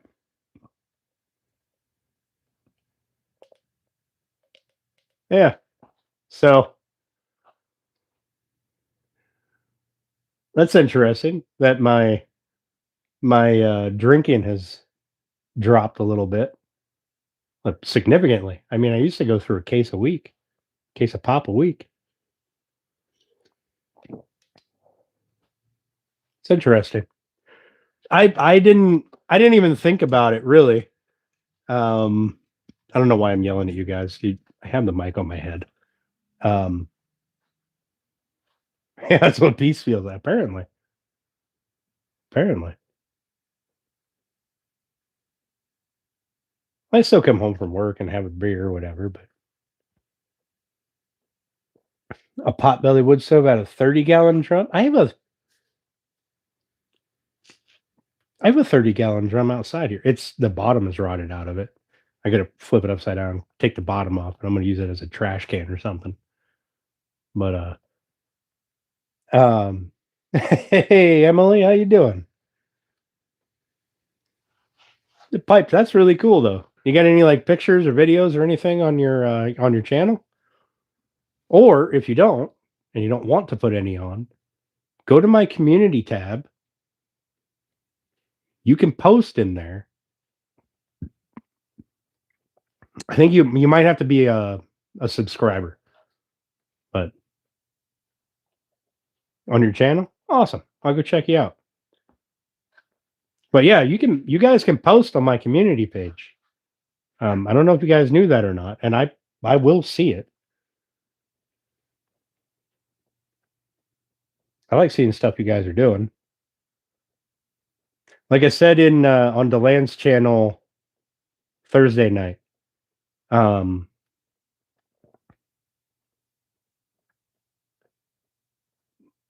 this is my social interaction. You guys chatting with you guys. Like if we were face to face, my social battery would drain real fast. What's the new project? Yeah, let me show you. Hang on, I gotta find the page one photo. It's here somewhere. There it is. I bought a plan. I bought several plans for rocking chairs. And this one is one that I really liked the design of. So that's what we're building. We're changing it up a little bit. We're not really changing the overall design. We're changing up the woods being used. Instead of all white oak, I'm using curly maple as well. So that's what we're building. We have all of the pieces on that table right there. These are the seat bars. Those are all the rest of it.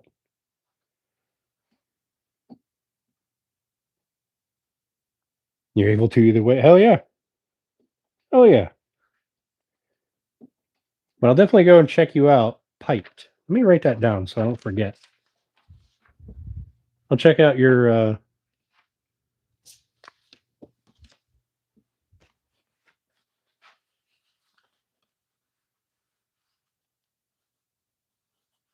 at piped 023.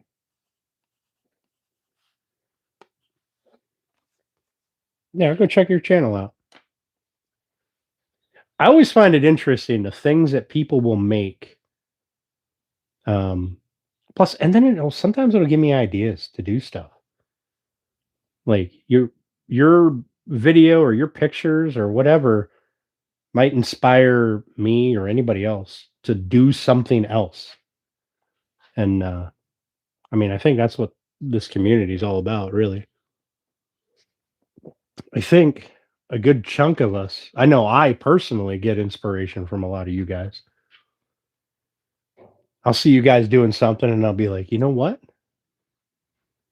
That, whatever it might be, a technique that you used or a thing that you did that clicked for me as a way that I can do whatever project I'm doing or was thinking about. Sometimes I get stuck. You guys help out. I imagine it's that way for a lot of other people in the community as well.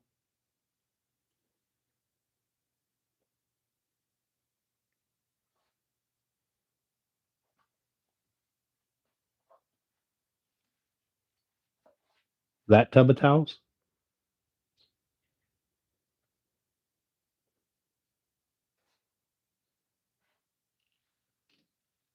Or do you mean a different tub of towels? Oh, wet wipe. Okay. All right. Okay. I know what you mean. I don't have any here, but I know what you mean.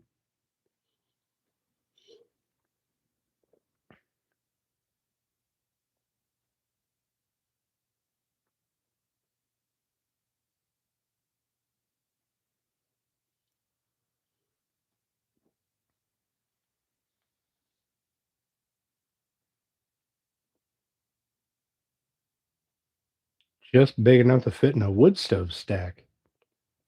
Huh. And interesting.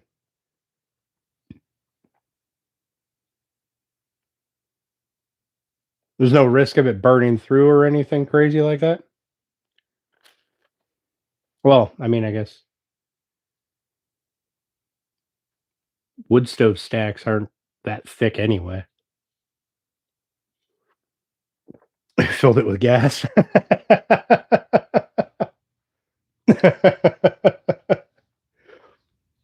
So your stove, have you put it through with paces yet, or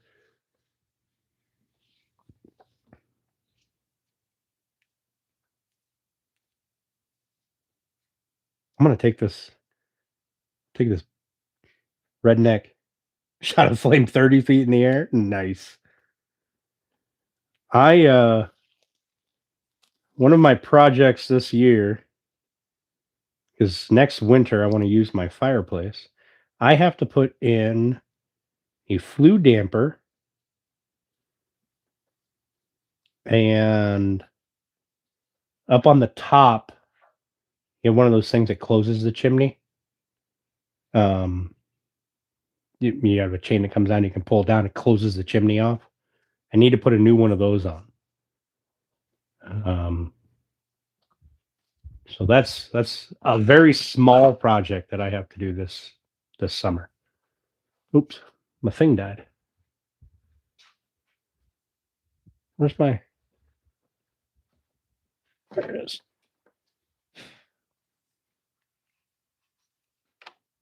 The Tom and Jerry rocker. I mean,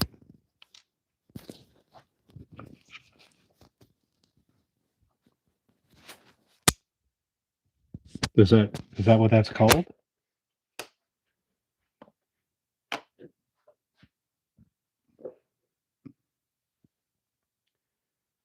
Build a rocking chair that's in Tom and Jerry. I haven't seen Tom and Jerry in so long. I would have to watch it and find it. I miss those old cartoons.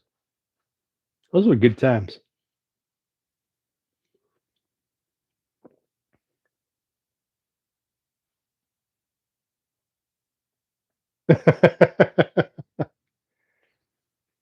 So what I'm hearing is you like to destroy stuff.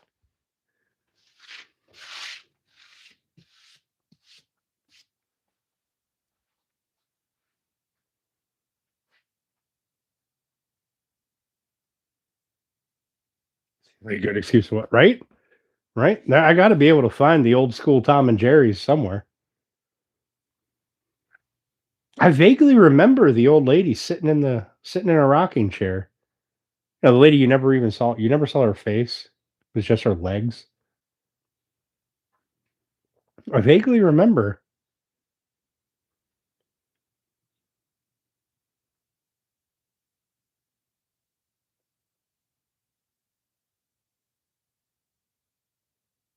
Hmm. So go, but listen, I also like to make things go boom. YouTube's full of Tom and Jerry. Hell yeah! Burn all the hair off your dad's arm, man.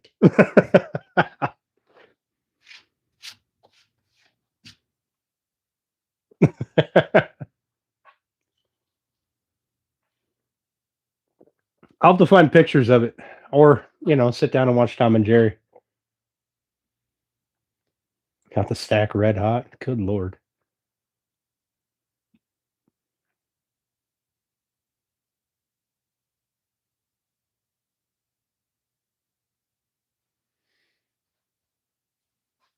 Is it an indoor thing or an outdoor thing? Is that stack going through a roof? Because probably don't want that to catch fire. Oh, burn barrel is okay. So it's outside. All right.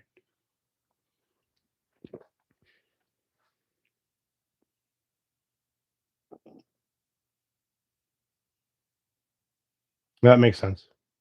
That makes sense.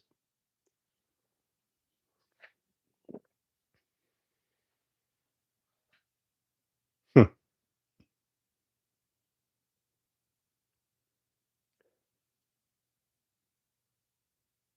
Let's see. Since I don't have a whole lot of confirmed orders for the business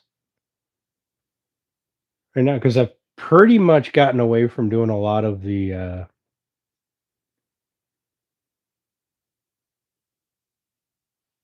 old bus. Oh, nice. You can turn a bus into like a camper cabin thing.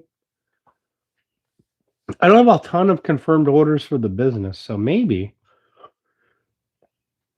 over the next week or two I'll be able to run my power in here, get that all separated off, and I'll be able to use my dust collector that I got for Christmas. Storage spot for car parts. Hey, ain't nothing wrong with that.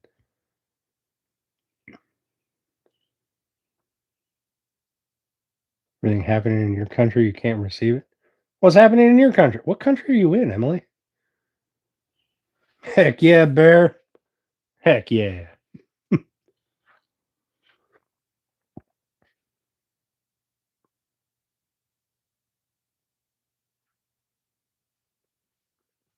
Listen, if it makes people in your country feel any better. I don't know what country you're in, but people here are annoyed with what's going on as well. Are annoyed with our government. Not everybody, but the smart ones are.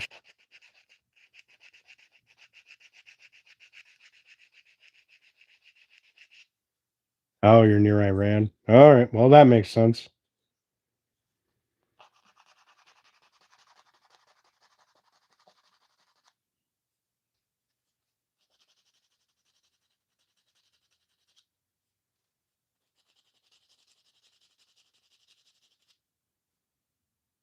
Can you not receive it just it's uh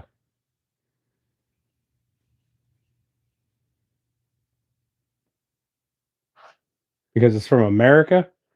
Or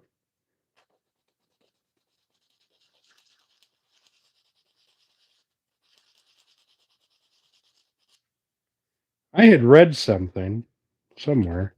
I don't know if it's accurate.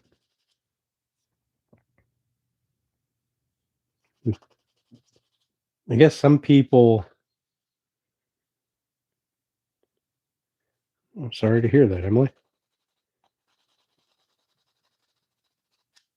But I guess that makes sense that not going to have any airplanes flying when you got people actively trying to shoot down everything in sight. I guess it makes sense.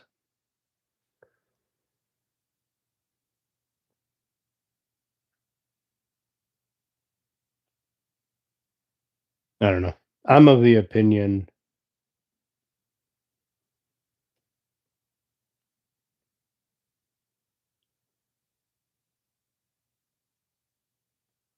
Trump OS something.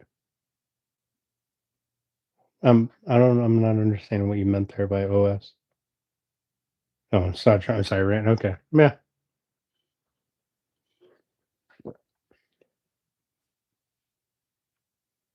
It doesn't matter. America doesn't help out the Middle East at all. I mean, I got nothing against the troops. You know, they're just doing their job. But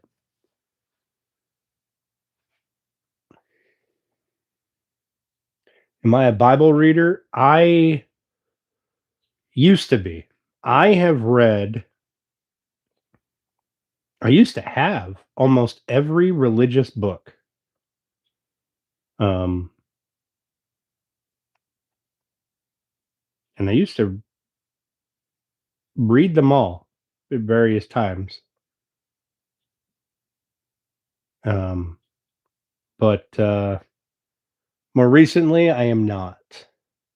What up, Shoops? How you doing, buddy? Thanks, man. I don't knock anybody's religion. All right. I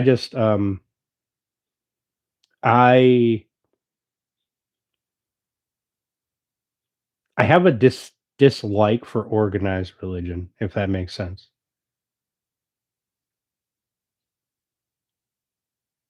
Was your government to pay for damages?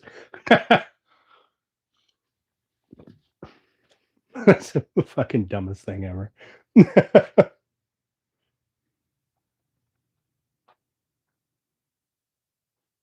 Yeah. I don't know what to tell you. I can tell you that the majority of the population of this country is less interested in the Middle East than our politicians seem to be.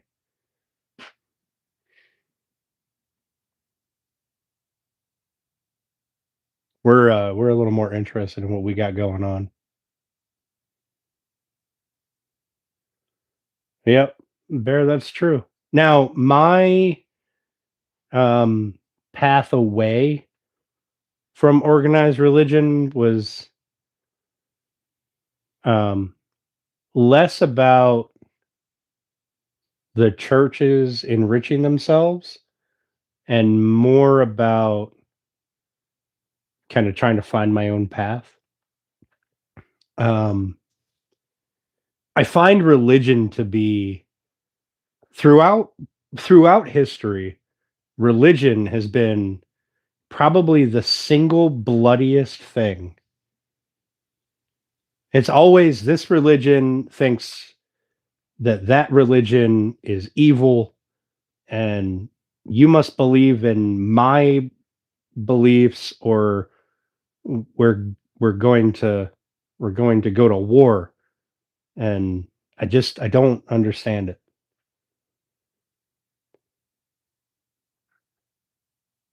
I believe in a higher something. I would like to believe in there's something somewhere. I don't know what it is. For all I know, it could be a kid sitting at a keyboard, you know, typing away on a fucking virtual reality game. If it is, I hope my guy gets his money back because fuck, he's made some bad decisions.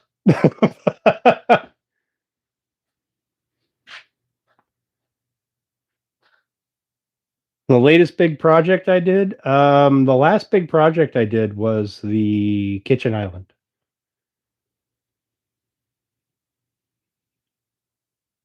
Yeah, we have our gas prices shot through the roof recently.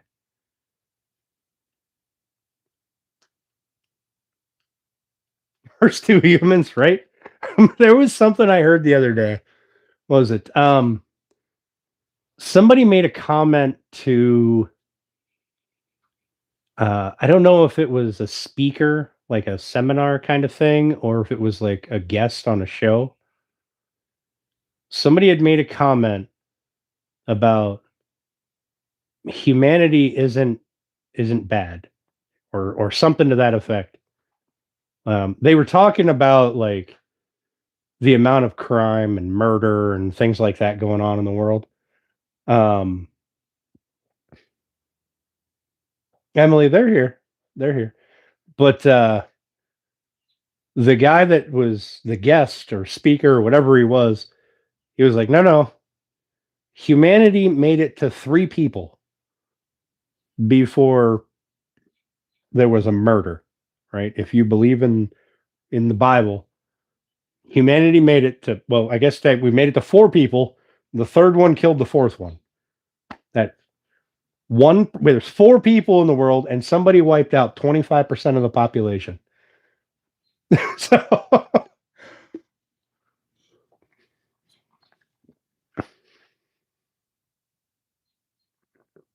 what did William say? Doing great. Oh, awesome. Shoots. Yep. So if that's the path you believe, like humanity is just full of bad decisions. But tis what it is.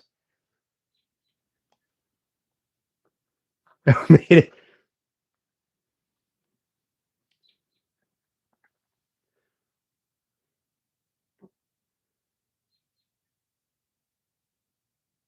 Now, one thing that I have discovered, reading a lot of the different religious texts um, over the years, I have discovered that things like the Ten Commandments, right? That's a pretty universal, common sense thing, and just 10 rules to not be a dick, pretty much. And I think there's nothing wrong with that. There's nothing wrong with believing in a higher power, whatever your God is, unless your higher power tells you to kill all the other people because they don't believe in that. Then there's a problem.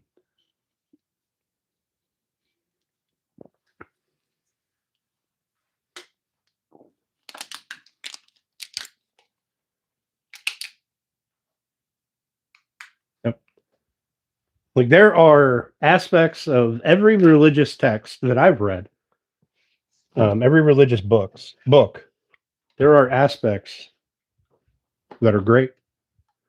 Common sense. There's aspects that are fucking weird, ones that don't make any sense, right? But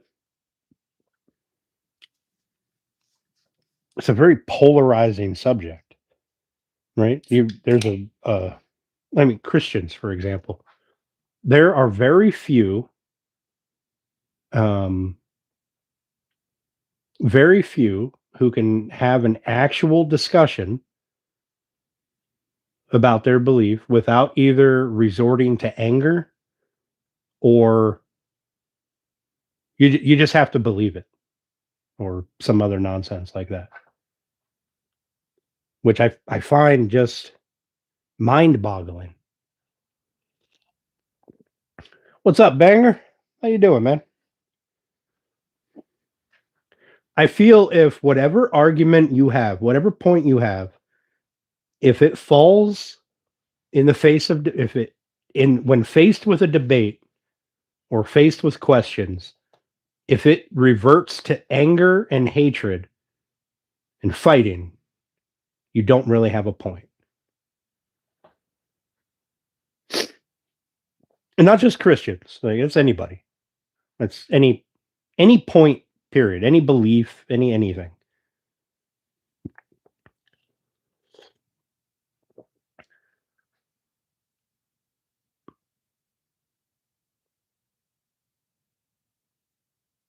Now, I said I don't have a problem talking politics, talking religion, any of that stuff. I try on the channel, I try to keep it as non-biased as possible, right? It's, things like instead of saying, Biden this, Trump that, Democrats this, Republicans that, I generally look at it like two wings of the same bird, right? They're all the government. The government sucks. I don't know what the fuck's going on up there, but it's wrong. Same with religion, right? Christians, Jews, Buddhists, whatever. Um, we can keep it nonpartisan or non-biased and not resort to fighting, then yeah, that's exactly right, Runic.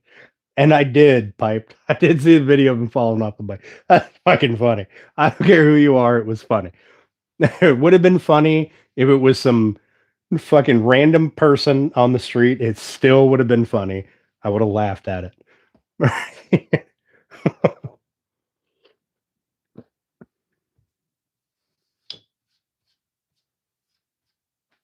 Anyway, all that being said, I'm not set on a belief personally. I don't know. I'm undecided. For all I know, we're a science experiment in a petri dish, right? I got no idea.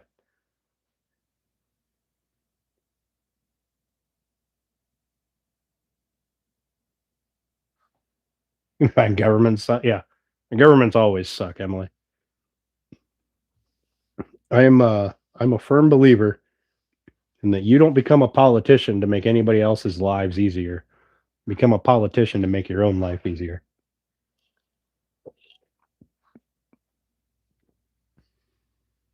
The ones who do try to become a politician to make other people's lives easier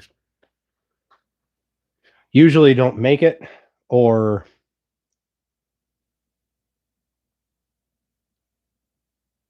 or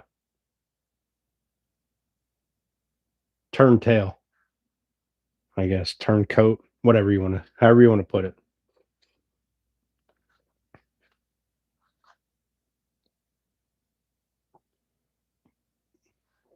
Well, Emily, to be fair, I know America, we're we make weapons. That's one thing that America is really good at is weapons. And we will sell to anybody who's going to buy it. Might not sell it publicly, but well, fucking money is money.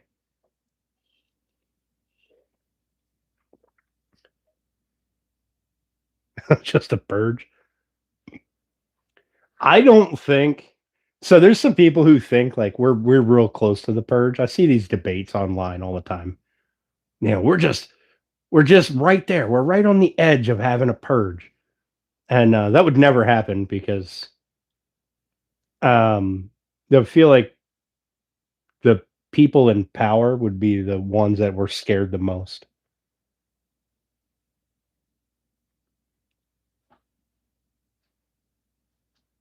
Yeah, I mean that's entirely possible. It's entirely possible, banger.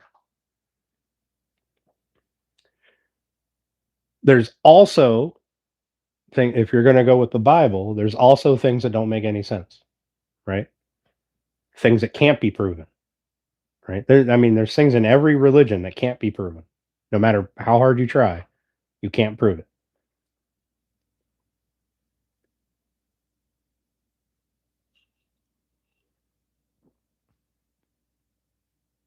Um, and we're talking about people that were alive during the time of the Egyptians and the Romans, people who kept very detailed records of things. I mean, if there's no corroborating documentation, it makes it real hard to have faith. But that's just me. Some people Some people take whatever their particular belief is. They It's not something they take with a grain of salt. It's something that is something that they're I don't know, their entire life revolves around. It is a good it's good to be vegetarian.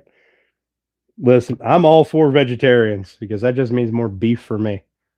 I like meat. I'm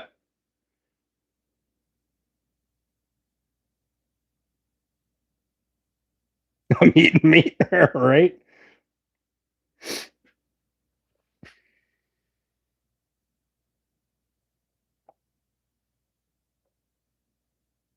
I mean, yes, Christians were persecuted various times throughout history. Christians also persecuted other religions throughout history. Um, and other religions were persecuted, not at the hands of Christians, but at the hands of other people. That's why I say religion is the single bloodiest thing in the history of humanity. And Romans are the reason that Christianity is where it is today.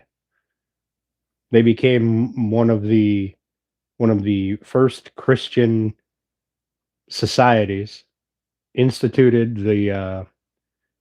um, the hell is this city that the Pope lives in? Um,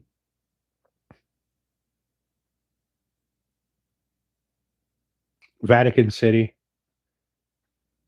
They had an entire government based around what the God quote wanted. So, yep, that's history. History is written by the victor. I'm right, you're wrong, and if I win, that's what the history books are going to show.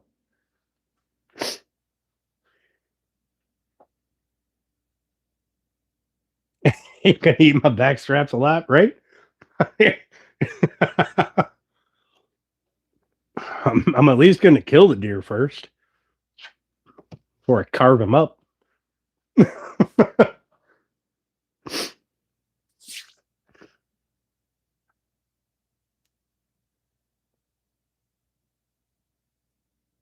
Ah, well.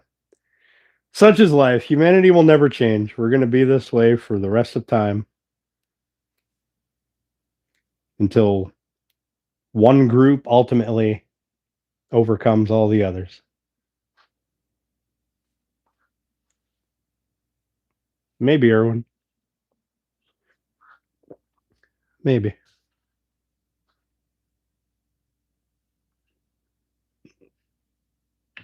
I don't really want to get into a political thing, but I think by now y'all could understand, or not understand, but know where I think America's involvement in the world should be.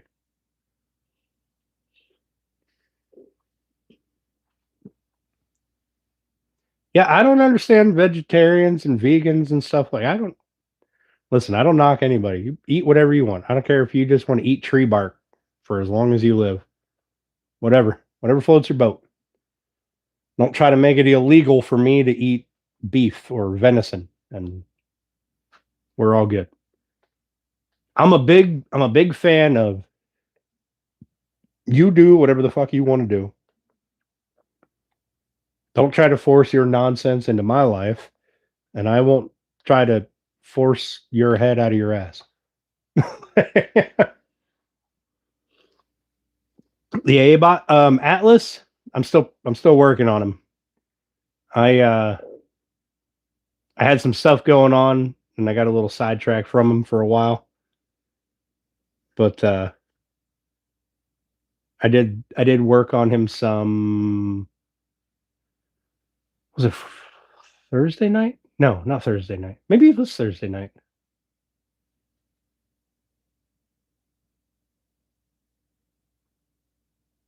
I mean, he functions. He functions. He's just slow and stupid. Yeah, I'm building a shop assistant uh that's not based on needing a data center. It's all just local.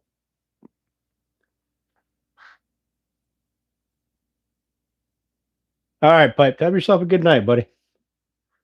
Appreciate you hanging out.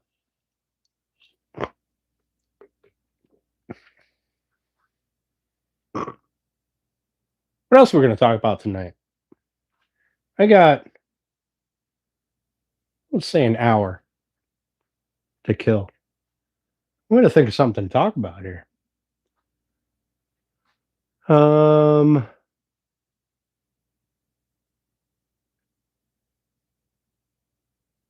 I don't watch the news anymore. Oh, you know what I see?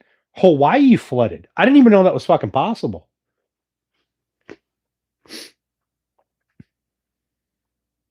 Slow and stupid. You can hire me to do that, right? Trump has nice hair. I I suppose. I don't know. I don't really pay much attention to our politicians. Although I feel like Trump has a comb over. I don't know. He's like 90 years old. I don't know. That's all our presidents ever are. They're all fucking ancient. Same with our politicians. They're all ancient. Ancient and disconnected from society. Most of them have never actually been in a real society. Oh, yeah. Fuck. Chuck Norris died. R.I.P.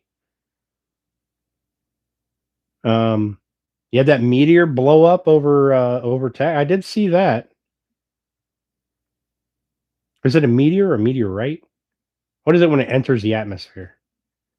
Whatever. Or no, that was that the one I seen was over Ohio. There was one in Texas? Went right over your house. Man. So, how loud was the boom then? Did you hear the boom? The sonic boom or the explosion? Whatever the hell the boom was? I don't remember hearing it. And I'm not that far away. The bikers were nicer than normal people. You know, I find that there's a surprising number of bikers that are actually just decent people. They seem angry or whatever, but they're surprisingly decent people.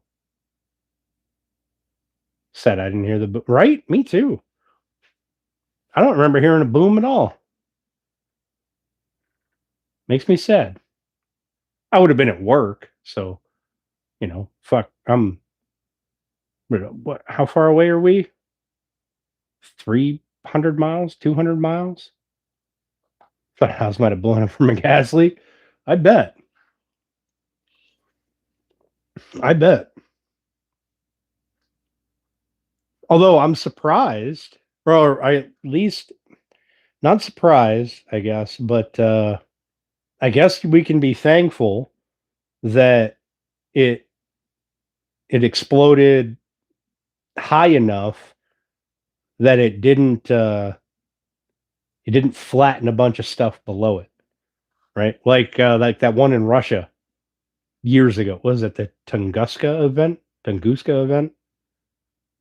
Tunguska meteor? Some flattened like fucking miles of a forest.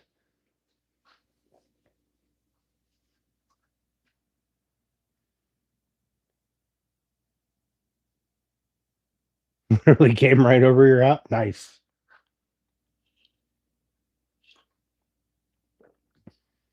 Nice. You should go out, see if you can find pieces of it. I don't know if you can get. Are there pieces of it? Did pieces of it land? I mean, once it exploded, I would imagine those fragments, some of them might have hit the ground, right? I don't I don't know. I've seen a bunch of stupid AI pictures of it, of you know, The AI pictures that I seen were like, we had just gotten snow across this entire area and Ohio. And they're like, the pictures are just green trees and grass growing. Yeah, look at this meteor hit. Well, yeah, I walked right out to it. Fucking nonsense. Oh, there was one in Texas today. Oh, well, son of a bitch. We're not anywhere near any of the meteor shower times, are we?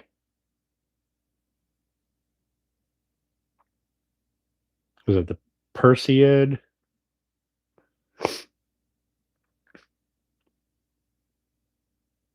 Perseid is their biggest one, I think. That's interesting. Pieces are being found. Nice. I didn't know there was one over Texas today. I knew, hell, I didn't know until this morning that Hawaii flooded or had flooding in places in Hawaii. You know, me and my, I don't know, my ignorance or whatever. I'm sitting there and I'm like, the fuck you mean Hawaii flooded? It's a mountain surrounded by water. That, how does it flood? Shit rolls downhill. It's right to the ocean. But I guess the more I think about it, it makes sense.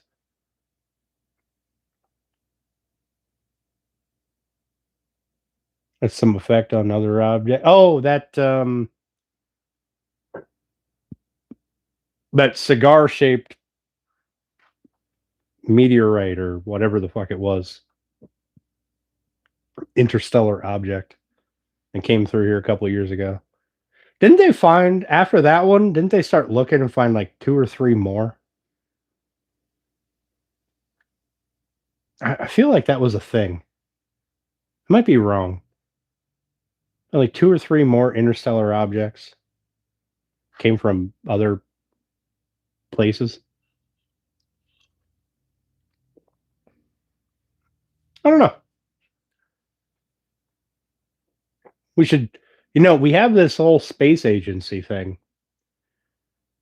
We should probably stop trying to fight each other and build a fucking base on the moon so that when these things come through, yeah, it's a big ass sky. Yep, 100%. We build a base on the moon, so when these shits come through, we can do more than just look at them with a telescope. Launch a probe at it, land on it, check it out.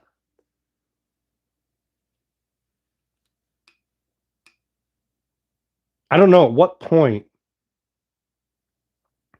I don't know at what point we stopped trying to be smart and better ourselves and decided to just try to wipe out half the population for one stupid reason or another.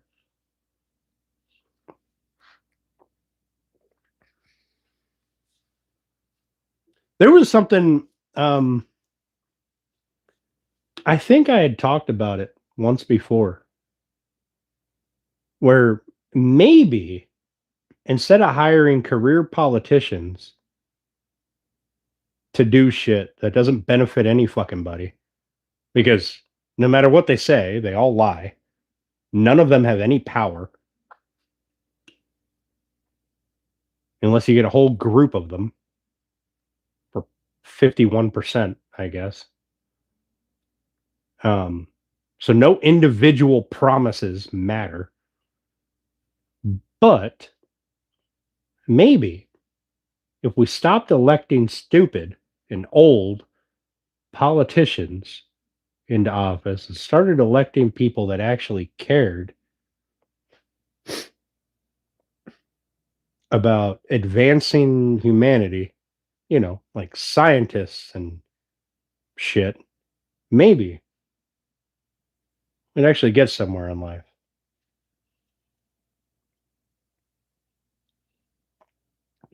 There was a movie that I had seen. Yep. Garbage in, garbage out. Yep. Always. There was a movie I had seen where there was it was some futuristic movie, right? There was some event that happened on Earth. I don't know, of a global war or something, some disease, something wiped out a ton of people, and people decided to stop electing politicians and start electing scientists, um, things like that, astronomers, people who actually do something, who think for a living. Um, and so the movie was based like well after that, whatever that change was. And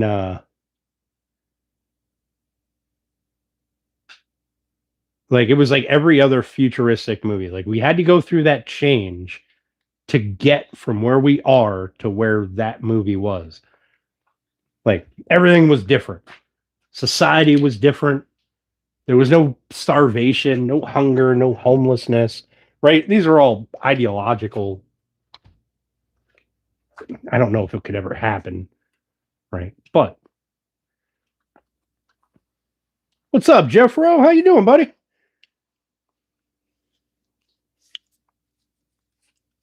I didn't want to finish a rocking chair right now, so we had to stop and shoot the breeze.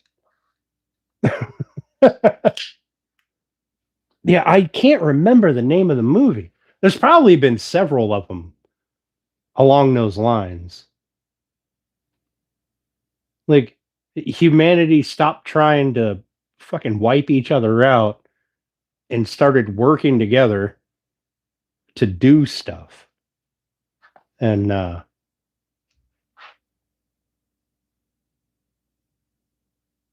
it's like Christ, it was essentially a Star Trek civilization at that point. Yeah, Star Trek, right? It's like the movie was a lot like that, but there was no like starships, right? No real starships. Anyway, it was like a galactic federation. Um, I can't remember, and I couldn't tell you actors in it because I know very few of their names because those people don't matter to me. Like you're on screen for an hour or whatever it is, and after that, I don't give a fuck about your life. Like I don't even care to know your name. Your name in this movie was whatever it was. I don't know, Geralt of Rivia, right? I don't know who the fuck you are. I don't care. I don't care what you ate for breakfast. I don't care about who you're banging. I don't care about any of that. For an hour a day, you're entertaining me, and that's all I care about.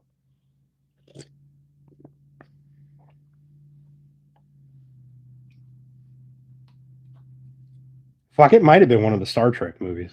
I have no idea anymore. It seems like most of the futuristic movies, you either go to there was that there was some event, a war, a plague, a natural disaster that fucked humanity and almost wiped it out, and now everybody's a bunch of warlords and there's no government and it's a free for all. Or your future is there was an event and people went, well, you people don't know shit. We're going to go with these people now. And then everything changes. And those seem to be the only two futures. It's either shit or great. There's no in between.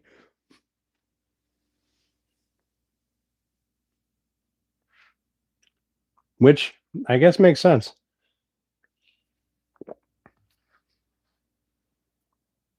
Like nothing will ever be exactly the same as it is now. It's only ever going to get worse or get better. There is no Greenland 2. I haven't seen Greenland 2. I'm not sure I've seen Greenland 1.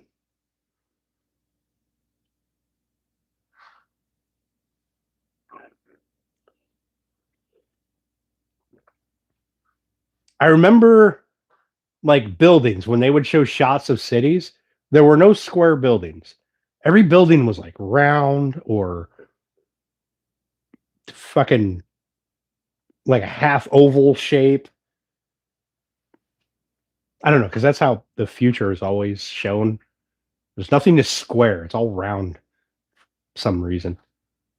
Like Stargate Atlantis, right? There's no square buildings on that city ship. They're all round. I don't fucking know why, but apparently that's the future. When you're civilized, that's what happens. Things stop being square and they turn into a shape other than square. Like every futuristic movie, even like I like Stargate, the Stargate series in general. Like on SG1, every time they went to a planet that was advanced, there was no square buildings. They were always round. Yes. Maybe that's it. Maybe that's it, Steph. Maybe that's it. I'm trying to get into a round shape so I can be civilized.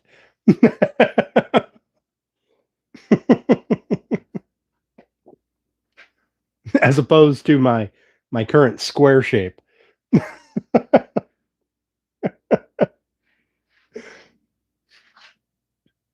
I don't know. Am I the only one that's ever noticed that? Like any futuristic world, there are no square buildings. They're all round. Round or they're like straight sides and then they taper to at the top like a bullet. Like you would describe me as a what? A, a squareville? The fuck is a squareville? Excuse me. The transition phase. Well, if you keep it up with the muffins and the bread, all right, I have to be able to eat muffins and bread without having to ration, all right, to make it to the next round. Half square, half oval, round corners.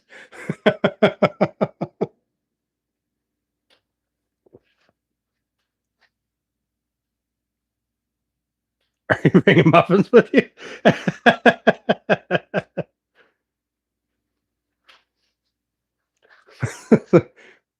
I want to be like a panda. I just want to roll everywhere.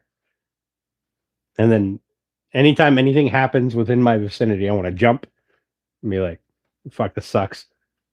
Scared me. She will be close to you. She will. Steph, I think you should take Papa some muffins. Maybe you can convince him to meet you somewhere to give him said muffins. You can be the only one in the friend group who's ever met Papa.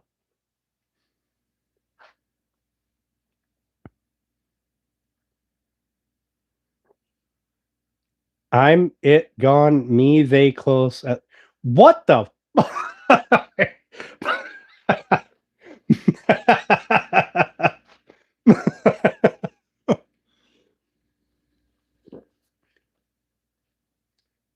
English. Like I like to think that I'm getting pretty good at deciphering the chaos speech. Holy, I almost had a stroke. Damn, I'm gonna have to give up some muffins. I might be willing to give up 2 muffins. 2. Yes, I found that I have 2 banana muffins in my freezer. I don't know if they're banana or not. They might be apple. I don't know. But I found 2 muffins in my freezer. I might be willing to give up 2 muffins. Papa would have to ration his own muffins. Blue World Order. The name doesn't sound familiar. I'll think of it at some point, or I'll see it on I don't know, Prime or Netflix or something somewhere, and I'll make a post about it. I'll be like, listen, this is that video. That one time 4 months ago when I was talking about this movie, this is that movie.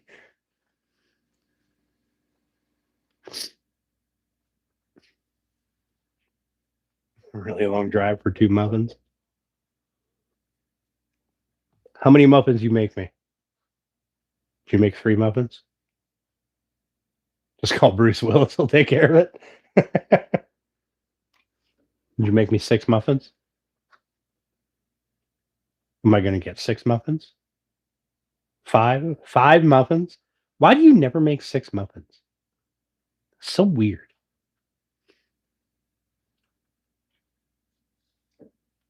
Made 6, but I mean 1 for breakfast. All right, that's fair. That's fair. I guess you did make them. You should probably eat at least 1.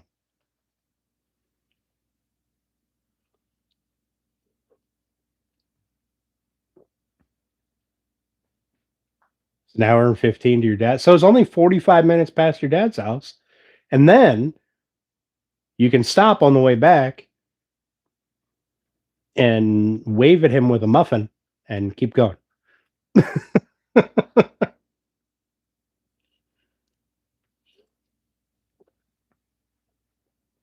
All right. I got to step outside the door real quick. I'll be right back, guys.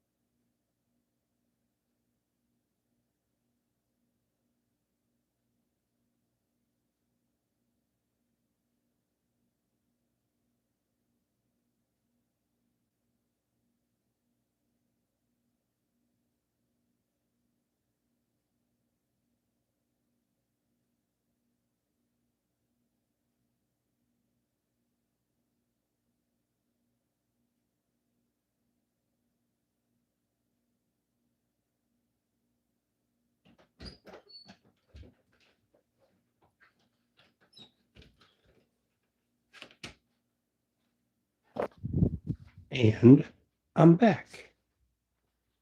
What are we talking about? Muffins? Look at it. I come back in and I see the number of people here just plummet. I'm just going to do a live stream of this. I'm not even going to be here. Just a camera of my wall. We'll see how many people show up. Driving to Bridgewater. Oh, see, it's less than 2 hours. See, Papa will make that. That's an hour a muffin.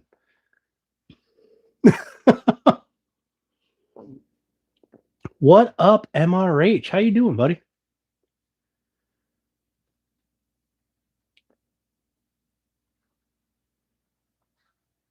My day is going great. Day's going great. We got shit roughed out, except for the rockers, because I gotta do a whole thing for the rockers. But we got stuff roughed out. We made templates and more templates. We'll be okay. Been a long time. Yeah, I missed last Sunday because we had our power kept blinking. We had really bad wind. Our power kept blinking, and then at like, I don't know, 5:30, 6 o'clock, it just shut off until, I don't know, sometime in the middle of the night.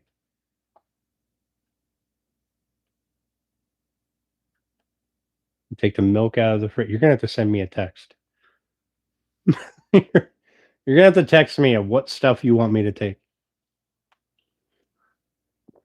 Also, I drink milk so infrequently, although I do have some stuff, some of that like bagged noodle or rice stuff that I need milk for, and I refuse to go buy a half gallon of milk just so I can use a cup of milk and then waste the rest of it because I don't drink it. So, like, I really want to eat that fucking bag, whatever the hell it is. I think it's rice. I don't know what it is. I keep, like, I'll open the pantry and I'll be like, damn, that sounds really good. You're like, oh, wait, I don't have any milk. I don't want to run to the store and get fucking milk. Good luck. Have fun. Don't die. I have no idea, buddy. Sold one today for $60. Hell yeah, man. You got your milk right here? I'm sure you do. Cam.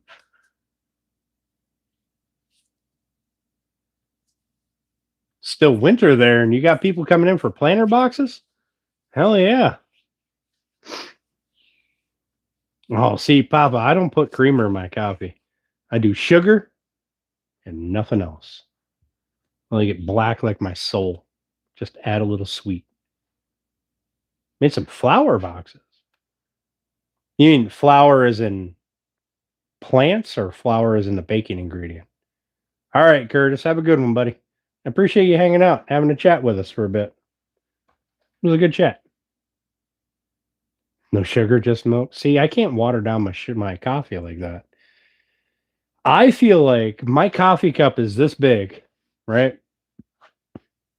However big, whatever coffee cup I'm using, it should be filled to the top with coffee. Just pure caffeine. Old shelters for cats? You mean like outdoor shelters for cats? I don't want to do that. Or at least not around my house. Yes. So over there, that direction, not on this block, on the next block, there's a house that has a barn on it. That little old lady she is the cat breeder of this fucking town. Right? She has like 700 goddamn barn cats, and they run around this whole town. I prefer to keep them as far away from my house as I can. She's she's she's a sweet old lady. Don't get me wrong. She's probably just lonely and cats became her thing and she doesn't get them fixed and they just multiply, right? Like rabbits. Target, yeah. I've had a few of them. So when my male cat was still alive, he would sit at the back door, right? He would sit on the back door and he would growl and he would hiss and he would fucking yowl and he would never go outside, right? But every time he'd start going off at the door, he'd like jump into it, slam into the door, and every time it was because there was some bastard fucking town cat on my porch pissing on my patio, spraying my furniture, whatever the hell they were doing. He would get so angry. And the dog, when he was younger, he's gotten a hold of a few of them. He didn't care. So when he was younger, right, when he could see and he would run, he wouldn't care what was in the yard as long as it didn't run. But if it ran, he was on it like that. All right. He was either on it or it made it through the fence and he was trying to untangle himself from the fence. All right. But more often than not, he caught whatever was in the yard. Rabbits, cats, groundhogs, it didn't matter. Birds, he didn't give a shit. He just, whatever it was. Like he could see it and it was fine as long as it didn't move. But if it took off, it was just boom, he was on it. Like white on rice. He was all over it. Now in his old age, he can't see. He's fucking old and decrepit. And I'm not even sure his fucking nose works anymore. But he just doesn't care. He walked right past a cat sitting on my back deck. I didn't notice it when I let him out. A cat just sitting on the back deck underneath the grill. And he walked right past it, down the stairs, peed, and went and laid down in the yard because it was warm. He just wanted to be out in the sun.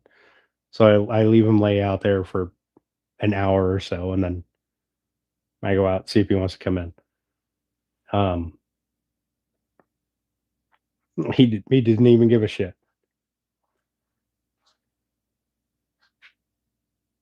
Yeah. Yeah. So you know what's funny?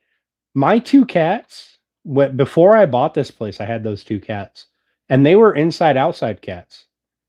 They would yowl at the door like Jack does, your cat.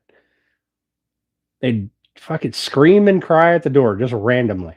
Or they'd be gone all night, come back 3 days later, covered in briars because they were long hairs. And when I got this place, never once did they even walk onto the back deck. I'd open the door and they'd be like, "No, I ain't fucking going out there. I don't know what the hell's out there." You close that door though, and I'm gonna yell at whatever comes up here onto that porch, or sit in a window and try to jump at the birds staring at the door, meowing at you. So, and my one window air conditioner in the living room, right? Um, there was a dove, I think, or pigeon, something, built a nest on the outside of the window. And the male cat, when he was still alive, he sat right there on top of the air conditioner, just staring at this bird sitting outside. Bird didn't give a shit about him. All right. The female cat, she was too plump. She couldn't get onto the air conditioner to sit. So she would stand there. She'd get behind the curtain and stand on she'd be on the chair, right? And her front legs on the air conditioner, just drooling. These fucking birds sitting out there.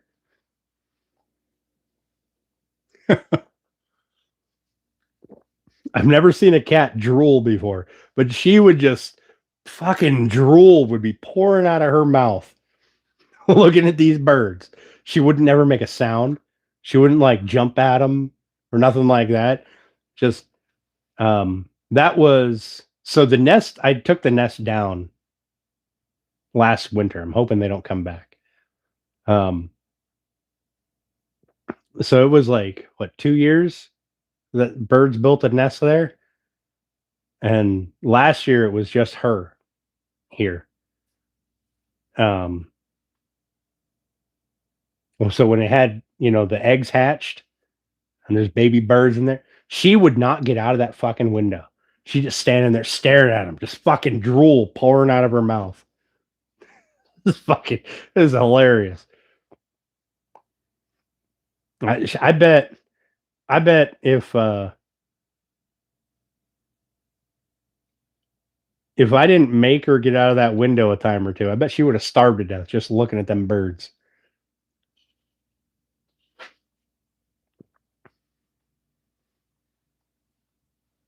Your cat's going crazy. Is it because Jack was rubbing on him or something?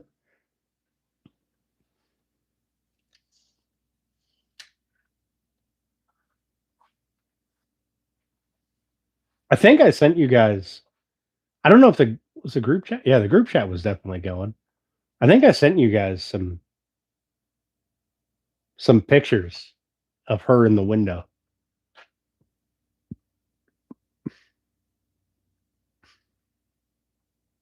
She can smell Jackie.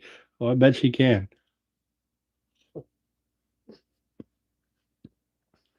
Thor, he used to, when I'd go over there and I'd have Jackie laying on my lap or something, or be petting him, I'd come, even now, even though he's old and blind, most of the time he comes to the stairs when I come in. And most of the time, not so much the last week or so, but most of the time he did. But when I came in and I had like cat on my pants, he would just jam his nose, just like he was trying to put his nose through my leg to smell that cat.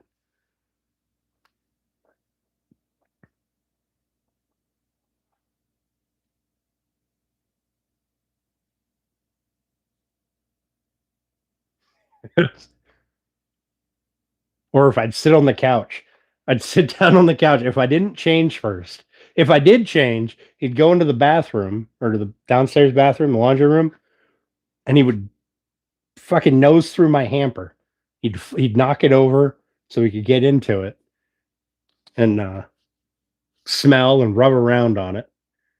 Or if I sat on the couch, he would jump up on the couch and he would try to be in my skin, just getting as close as he could, rubbing all over it, licking my pants, licking my shirt. It drove me fucking nuts.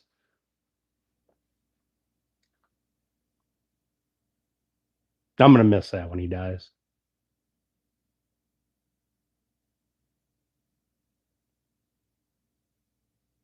But such is life. He hasn't done it the last week or so, maybe two. He barely has the energy to get up anymore.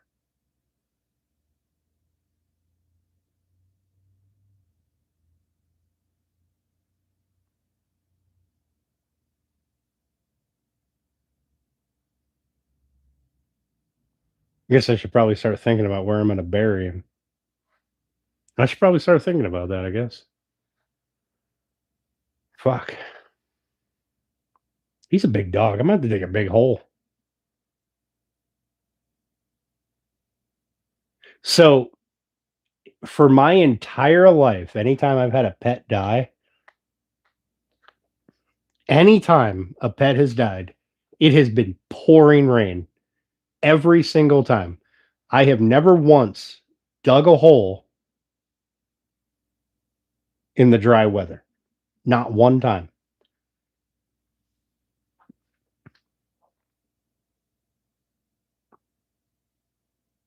Mr. Cockatoo the most. I've never been real partial. I've had birds, like parakeets and stuff. They've always been assholes, like fucking biting me and shit. I could never get a bird to like come hang out on my shoulder or anything like that.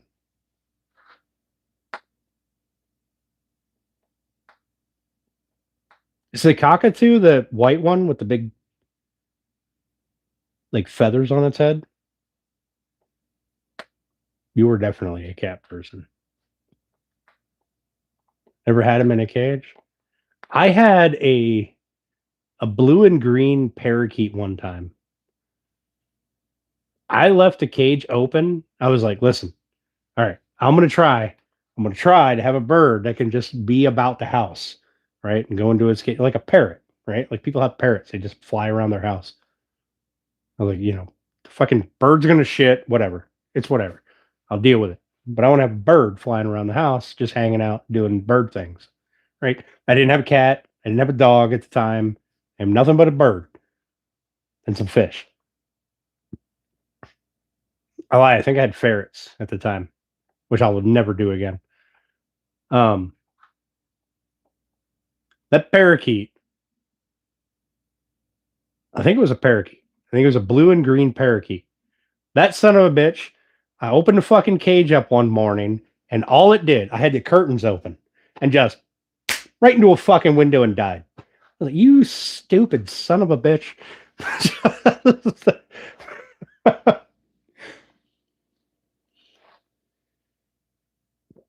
Climb up on your shoulder. That is awesome.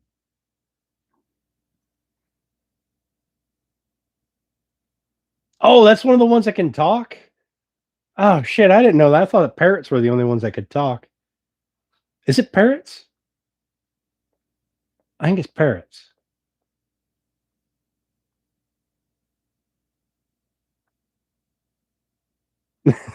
That's awesome, Papa.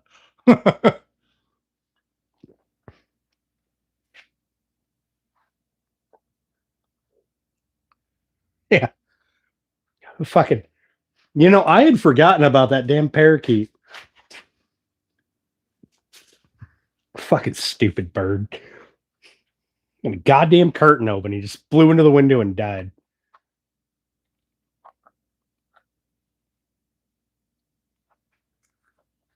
Them you over? What? Karen? What? I have no idea what you just said. Any bird with a curved bill can be taught to talk? Huh. I didn't know that.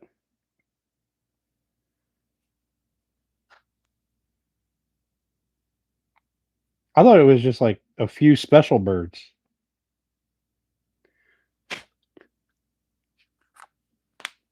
Where's a rocking chair?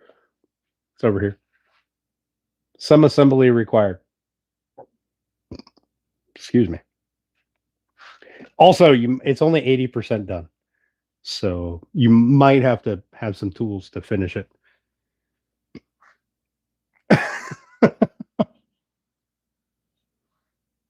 Yeah, I called it quits. I don't know, 7 o'clock. Decided I didn't want to work anymore. I just wanted to chat. It's fast enough to me, right? We got stuff roughed out. I made router jigs for everything but the rockers, because the rockers are a whole thing. So next Sunday or Saturday, depending on if one day's nice and one day's shitty, I'll do a bunch of router work. Round over. Yeah, everything's going to get an 1/8 inch round over, I believe. After it's all shaped, it gets an 1/8 inch round over. So it breaks the corners.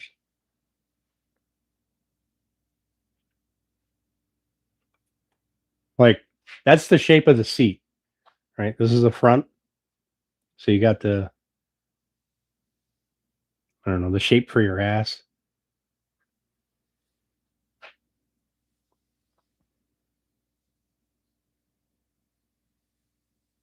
You might do some spring cleaning. Because your new vacuum should be, yeah, that's true. The butt spot, yeah, the butt spot. It sits. So this sits on the front, and your rear end goes right here, I would imagine, and then right here would be the back. Abby's birthday is that next. I don't know. I have it in my calendar.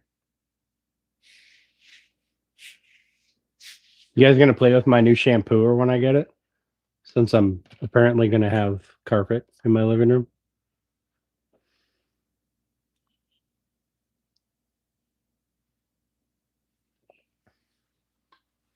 That's right.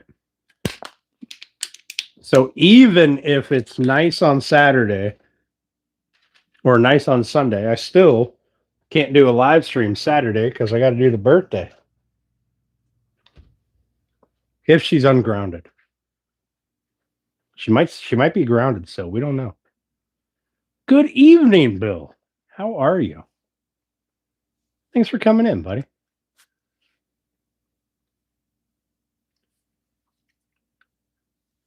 Well, Karen, what I can tell you is practice.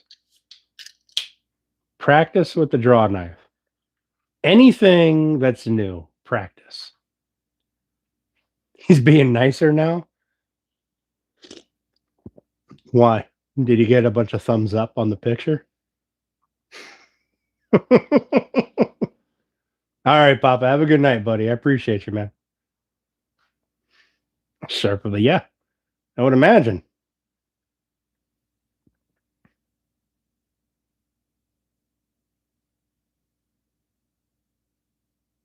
I've seen people using drawn. What the hell is his name? Rex Kruger. He's over in Ohio. He's got a YouTube channel. He's a big hand tool guy. That's true. That's true, Chaos. Yep. That's true. We're old now. We get excited over household goods.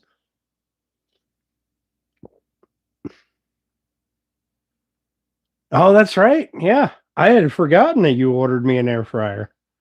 Look at that. The ex took the one that was dirty because somebody sprayed Pam in it a bunch, and I get a fresh, clean one. I think I win.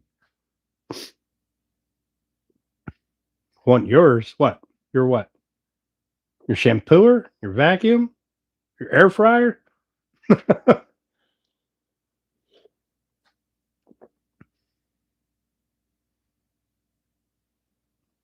Air fryer? Now, so I told the Chaos Twins, like every time the ex would come over to take stuff out of the house, um, I'd go through and I'd do an inventory, and I'd tell the Chaos Twins what was missing that I noticed. Um, and the not Saturday, it was what? It was one of the times before that. The air fryer and the blender went missing. And she had found Chaos One had found an air fryer on sale somewhere. Decided that I needed one. But I also like grease.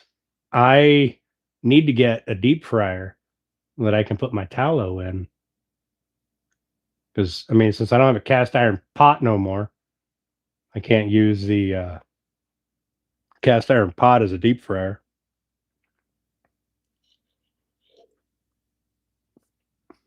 I deep fry and I'll melt my own tallow down. Every time I get a beef or get a cow, I'll get a bunch of fat with it.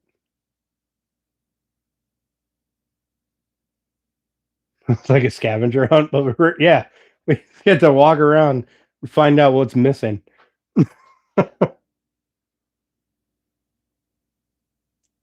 Or a middle fryer between deep and air? I don't think so. I used to spray um I used to spray stuff when I first got my air fryer. I would warm up some like bacon grease, put it in. I used to have. I don't know what happened to it anymore. It probably got gross and I threw it away. A little like pump bottle, like I don't know, like the glass cleaner bottles, but not with glass cleaner in it. It's just a little pump sprayer with your finger. I'd put warm bacon grease in there, and it couldn't be too hot or it would melt the bottle. But I put, liquid bacon grease in there, and I'd spray my stuff in the air fryer.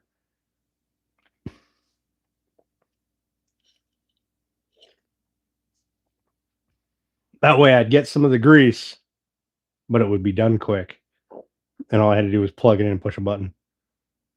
It wasn't glass cleaner, but that's the only bottle that I can think of offhand. It was just this tiny round bottle, maybe the size of a quarter around, and only about yay tall, right? 2-3 inches with a pump sprayer on the top of it. It would spray grease as long as it was warm and liquefied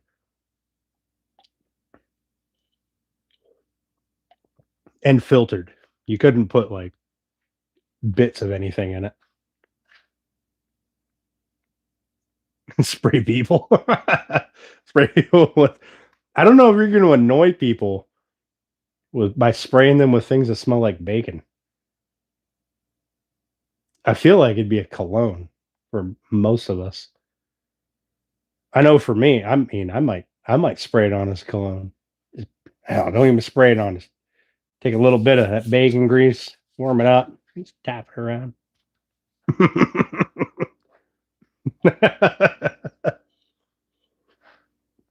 Walk around all day smelling like bacon.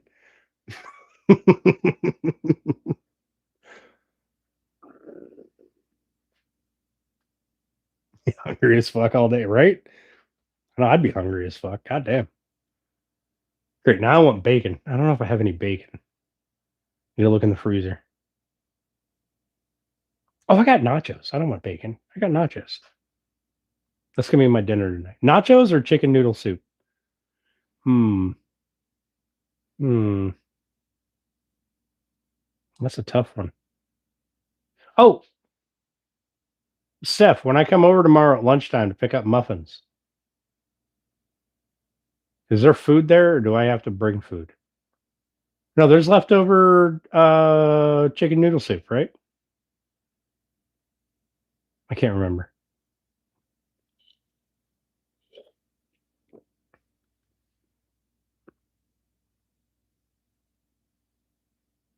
Sweet. It's pretty good. I ate a couple of the noodles. Would have to go in the air fryer. No, I can just throw them in the microwave. It's fine.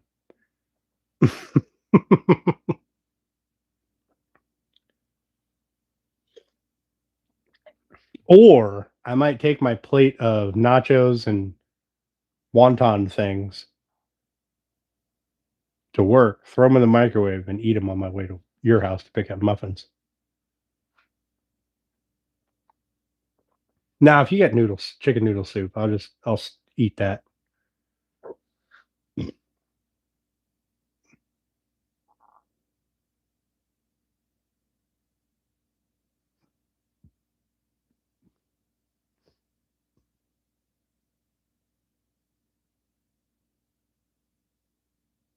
Jesus Christ, that's the dumbest fucking thing I've ever read.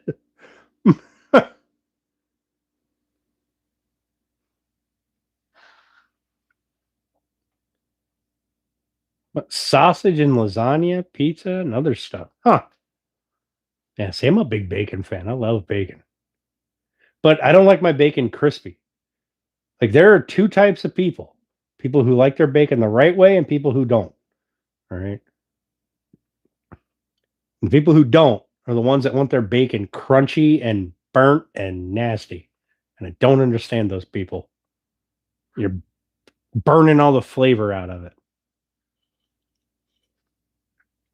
I like my bacon soft.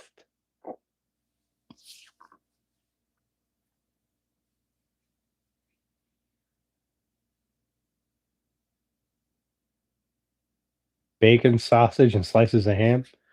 Starting to sound like a meat lover's pizza.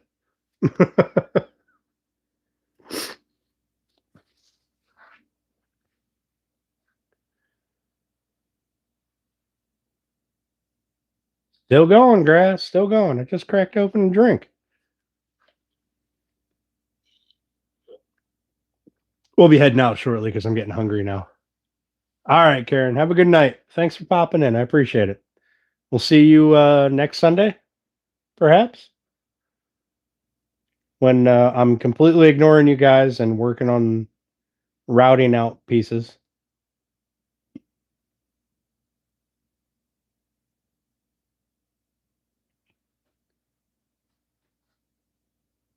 Non-flabby bacon. No, I like my bacon flabby. Was he good last? I did. I had a bunch of nachos last night and some pretzel balls. The Chaos Twins made pretzel. They made homemade pretzels, and those of you that know them, I'm sure, can figure out what shape they made the pretzels, half the pretzels into.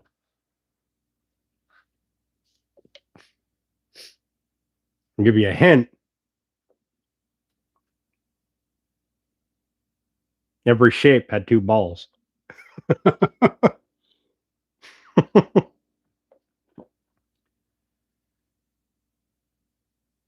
Rather phallic. Yeah. Yeah. Rather phallic shaped. It was just. I did not eat any of the phallic shaped pretzels. Although they fucking tried.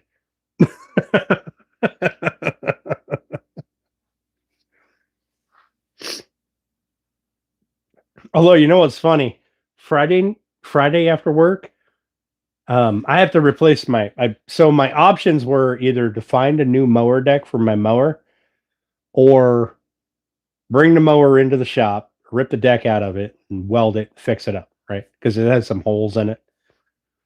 And I hopped on Marketplace and I found a mower deck for like $50 at this old lady's house. And I forgot how creepy Marketplace people can be. All right. No, Steph is one, Bex is two. Um, I did, Steph. I did. Um, so I go to this old lady's house, right? And she, so I, long story short, I got a mower deck, all right, for my mower. So I got to bring it in here and clean it up, paint it, change out some pulleys and shit like that, blades, all that happy shit off my other deck, right? But I go to this lady's house. The first thing I see is this tiny little Chihuahua rat dog that is 3/4 wiener. Swear to God, I thought it was a deformed dog that had 5 legs, just walking around dragging this thing on the fucking ground. Right? Its legs didn't even bend. Like it didn't go forward or backward. It went sideways. Just 3/4 dick. Just fucking ridiculous. I'm pulling in the driveway, and all I see is this fucking giant wiener with legs walking at me. And things did not get better from there. They absolutely did not get better from there. The old lady, like I'm wearing my, this not this shirt, but one of my old shirts. And she's like, "Oh, you do woodworking. Wow, you should come in my house. I had a water leak. You could tell me how much you'd charge and if you could fix this and that and this and that." And I was like, "Yeah, no, I'm not coming in your house." And then there was one point she was like, "You look thirsty. I've got some good whiskey in the house. You want to come in and have a glass?" I was like, "Yeah, no. Yeah, no. I'm not that thirsty, actually." No matter what I did, this woman wanted me to go in her house, and it would creep me out something fierce.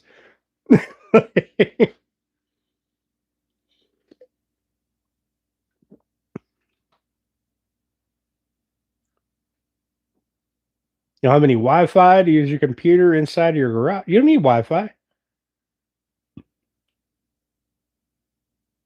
Or are you're talking about with the iPod and phone? No. So that laser right there, it has its own network. It's not connected to the internet. Um, you connect to it on your phone, your tablet, your laptop, whatever, and that's how that app works. Getting rubied by a per wiener dog woman, right? I was gonna end up in that woman's basement being molested by her fucking dog. She tried to get me in her house like 10 times in the fucking 15 minutes that I was there to look at the mower deck, grab the fucking thing, heave it over my shoulder, and throw it in the bed of my truck. it was, it was always something. I got, um, yeah, you can run it with your, you just connect to it. That, like the Atom stack, that one has its own wireless network. It's not connected to the internet. You connect your phone to it. All right. And then it's just a private connection between your device and it. Um, I don't know what the range is on it, but 45-year-old son that lives in the basement, right? It was so fucking creepy. Like, and then, and she's like, at one point, she was like, yeah, I don't know. I had that water leak and I just don't know how I'm going to be able to afford to fix this house. I don't know what I'm going to do. You should, it'd really be helpful if you came in and looked at it and gave me a good estimate. I've had to live in my other house and in a different town. Like, bitch, what the fuck? You've got two houses. You've got I shit you not. There was a semi trailer filled with shit in this driveway. I don't know what the fuck was in it. Just nonsense, right? Fucking sell one, either fix it or sell the one that's broken. Like, pick one, right? Don't be trying to get me in your fucking house. That fucking chihuahua. Oh my God. I cannot unsee that fucking dog. You fucking better would have. Better would have come to rescue. Anytime I go to pick anything up from Marketplace, you fucking people better be watching my location like a hawk. That fucking dog. That dog was 3/4 dong. I swear to God. It's like the fucking dog walking around with 5 legs, just dragging this thing on the fucking ground. Jesus Christ.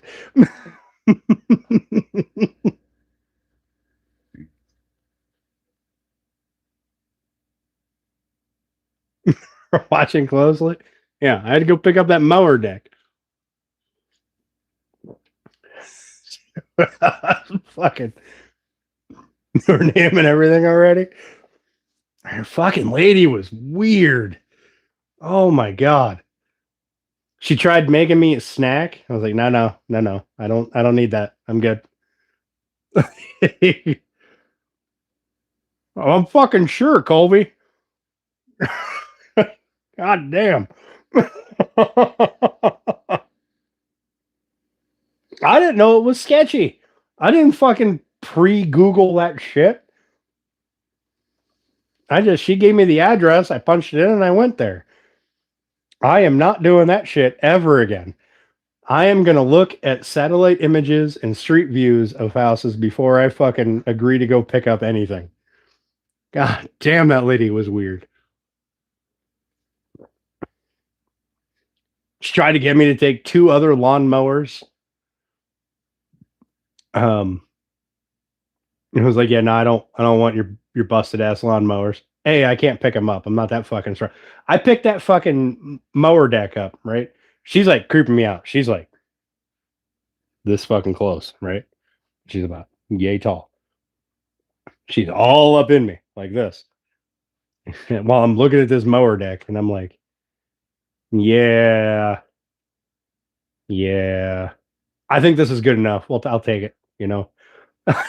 Like, here's your money. Grab that thing, throw it over my shoulder. And she was like, oh, well, you're pretty strong. You want to come move this thing for me so I can do some work on the house that got flooded out? And I was like, yeah, no, sorry, lady. I ain't doing that.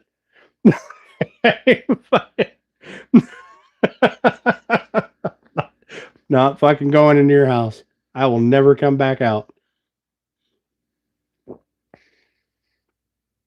Although I got to tell you, if you're going to get me, and tie me up in your fucking basement. Whiskey, pretty good fucking bet. I was really thinking about that whiskey.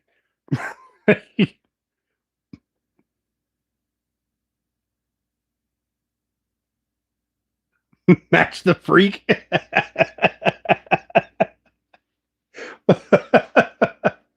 My house is not sketchy with my ceilings. All right. Just because you don't know how to survive with angled ceilings. Hey, what's up, Rich? What are you doing, buddy? Or how are you doing? We were just talking about my sketchy lawnmower deck procurement. I'm pretty sure that old lady was going to wear me like a new skin. Rocket Crane. That fucking dog. I will never unsee that fucking dog. The whole damn dog is this big. Right? Whole fucking dog. And this much of it is dick. Fucking hell.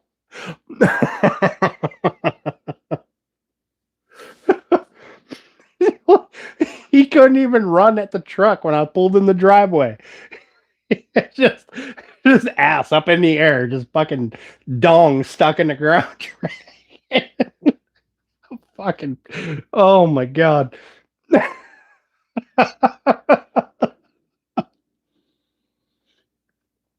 Open heart surgery? No fucking way, Rich. That beard didn't protect you? Shoveling you hit a crack. Oh my god. That dog. Oh shit. Like my mom has had chihuahuas like my entire life. She's always had one, at least one, sometimes two. I have never once seen a dog that was 3/4 dong. All right. Just, I don't know what the fuck that dog was bred with, but it must have been an elephant. All right. Because, good Lord. Good golly.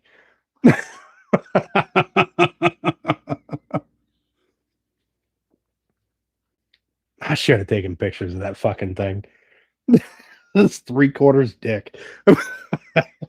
Fucking amazing. Like, good for him. All right. Good for that dog. Dude. Yeah. Could you imagine if I was 3/4 wiener? Be 4 foot of dong. All right. That just, I mean, fucking hell. The things I could do with that. I could knock shit off of shelves. I could pick up things over there. Like, fucking wiener would come into the room 30 seconds before I did.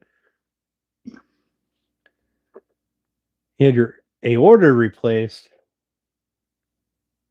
5 mini strokes. God damn, man. Well, I'm glad you're doing all right, man. Fuck. It'd be like a loaf of bread, right? A fucking loaf of bread you made is 3 feet long. Shit, I'd be using it to push wood through the table saw. You'd be like, look, Ma, no hands. Yep. Be the only guy on YouTube fucking sawing wood without his fucking hands. I'd paint faces on the goddamn thing. People think it was a fucking Siamese twin. Jesus. That fucking dog. Oh my God. I really hope for that dog's sake, she bred that thing at least once. Because that is a genetic that needs to be in the system. Like, God damn. All right, Rich. All right, you got to picture this: a little Chihuahua, right? They're like this fucking big. Okay, this dog is this much wiener, right? I pull into this lady's driveway to pick up a mower deck, and all I see is this dog walking on its 2 front legs, 2 back legs up in the fucking air, just a 3rd leg stuck in the ground, just dragging it, just walking around like this, right? Just fucking. This is the very first thing I see when I pull in this lady's driveway. This little tiny fucking dog.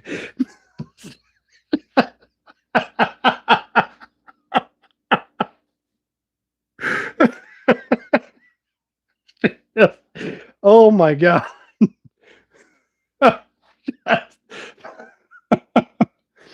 When that dog walked, right? You know, most dogs, their legs like bend this way. No, that dog was just straight out, just fucking, fucking hilarious.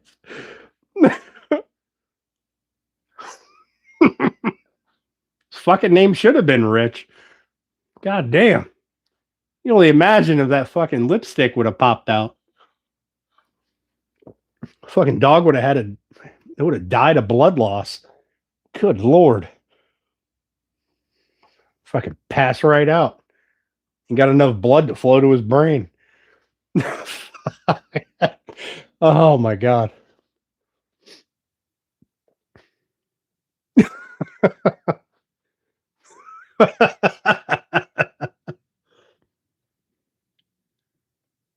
Ham radio set up? Nah, I can't do ham radio. I ain't I ain't polite enough for that. I can barely do YouTube, buddy. It's only because I found my people. Dude, that fucking dog though. That old lady creeped me the fuck out though. Like on a whole other level. Like I am pretty oblivious when it comes to shit. But even I knew, nah, going in her house was a bad idea. I'm gonna end up in a fucking pit putting lotion on, or she's gonna wear my skin as a fucking mask. Only blood, only enough blood to use one at a time, right? Fuck. I gotta step outside. I'll be right back. That fucking dog.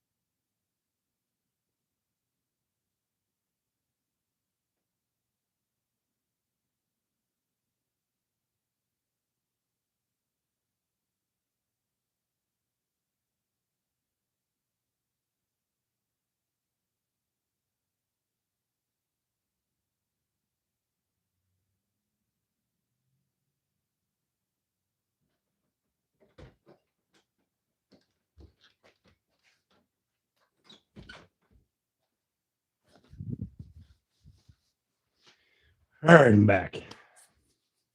Thought I was gonna have to go fuck somebody up. I am I am oblivious when it comes to the female species.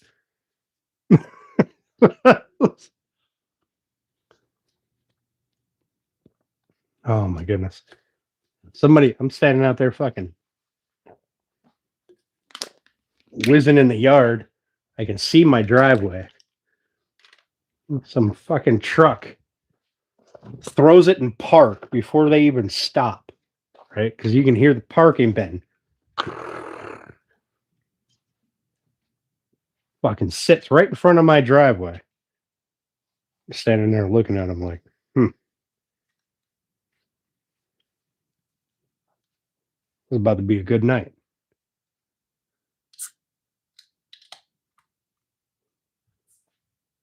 Oh, they drove off though. But that probably means that it's probably getting close to time for me to go in my house. I should bring one of my many firearms out here. I should do that. You know what? I need a shop pew pew. Maybe a nice 40. Nice 40 caliber shop pew pew would be nice. I should go pick one up. Look at that. I got a reason to buy a new excuse me, a new accessory.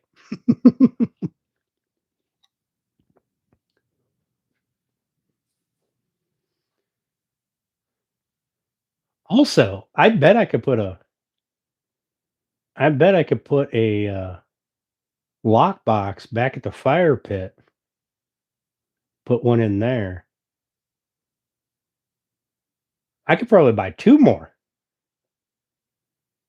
Got to have one for the truck, one for me, one for the house, one for the shop, one for the fire pit. That way I'm always close by one of them. That was a good enough reason for me.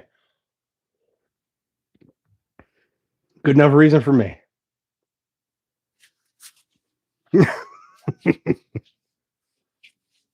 Now the fire pit one should be the 40. The shop one should be a 45. Right? Got to catch them all. The one my EDC is a 9.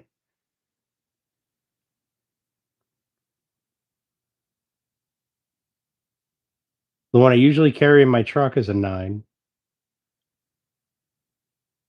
That's 2 9s. I got to even it out. I got to get at least two 40s or a 40 and a 45.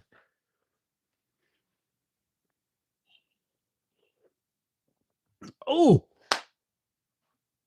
I can get a Desert Eagle 50. I have fucking adult money. There's nothing stopping me from getting a Desert Eagle. Any of you guys got a Desert Eagle? How they feel?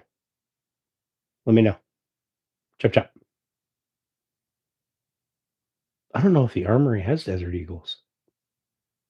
I bet I can order one, but I don't like to buy one without holding it first. I got to touch it.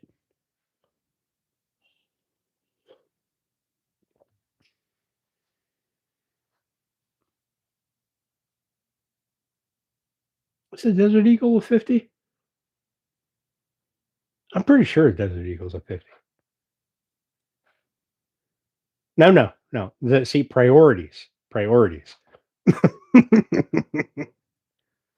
Things that go pew are priorities.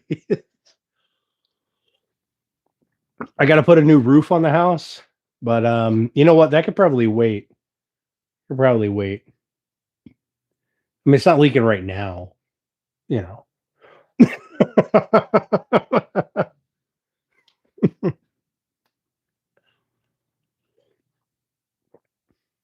Also, Ms. Potts, I can't buy those things yet. All right. You know why. Paperwork. Okay. Paperwork.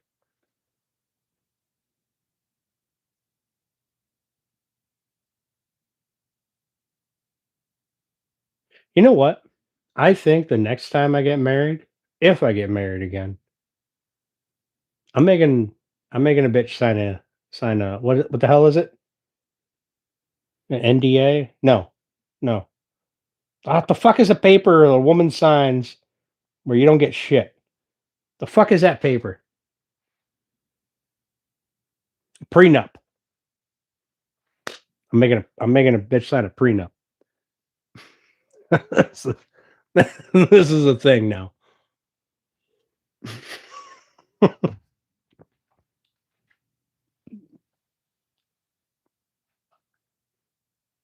Yeah, I don't want none of their shit anyway.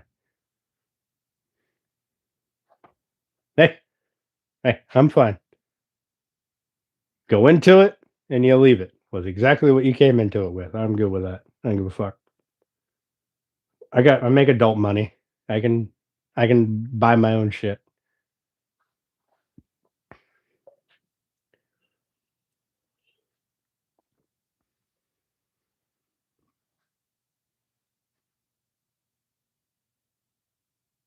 Not to put a clause in there. If you hit the lottery, I get half of that shit though.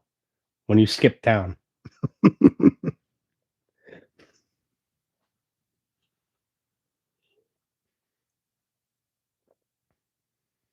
No. That's how that works.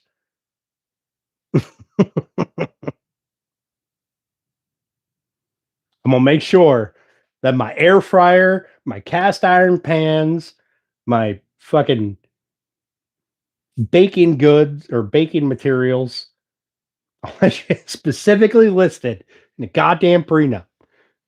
Man, that annoyed me.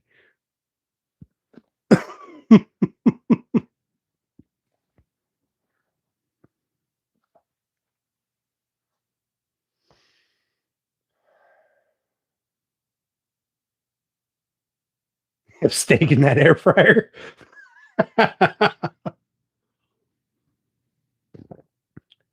Fine, fine. You can have the goddamn air fryer. The cast iron's mine. All right. You don't even know how to use it. Okay. Oh shit. I was gonna go up yesterday. I was gonna go up to the fuck is that place? Not Goodwill, the other one. Salvation Army up here in town. They always have cast iron stuff in there. It's always rusty and shitty looking, but it's easy to clean up.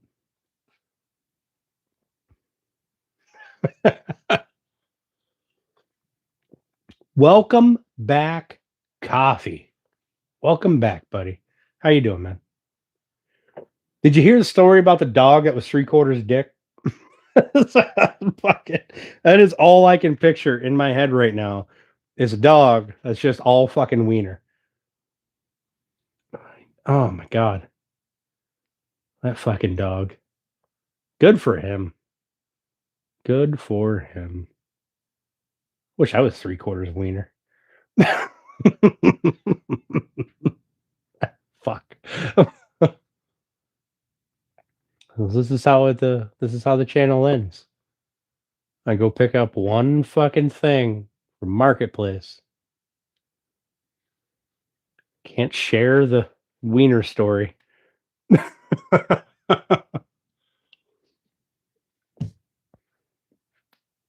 goddamn dog. You know what? It annoys me. Something so small should not have so much. All right. I shouldn't be comparing myself to a goddamn chihuahua. Okay. Wondering if his is bigger.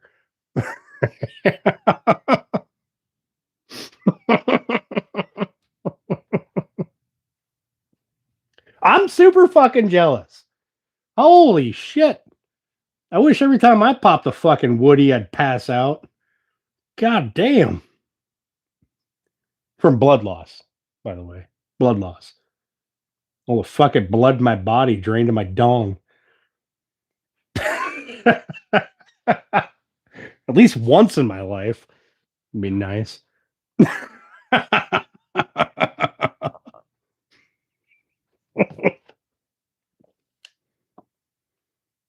The size proportions do not make sense. I don't know what the fuck that dog was bred with, but it had to be bred with something.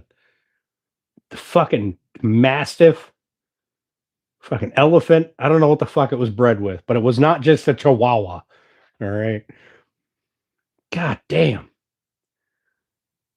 And it was old as fuck.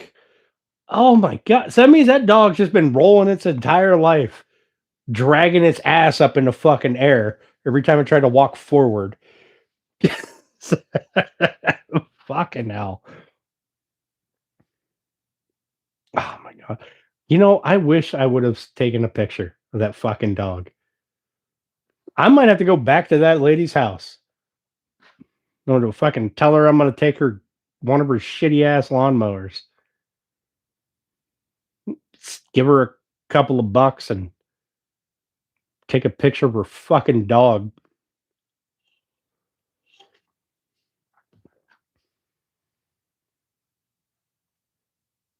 So you know how on Marketplace you can, like, you go to Marketplace in the inbox, right? And you're still in that group of whoever you were talking to. I have never left a group so goddamn fast in my life. I wasn't even out of the driveway and I was like, leave group, delete conversation. I'm out. I'm gone.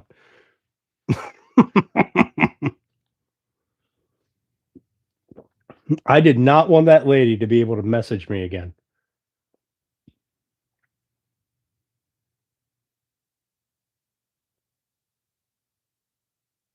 So creepy. That fucking dog weirded me out. Something fierce. Fucking all wiener.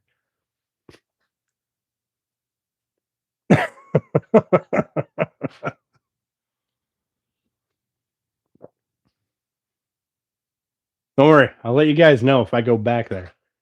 Because somebody's going to have to come save me from that old lady's basement. She's going to fucking knock me out or something. Throw me in her basement, make me fucking put lotion on. Whatever weird old people do.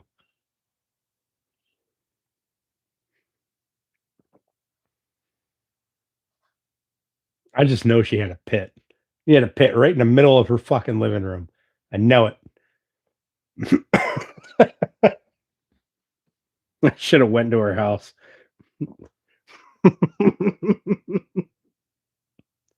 What up, IRL? How you doing, buddy? Thanks for popping in, man. I appreciate it. We're just winding down for the night. Just shooting the breeze, having a drink or 7. Fuck, I drank more tonight than I did last night. Somebody had to be the adult last night.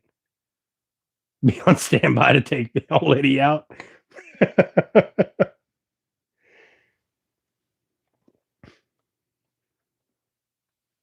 Listen, I don't care if you take the old lady out. You better rescue me from the pit.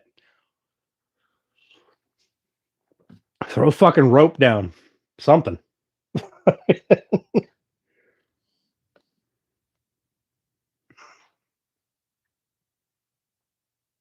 We were just fine. I'm sure you were just fine.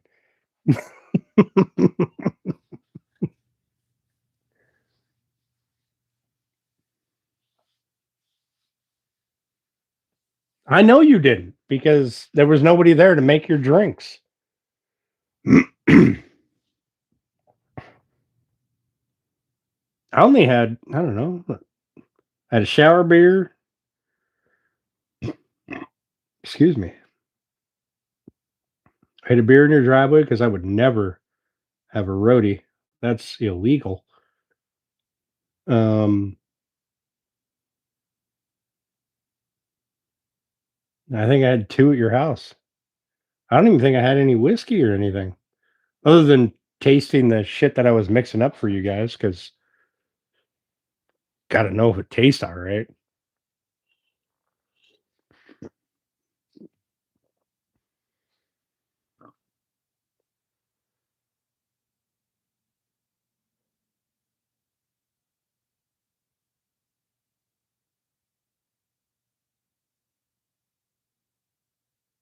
That dog. I'm never going to unsee that dog. It's going to haunt my nightmares. I drank it all? Yeah, I did, didn't I?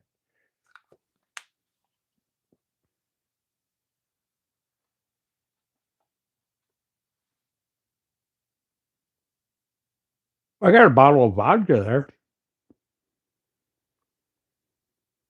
But all you had was that weird juice. Fucking pineapple mango, pineapple something, pineapple orange. Why is every juice in your house pineapple something? Do you not believe in orange juice?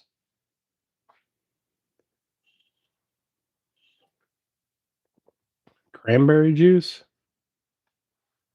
Cranberry and vodka. That's kind of my jam. I love that. I haven't had a cranberry and vodka in a long time. I got on the beer kick, straight whiskey, sometimes mixing the whiskey with Coke or Pepsi, root beer, mixing whiskey with root beer. Depending on the whiskey, some of it you can't mix. It's just a a problem. Oh shit, I gotta make an arrowhead shaped mount for Sean Price. I just seen that on my wall over there on my whiteboard.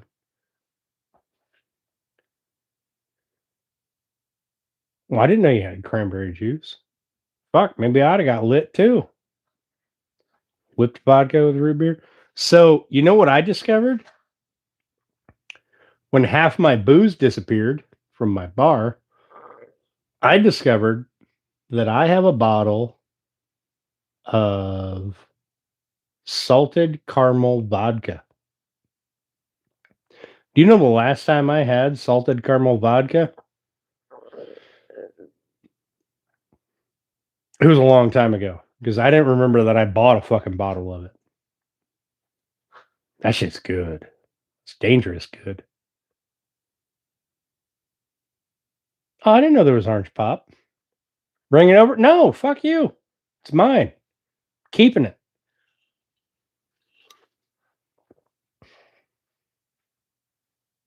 Actually, I think I might have a bottle and a half of it. I think I got a bottle and I was like, damn, this is good. And then I picked up another bottle and I didn't open it. Because I made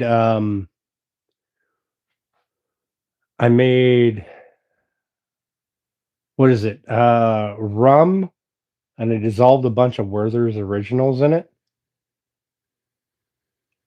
So it made like butterscotch rum. Oh my god, that shit was so good. I still have some. It's in there behind my bar in a jar, in a mason jar. Oh my god, that shit's good. I might have a hit or two or 7 of that when I go in. Also, I'm out of Maker's Mark. I just seen the empty bottle sitting on my fridge. I gotta pick up some Maker. I gotta make a list. I gotta make a booze list. My bar has been depleted. Half my wine's gone. Half my booze is gone.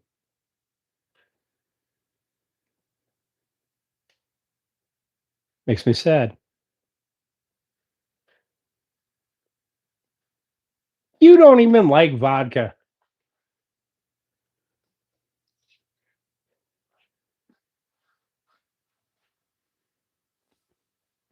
Well, you, Chaos too, you might like vodka.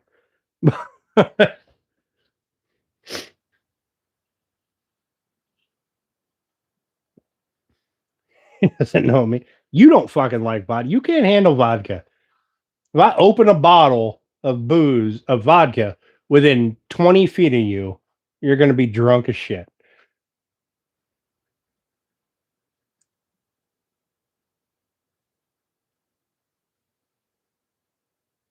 I mean, that's chocolate, though. It's not salted caramel.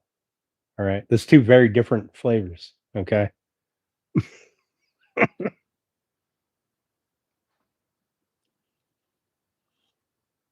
And you're talking 2, 3 years ago. Like, I'm going to remember that. She likes vodka. Thought she was just trying to. Never mind. Never mind. All right. I'm going to finish this drink and I think I'm going to call it a night. We've been shooting the breeze enough. Is your socks were wet?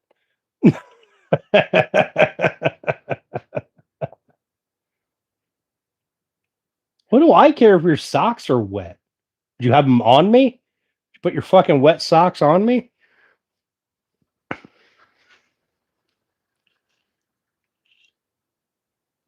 Did you piss yourself and that's why your socks were wet?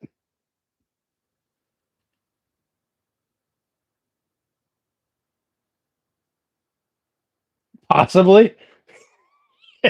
Pissed yourself, made your socks wet. You're running outside in your socks? Yeah. All right. That sounds about like you. Oh, my Lord. All right. I do have to do a few things out here, but the table saw or the Bandsaw can move.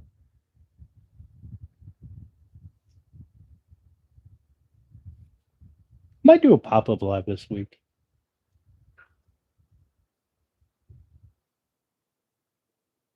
If I get bored. I got a lot of house shit I gotta get done.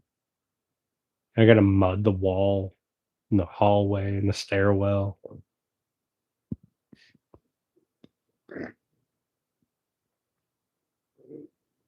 I have to take that countertop, cut it down, put it in the other fucking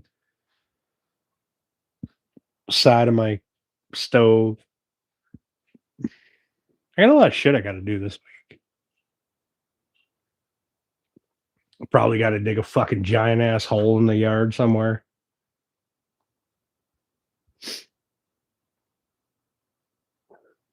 Oh, I remember. I was telling you guys my dog, he's prone to having seizures like within the last year, 2 years. He the first one he went blind in one eye, and then he just has like little ones where his head starts shaking, right?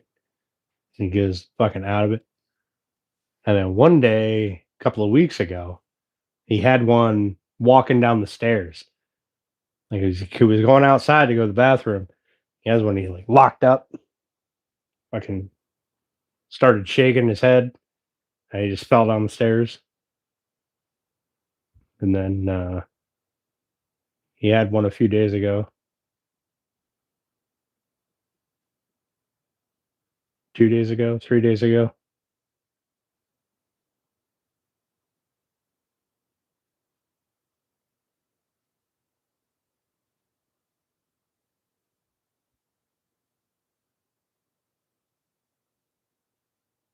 I don't know. I kind of don't want to go inside.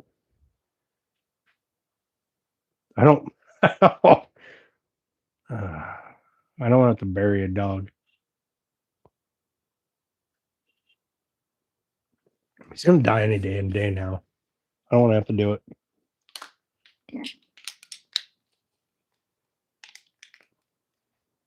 At least he lost like 20 pounds. I mean, I don't have to carry 100-pound dog out to the back lot somewhere. I guess that's a good thing.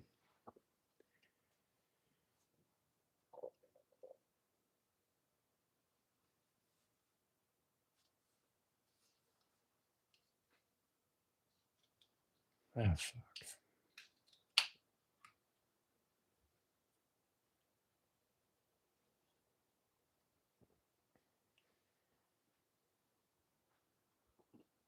All right.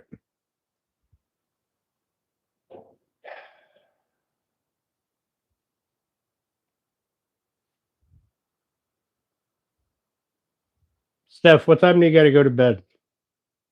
No, you should have been in bed like 3 hours ago.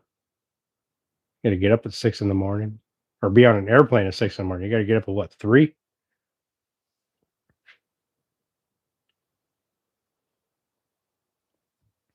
Did my chat freeze?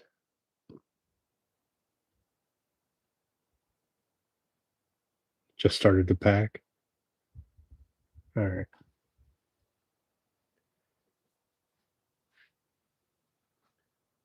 I'm surprised Bex hasn't passed out yet. She only got like 3 hours of sleep last night.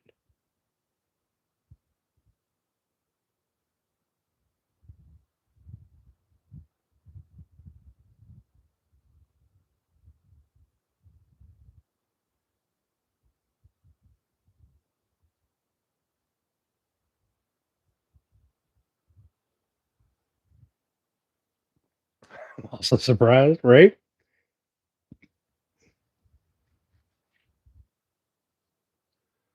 Oh, fuck. Hey, nobody answered. Checks in your suitcase. There was excitement I needed filled in on. Oh, yeah, Ben? Yeah.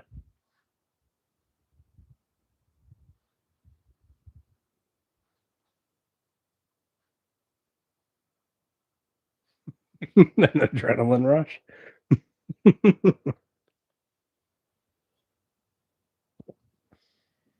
Well, I guess you got to take Jack with you. Throw him in the suitcase. He can be a checked bag. Carry on. I don't know. Until he starts yowling at you. Nobody will even know he's there. Throw some kitty treats in there. He'll be quiet as a mouse.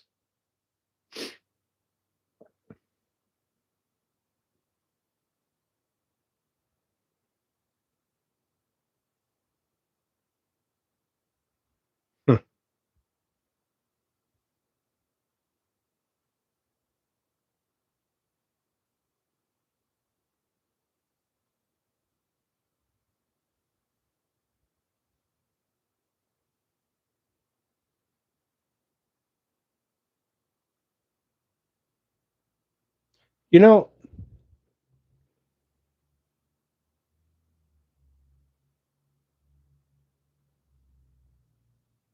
once my once Thor finally dies, which I mean, he's hanging on. Good for him. I don't want him to suffer, but once he finally dies, I will be all alone in my house. Like I was annoyed when or not annoyed, but I was a little bothered when my male cat died here a couple years ago. Just because when I went to bed, he would lay on my chest and he'd stick his nose in my beard right here.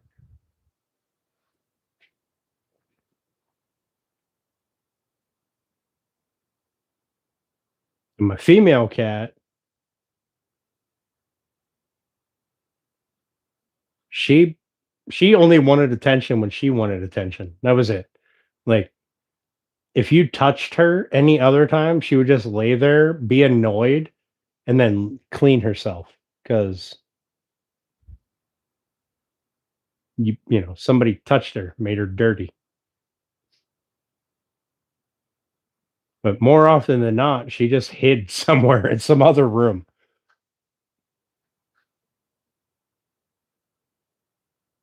And then when she died, I still had Thor. I don't know what I'm gonna do when my dog dies.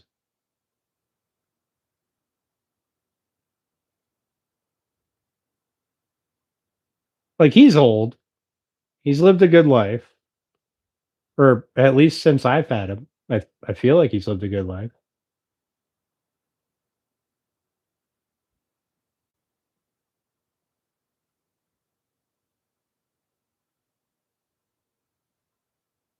It annoys me when he, you know, pees on a rug, but he's old. I get it. I just I don't care if I gotta buy a new rug. Like that doesn't bother me.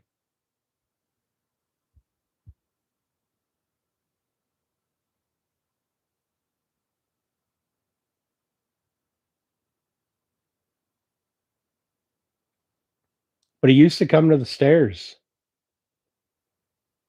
He used to come to my entrance room has like 3 or 4 stairs leading up from the entrance room. Every time I got home, he'd be sitting there waiting for me till about 2 weeks ago.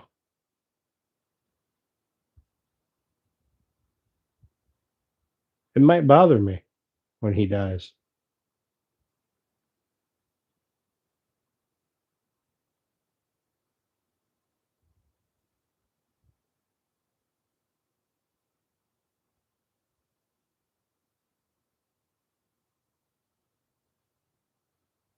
Hmm, right? I need new rugs anyway. Fuck it. But he only pees on the rug by the back door. He just he goes to the back door because I mean that's the way out.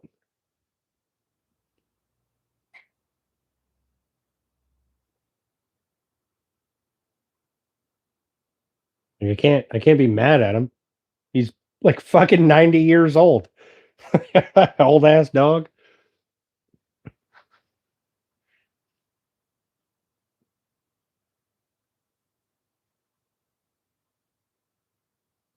Well, once he dies, I will truly be alone. I mean, nobody to greet me when I come home. Nobody to snuggle with me on the couch. Nobody to annoy me at 3 a.m. howling.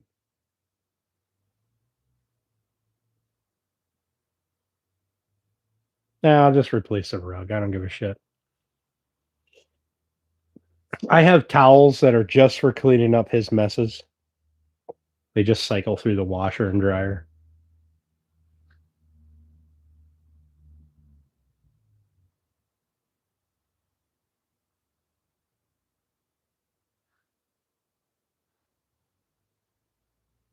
Hmm.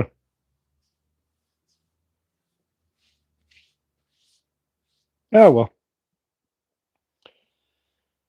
Shit happens. Animals don't live forever.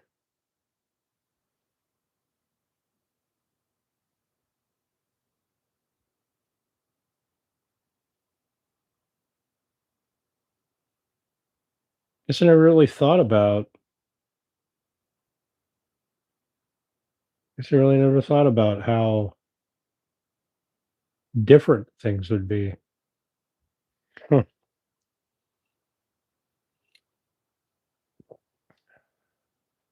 Nah, I don't want your fucking cat when you're gone. Your cat will end up running around my neighborhood, knocking up every other fucking cat around here. Want to let up with 1,000 of them little bastards.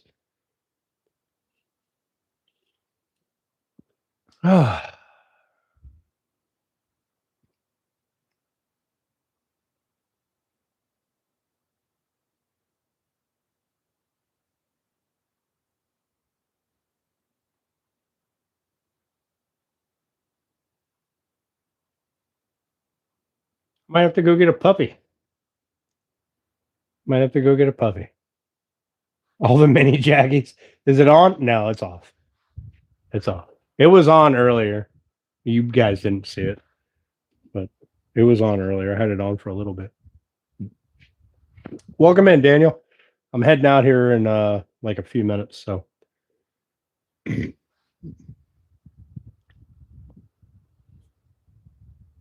all the mini jacket. Yeah. Yeah, I can't wait to have 1,000 little mini jackies wowing at my fucking door. Do I have time for a puppy? Probably not. But I'm selfish.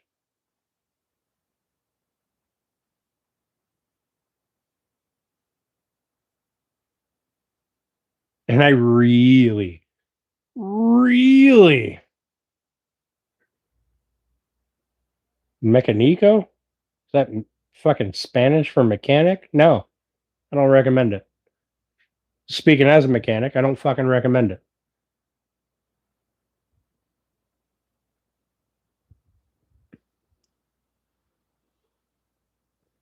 I got probably 100 grand, 80 to 100 grand in a toolbox at work that I had to invest to be a mechanic. I don't fucking recommend anybody does that shit.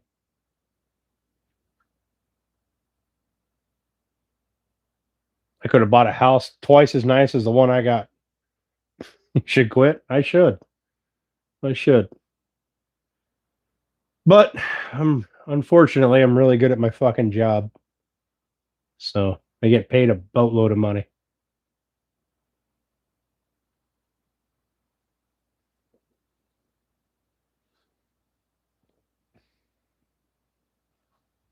Probably one without slant to say, yeah. Yeah. If I wasn't a mechanic, I didn't have to spend 100 grand on fucking tools.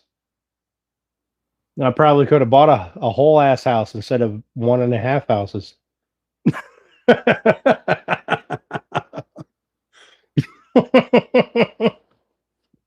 A whole house instead of 3/4 of a house. Am I the highest paid there in my shop? Yeah, I think I am the highest paid in my shop.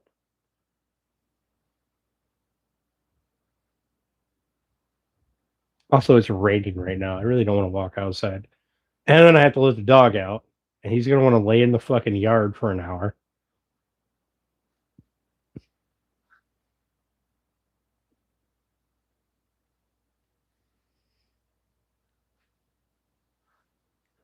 Listen, I shit you not. When I tell you I'm good at my fucking job, I mean I'm good at my job. Right? And I have other shops that know my name, just don't let him out. No, fuck that. Because then he's going to pee on my floor. He's going to pee on the floor anyway, but at least let him not fuck outside.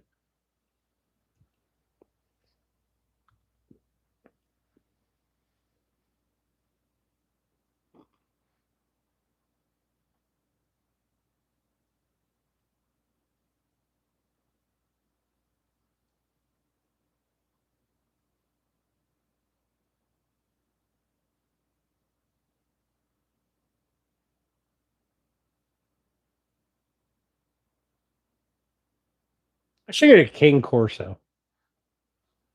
A Rhode Island shot glass? Yes, I do. I do not have a Rhode Island shot glass. I do not have a Massachusetts shot glass either. Ever asked for help? Oh, I ask for help all the time. You know, help to push a car in. I mean, less so now. Well, I mean, I still ask one guy for help because I'll hook a fucking car to my truck and drag it in the building. I need somebody to steer it and stop it before it hits me in the ass end. I have very little desire to push a fucking vehicle anymore. Like I have a truck. I'll just pull the goddamn thing. Doesn't matter if it's in park or not. My truck don't give a shit. We'll drag that fucker right in the door.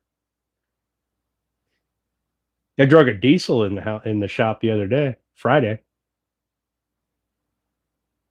Fucker wouldn't come out of park. I don't know if there's something locked up on it. I didn't get a chance to look at it yet. Fucker wouldn't come out of park. Drug that son of a bitch right into the shop. Time do I got to be at work? I work 8 to 5.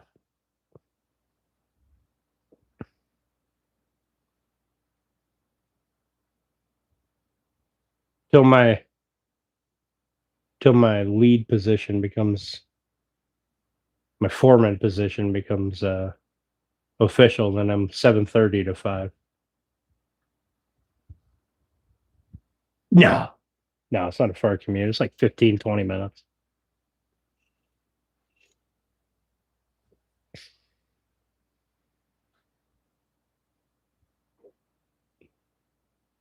It's raining really hard right now. I don't know if you guys can hear that. It's fucking pouring right now, which sucks because I got to pee.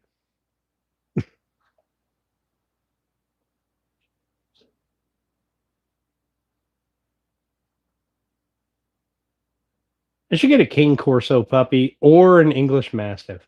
I got that buddy of mine in Ohio that breeds English Mastiffs.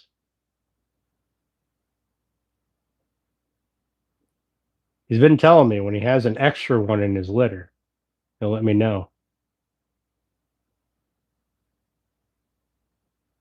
What a giant dog. All right, Grass. Have a good night, buddy. You keep your hands from getting raw from work? I don't know. Just develop calluses. Then you don't know. I don't know, man. Don't have soft hands, I guess.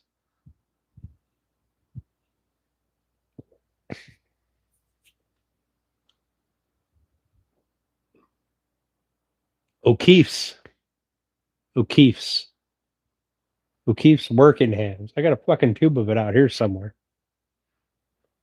I got a jar of it in my house next to my couch. I think I have a tube of it. Here's O'Keefe's working hands. I think I have one of these tubes of it next to my bed. What up, Pine Oak? How you doing, buddy? White collar people are weak. Everybody has their own strengths, but blue collar is a different level. Farmers are a different level than blue collar. All right. Fucking farmer strong is like on par with retard strong.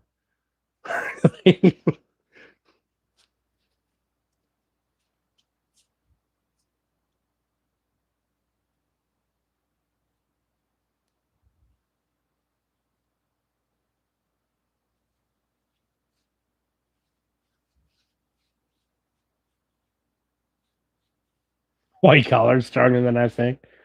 I don't know. You're pretty submissive when I'm around. Sorry. All right, Roots. I think I had a good stream. Got 73 likes here. 14 people in here right now. Nah, I'm good with it. What up, Woodlot? How you doing, buddy? White collar strong, right? Right? Fucking white collar strong. You're strong enough to pick up a pen. Fucking type on a keyboard.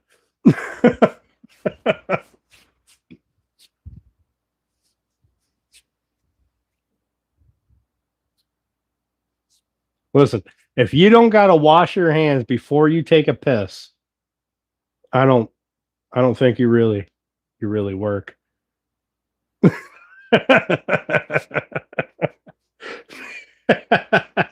Steph. Started clearing dam at the farm. You have a dam? Like a beaver dam? Think you take out an army? Yes, it can.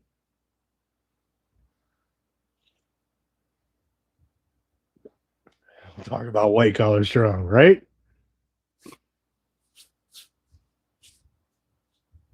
My bitch, it shit's heavy, awkward, and annoying, but I'll get it fucking moved. It's blue collar for you. Always find a way. White collar usually just opens up a checkbook for a blue collar person, but usually a blue collar guy. Usually. Well, I've seen some really fucking big blue collar or white or blue collar women. Fucking built like oxes.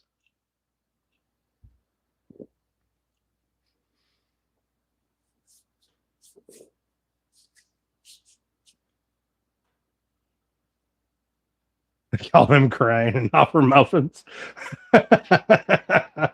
Yes, yes, you do. Yeah, I despise white a fucking drywall too, buddy. We'll do drywall for muffins. I'll give you muffins to finish my fucking drywall.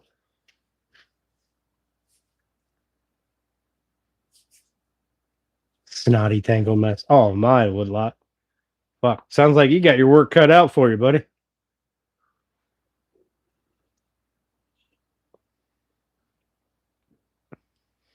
No checkbook here. Give me 1 second. We'll be hanging off here in just a minute, but I gotta go out here and get wet.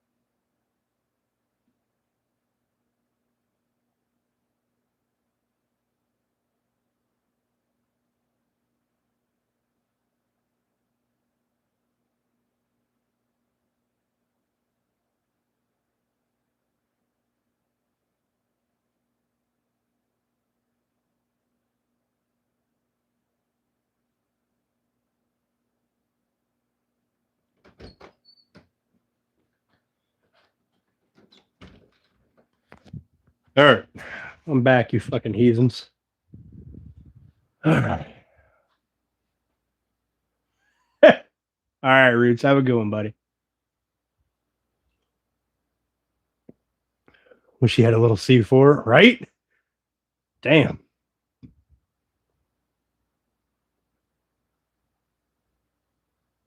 As long as I didn't make them. Oh no, I'd never make them. I'd make Chaos One make them. You don't want my muffins.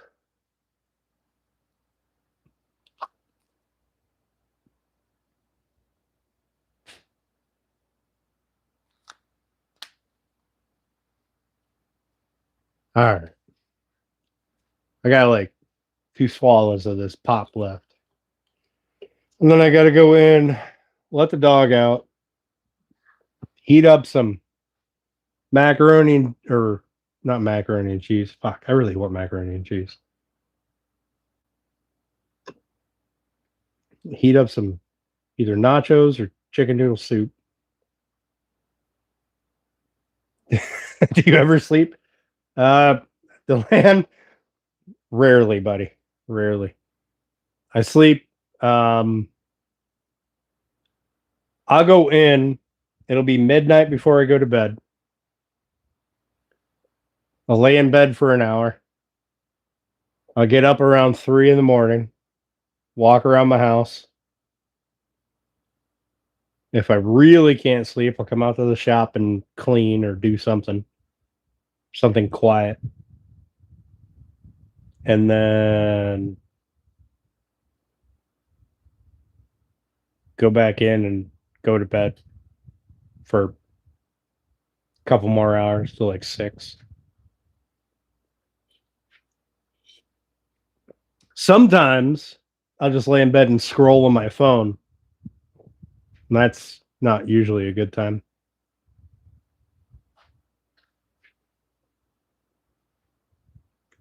Since I was young, I've always looked at sleeping as wasted time. It's if I'm sleeping 8 hours a day, that's 8 hours a day I'm not doing nothing. I got a lot of shit I could do. Pass out from exhaustion.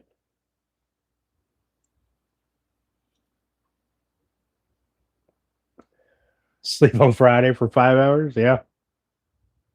Oh, last Saturday I got 4 hours. Well, that's a lot of sleep. Last night I got 4 hours of sleep. I'm ready to go. I'm still wide awake.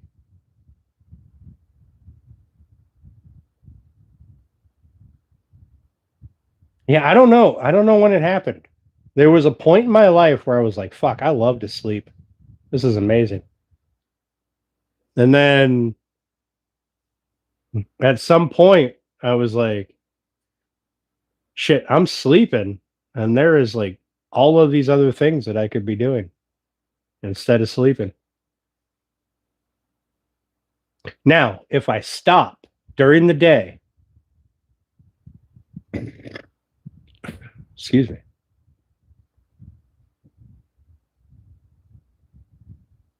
You're gonna miss something? Goddamn, Woodlot. You're rolling on a full night's sleep there, buddy. You slept in. Goddamn. Oh,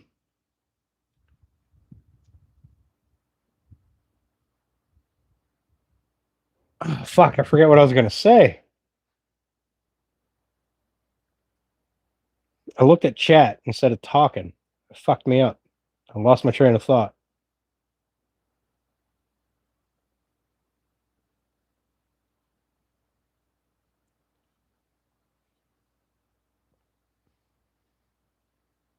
Not doing anything, just missing something. Yeah, I don't know. I don't remember when that happened for me. Oh, I remember what I was going to say now. Like in the middle of the day, if I sit down on the couch or I sit down in a chair, that's it. I can't sit down. If I sit down, I'm going to get tired. I'm going to fall asleep. And I'm going to be pissed off at myself because I slept for however long. and I didn't do something. I don't know when that happened in my life, but I remember that there was a point that shit flipped, and it went from, man, I really like to sleep, to, the fuck are you doing? You're just wasting the entire day.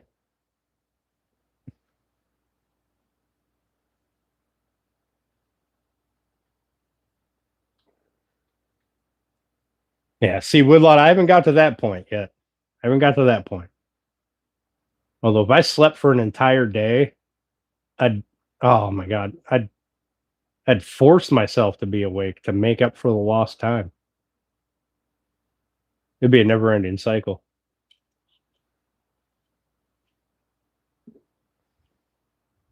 Although on occasion, I can drink enough whiskey to knock my ass out for a full night. On occasion. It doesn't happen very often, but once in a while it'll happen.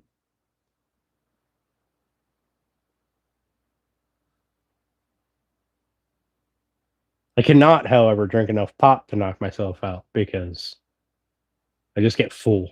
If you get drunk on pop, I feel like you're weak. Get the tolerance of a toddler.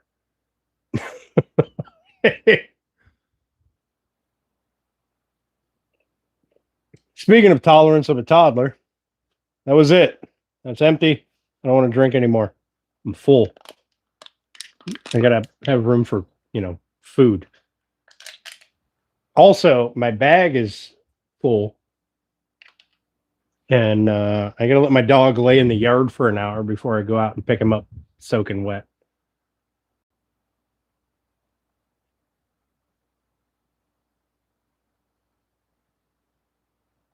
Still damp behind the ears. I'm 40 years old, man. I've been working since I had a full-time job since I was, after I left 10th grade, I did homeschooling. I graduated that year, or that summer, before 11th grade would have started. I was 18, 17, 16. 16, 17. I've had a full-time job since then. Haven't stopped since. This is why men die earlier. All right. Push ourselves. Calling you a toddler? Yes, I am. You're a toddler. You gotta. You get drunk. You get drunk off of a beer. You're a fucking child. There's no ifs, ands, or buts about it. Laying in bed already? Of course you are. I mean, I'm gonna go in. I'm gonna let my dog out. I'm gonna eat my dinner. I'm gonna sit on the couch. I'm gonna scroll for a while. Then I'm gonna come out to the yard. I'm gonna find the dog wherever he's laying down at. I'll pick him up, carry him inside.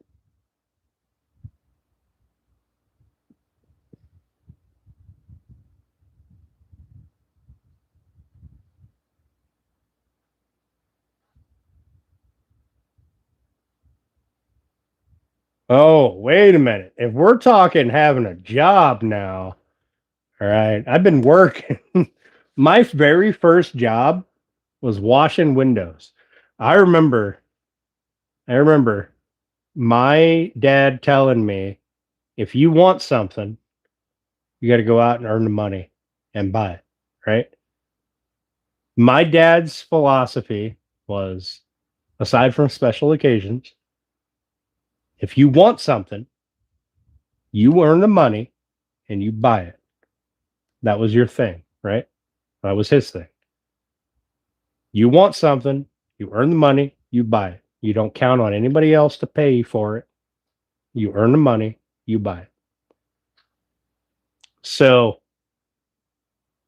my very first job was washing windows around town. I walked around town with a bucket and a fucking squeegee and a roll of paper towels. Every business in my town, cleaning windows. Going there, fucking clean your windows for $5. I don't give a shit. Just money is money. Clean your damn windows. And then I had a lawn care business. And that evolved into a snowplow lawn care business. And then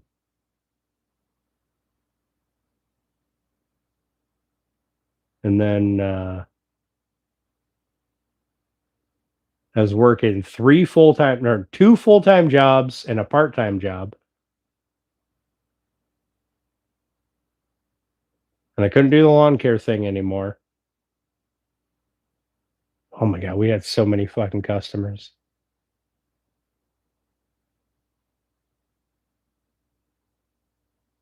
Drove cattle for 2 years. Goddamn, right? Never drove cattle. All right. I took care of some farm animals. I never drove cattle. I remember one of my favorite jobs when I was younger. All right. I worked for this old man. I did, he had some solar panel business or whatever. So he would build his own solar controllers, right? He'd get all the parts, he'd get the circuit boards, he'd have to solder all the components onto the boards, right? Do all the testing, make sure they work. This was years and years and years ago. So he had a farm, old as shit, just straight old. He had a farm. He had a bunch of horses. He had some cows. But I mean, we had to move them. I had to move them from fucking field to field. That was about it. There was only like 6 or 7 of them. And then come hay season, I had to bale hay. I had to throw hay. Of course, I had to feed the cows and horses and fucking shit. All right. I had to work the horses. My favorite part of that job was working the horses. All right. I had to, so each horse had its own thing, right? He had a draft horse. That horse got worked by hooking up to a plow and riding that fucker up and down the field. That's all that horse did. You hook it up to a plow and it immediately went to the field and it walked in a line. Turned around, came right back up. Just constantly. Was as soon as you hooked that fucker up, you put the harness on him, he went right to the plow, and then you hook him up to the plow. You didn't have to hold on to the reins or nothing. He walked right to the field, and he sat there and waited. I love that horse. His other horses I had to ride.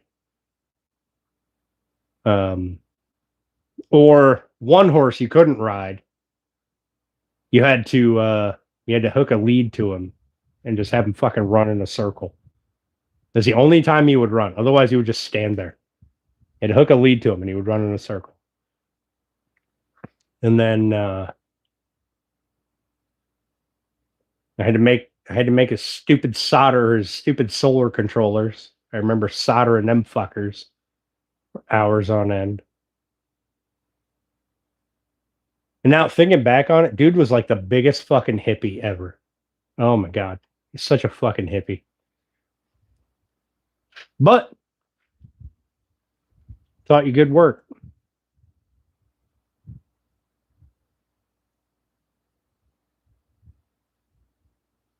The old Studebaker truck, right?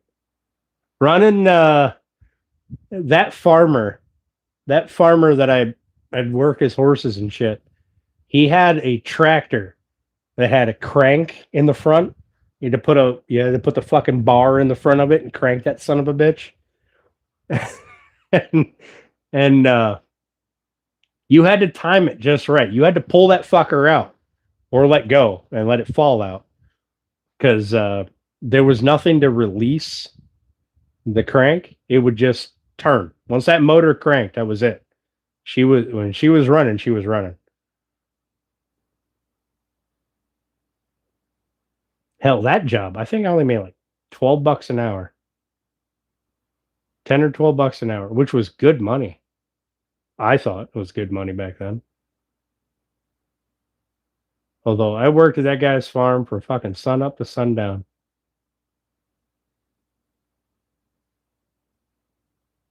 Had to pay rent. You had a job, you can pay rent. Like a Model D. Right? That fucking tractor. And the first time I started that son of a bitch, I got caught right in the gut with it. That's the last time I did it that way. I stood in front of that fucker. Just let that bitch fall out.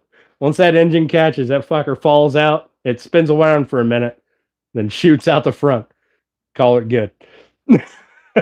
you did not.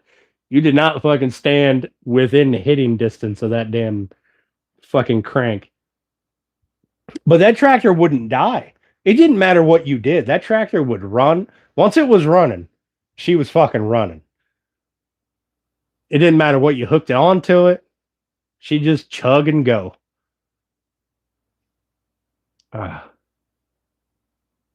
Those were good times.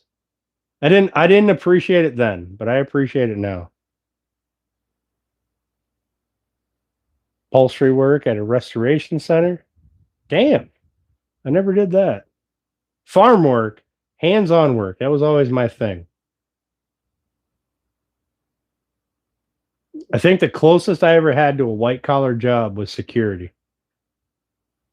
And even then, I still got to smack people around a time or two, which was amazing.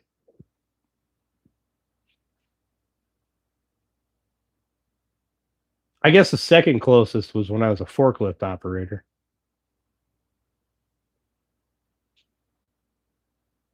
Let's be honest. You're in a forklift, you're going, let me just operate this joystick.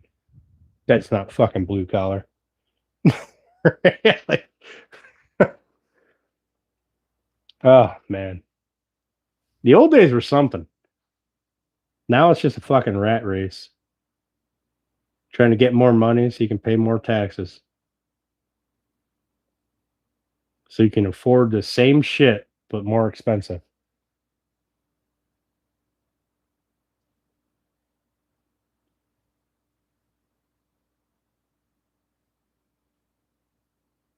I tell you what, though, I hated it at the time. Throwing fucking hay bales up onto the loft, stacking them damn things. That was exhausting work. But it was good work.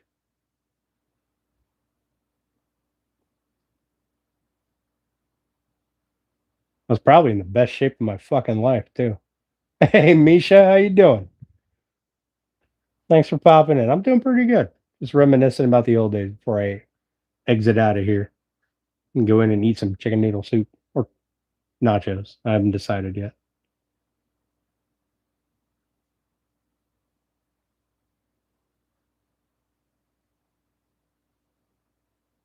The old days were simpler days, weren't they? They seemed simpler. What am I doing now? Just shooting the breeze. Building a rocking chair. That's our current live stream project. Building a rocking chair. We got everything roughed out except for the rockers. Next Sunday will be the routing day. Running the router through everything. And everything final shaped. And then we'll do assembly.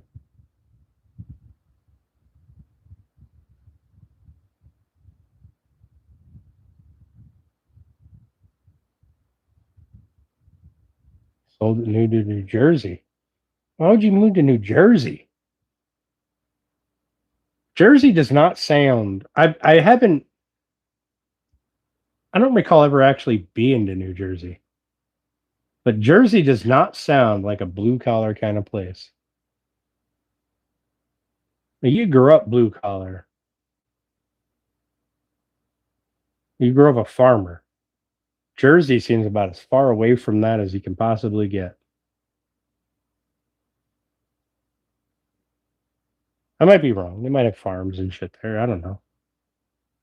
I feel like it's all just one giant city built to support New York. So my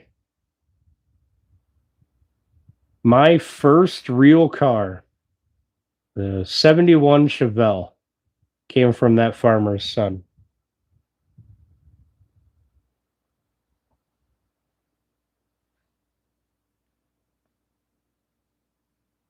His father bought it for him new, and he gave it to me for helping him move. How'd the chair come out? It hasn't come out yet. we just roughed some shit out and made some templates so we can do the router work. I spent a long time on the templates, probably longer than I needed to. But if the templates are good, the final product will be good because you're using templates to make everything. So there's plenty of blue collar work and farms in Jersey. All right. All right.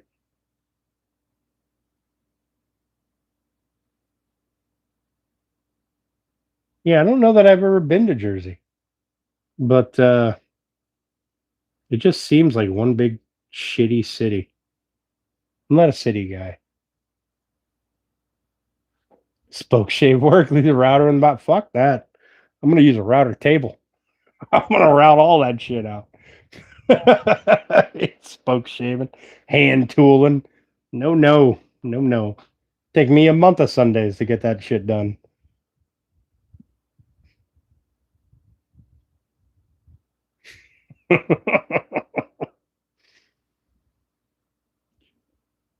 Oh my.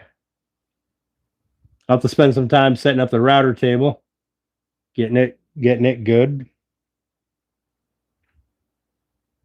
We'll spend a South Jersey has a lot of farms. Huh. Never knew that. So North Jersey is the town or the half of the state that supports New York City, huh? All right. Listen, guys, I appreciate you coming out and hanging out. If I don't end it now, I'm going to sit here and bullshit with you. Doesn't matter if there's fucking one of you in the chat. Sit here and bullshit with you all night and then be annoyed that I didn't get 2 hours of sleep. So we should probably call it now. South North Jersey's the armpit in New York. Yeah. That's probably all the people that I've ever heard of from Jersey. All the shitty stories from the fucking armpit. All right. I appreciate y'all for coming and hanging out with me. Thank you very much. Thanks for those of you that came here to just fucking shoot the breeze. Bullshit. It's my favorite part of the night. And we'll catch y'all next Sunday, I believe. Get feeling better. Thanks, country. I appreciate that, man. All I got is a stupid stuffy nose. Pissing me off. But all right, guys. We'll catch y'all next week. Appreciate you. And have a great week, man. Thanks, guys.